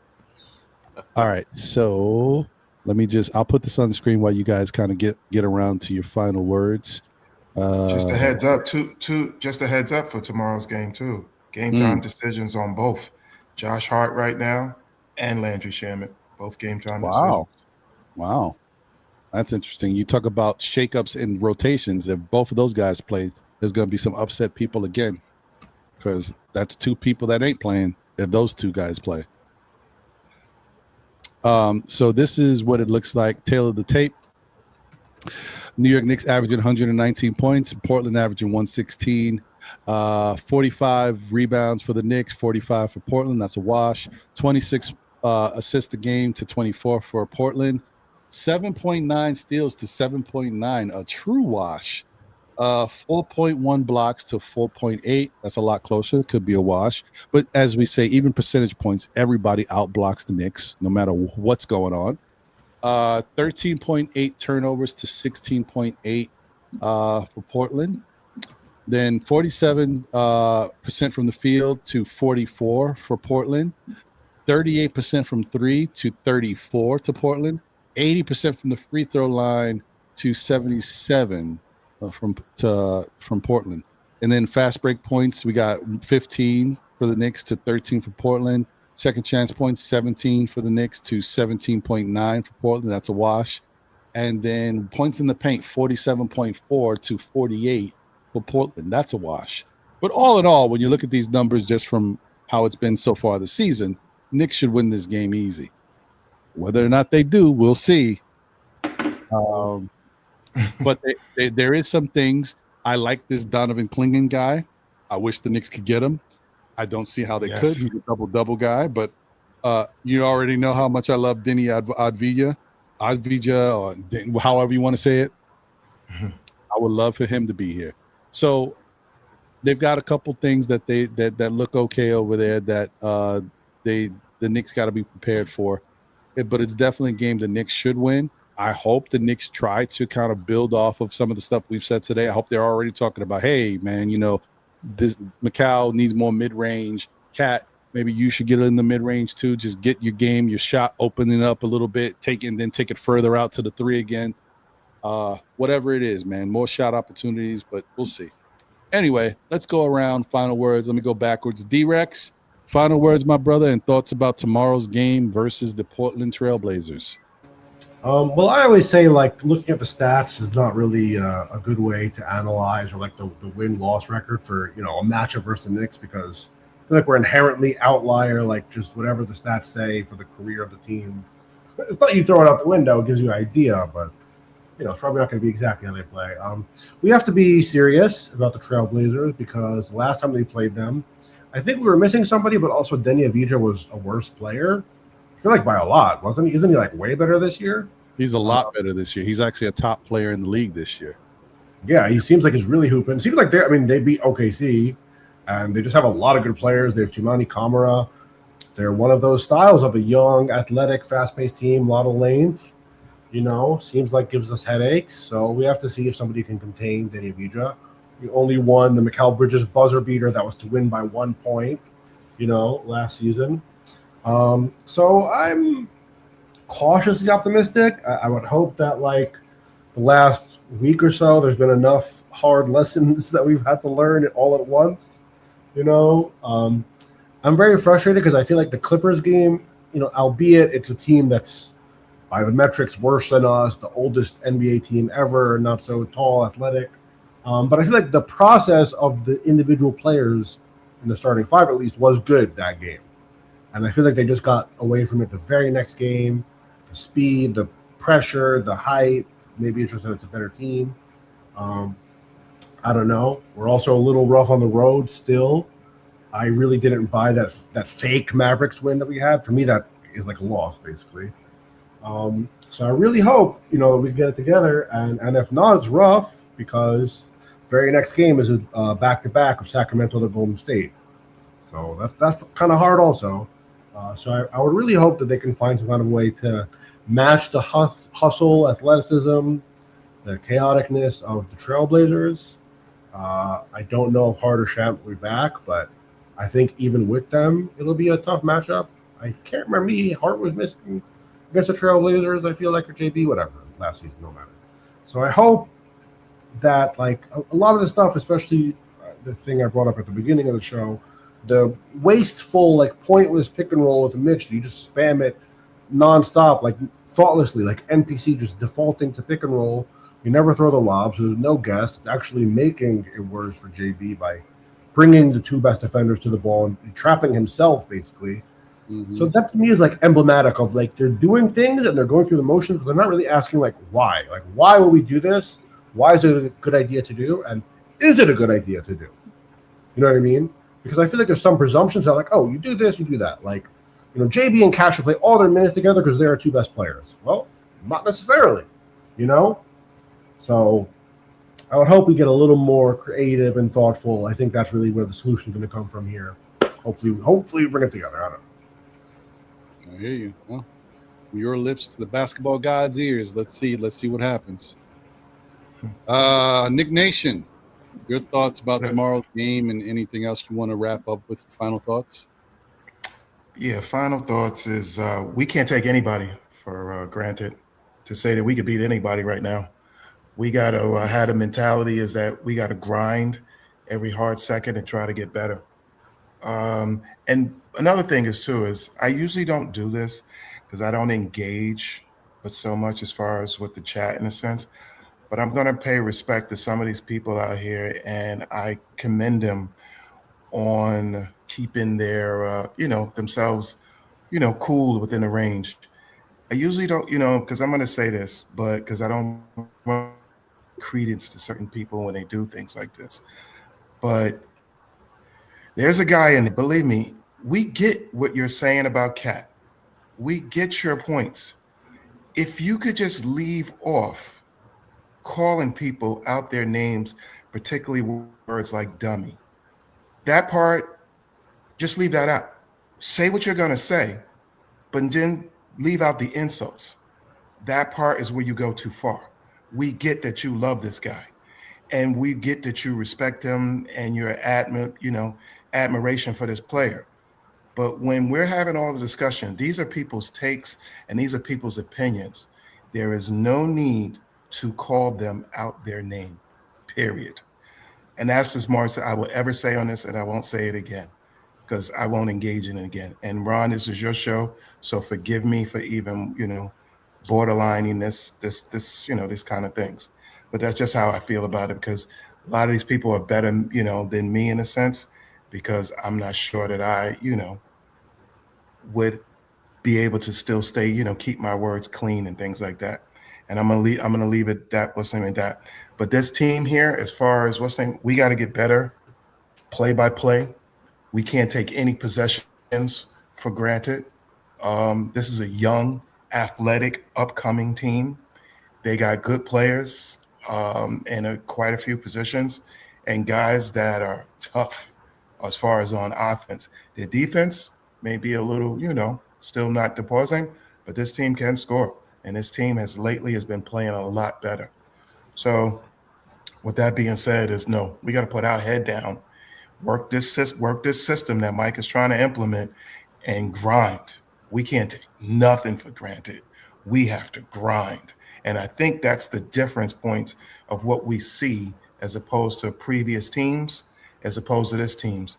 I haven't yet see this team, fully commit to that full grind for 48 minutes. So that's where I'm at with them. Is this team is got to be better at grinding, got to be better at communication. And please, we've done it somewhat from this players meeting. I haven't seen as much as the unwanted, uncalled for doubling, because that gets into a bad rotation. And once we get into that bad rotation, that leads to a lot of open threes. So with that being, we still got to be at the basics. We still got to grind. We still got to make those assists. We still got to get those rebounds.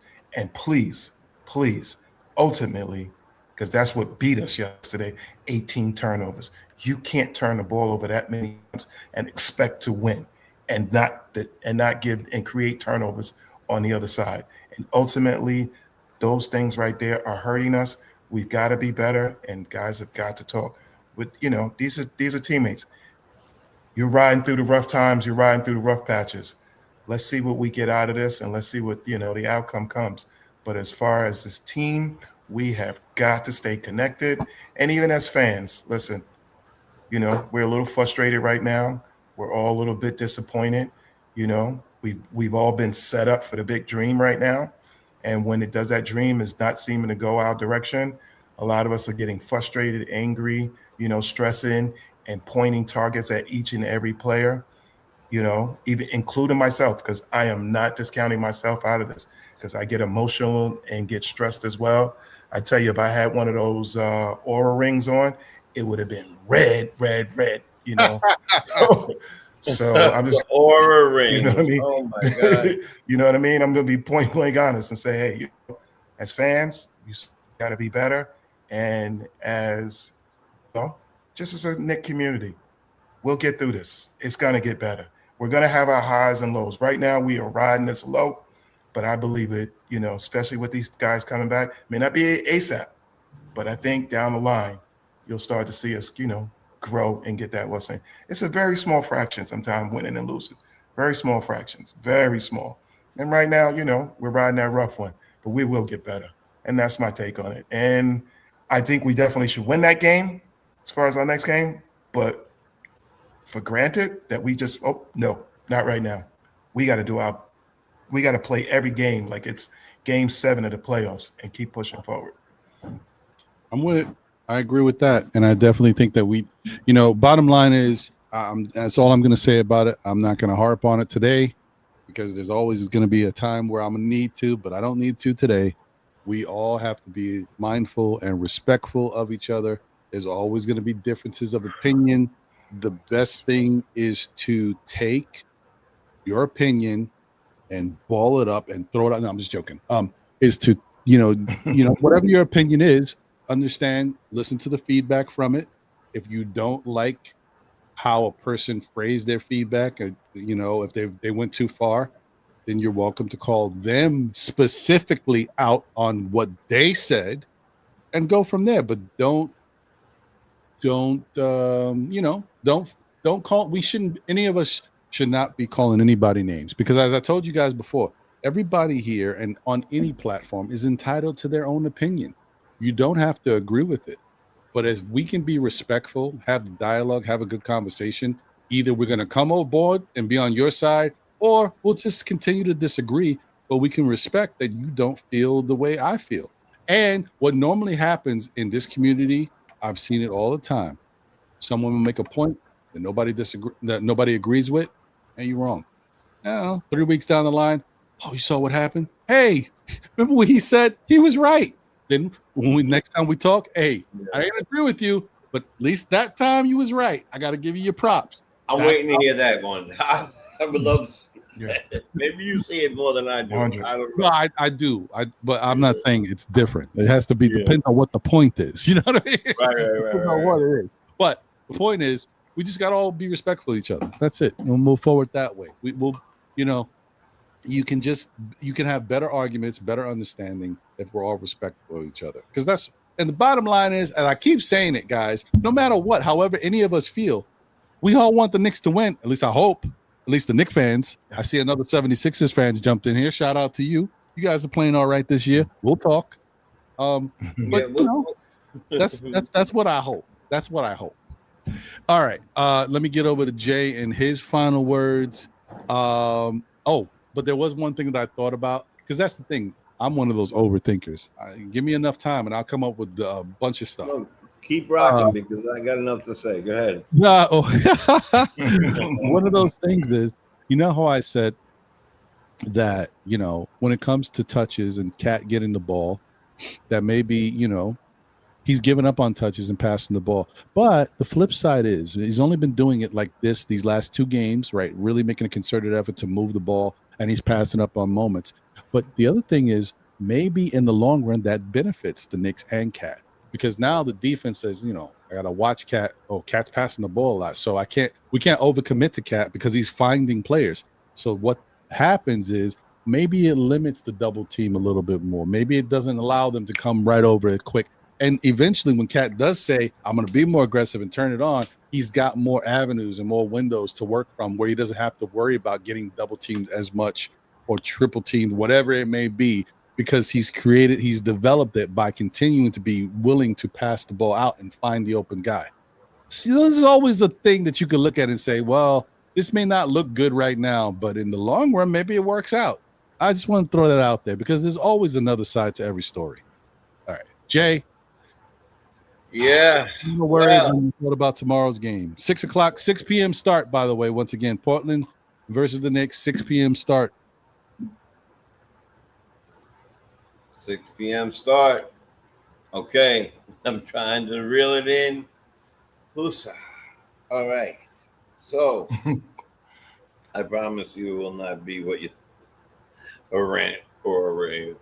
I would tell you something. I think that, and you know I have many different little sayings I like to say, and you know, not just the 2 things of right saying, but like give people their flowers while they're alive so they can water them themselves, so we don't have to water them for them.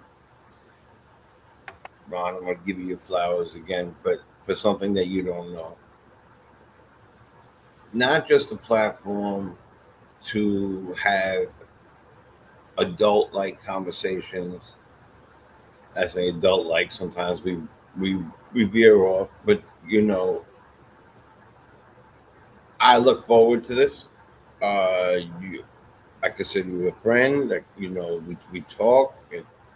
It's you know, I'm more concerned about how you and your wife feel and all these other things. And like to me, we're talking about sports.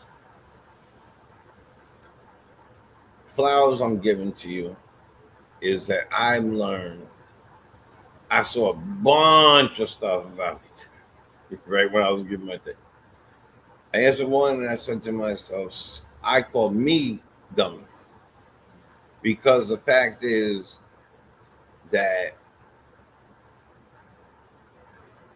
since I've been rocking with you for it's been a long time now, I've caught myself kind of growing from it. My reaction. I'm a very reacting instead of act. I take action very fast, but I'm a reactor. Mm-hmm.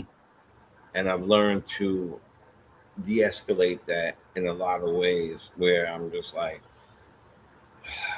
this is what this is. This is really not, you know, that guy didn't just try to rob my mom or, you know, this, it's different.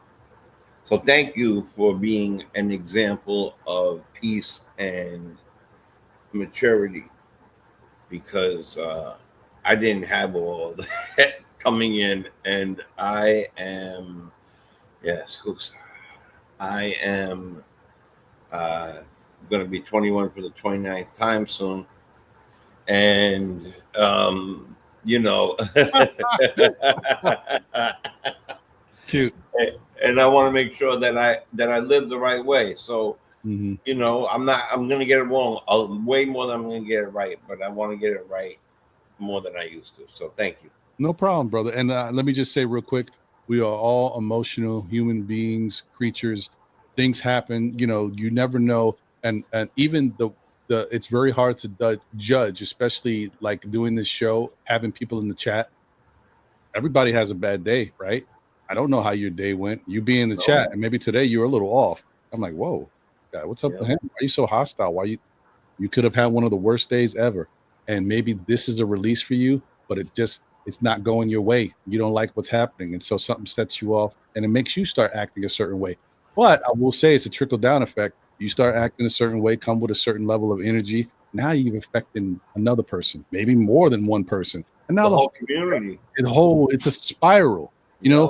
So it's just like, all I can say is no matter what, I love you guys, man. Being here, doing this show, having all you guys to talk, my fellow Knicks fans, it's a fantastic moment for me. That's why I continue to do it and give up my Saturdays, which I want to keep telling y'all, I'm giving up my Saturdays. No, but no, seriously. Me too, damn it. Yeah, but really the bottom line is this is a love for me. I enjoy this. This makes me feel like I'm doing something that I appreciate. And if it helps other people as far as like getting through their day, like, I killed 3 or 4 hours with Ron. Hopefully the queen is getting to her destination safe, and I killed some time with her driving. But like that matters to me. But the bottom line is real life is real life. Life be lifing. So as much as anything can happen today, that's why I don't take it too seriously. If I don't get my paycheck next week and I can't support my family, that is what's going to upset me. That's a big difference. So that is why, like, don't focus on the little stuff. The big stuff is what you have to keep in mind. This is all little stuff. So that's it. That's all I wanted to say. Okay. Continue, Jay. My fault. Yeah, no. I'm glad that you said you could have simply just said thank you and let me talk, but whatever. No, I'm only playing. That was oh man. Anyway, his final words were great. I don't know if you guys thank you. Can you? Oh, you can't hear me anymore. Oh man. Oh, were you still talking? Oh man. I'm just playing. Ahead, now I gotta jump out the window. By the way, the logo in the back. I know I've been there a while, but I've never said. Anyway, tomorrow's game. I definitely will, JJ. Tomorrow's game is not as easy as we think it is going to be. Nothing is for this team seems to be as easy as we think it should be. I think that there's a lot of issues here. There is a coach trying to acquiesce with the entire team.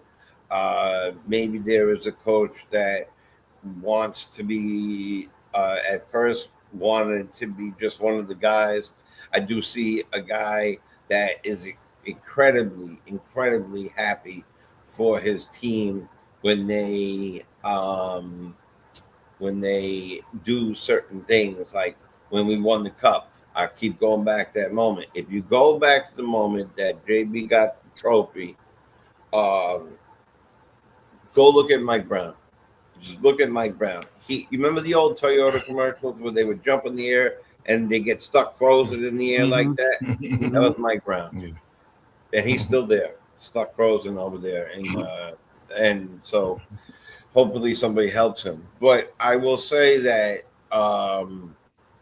we have to work on our minutes, no doubt. We have to work on the schemes and the team, the units that we're going to run.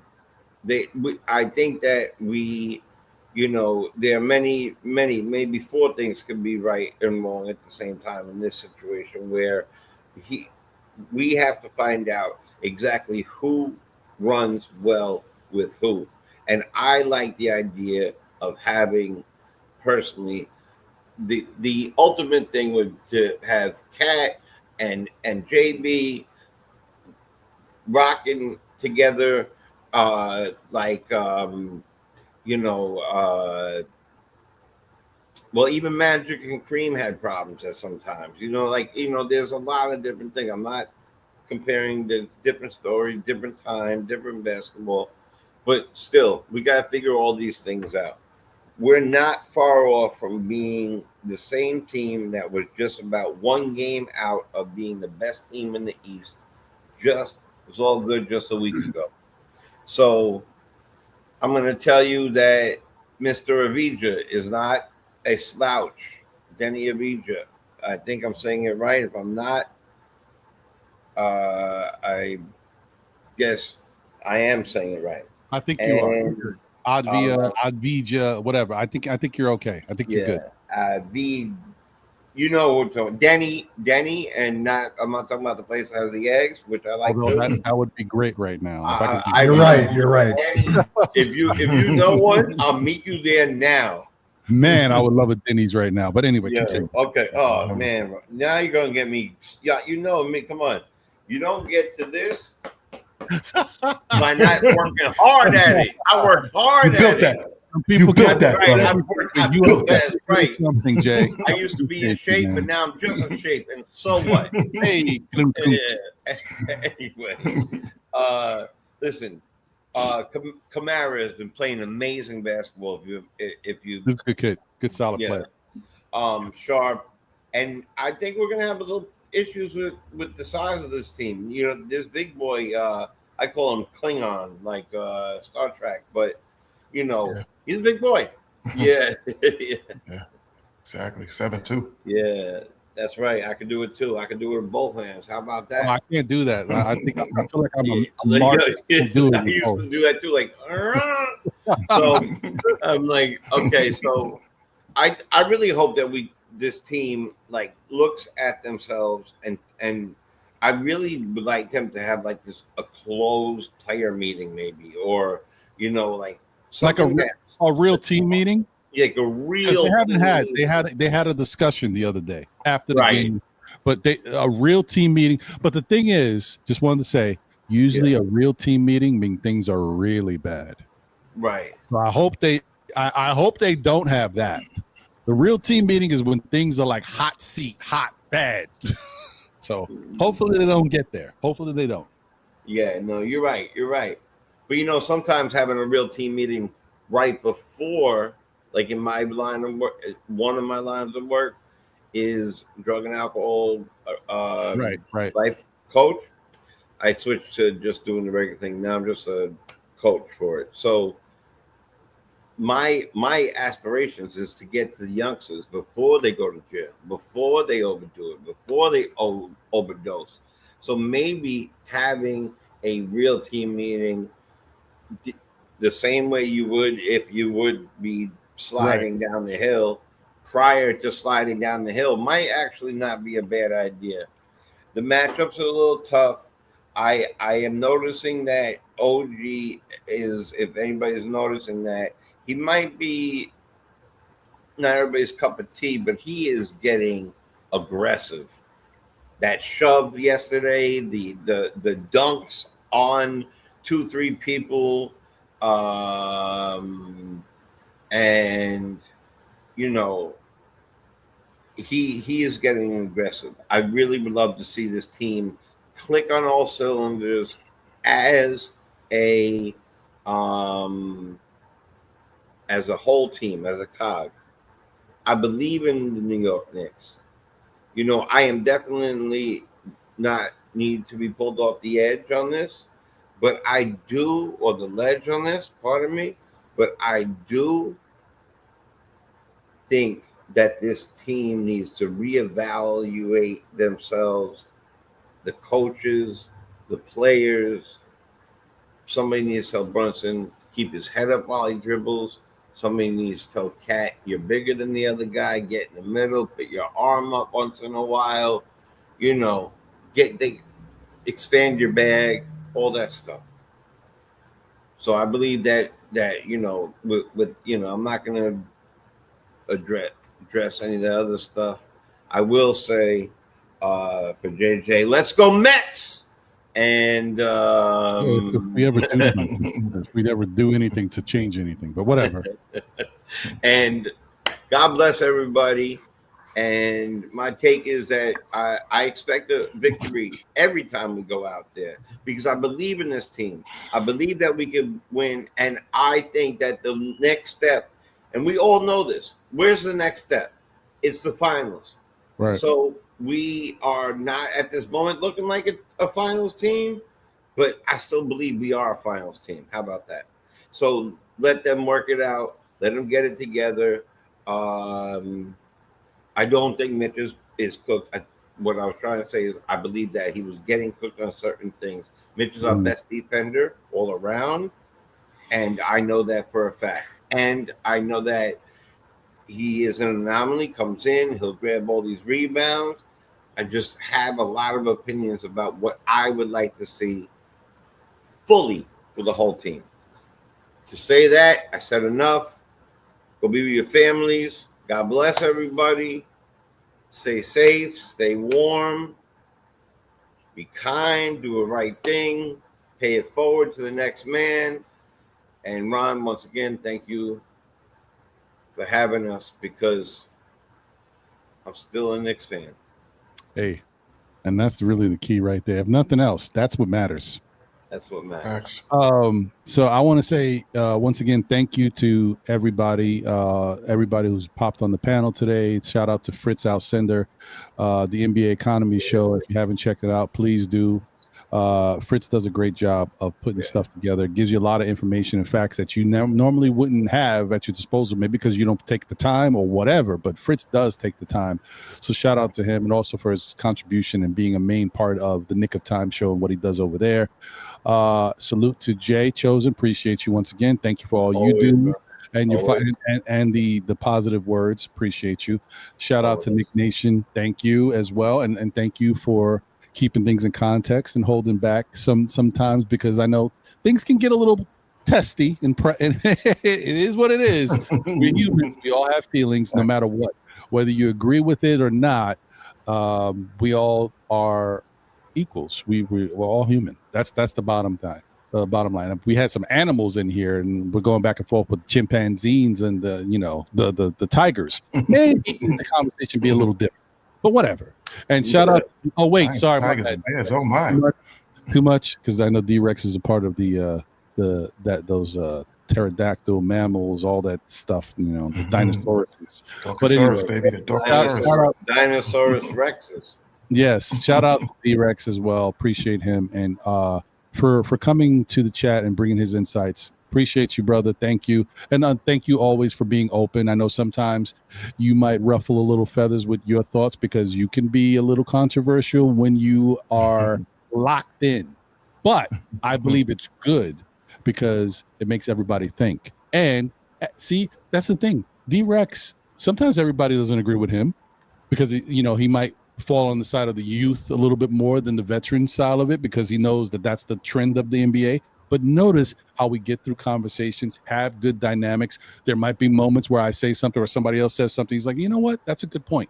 And or vice versa. He'll say something. I'm like, I didn't think about it that way. I'm not an ideologue. I can be reached either way.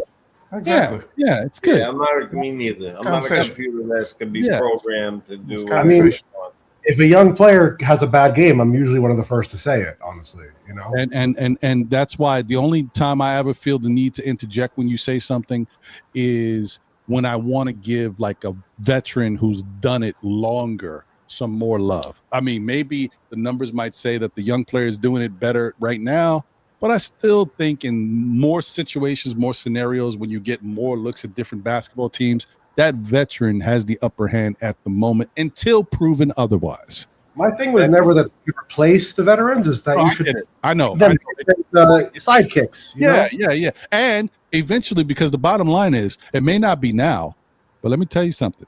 I don't want to get into that. That's a whole other thing. If the Knicks don't play the way they need to play, next year is going to be different. It might not be next year.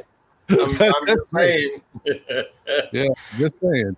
Anyway, once again, guys, I always say, Tell a friend who tells a friend who tells another friend. Still Knicks fans. We'll be back again, whether it be on Saturdays, 11:30-ish for Know the Ledge, as I hopefully don't have to talk you guys off the ledge or anything like that, and we work together, and you don't talk me off the ledge because we're all level-headed, right? But thank you guys for tuning in. Or you can catch me on Monday nights. Last Monday I didn't do the show because I was caught up with work, but this Monday we will do it. There's no Knick game either, so great.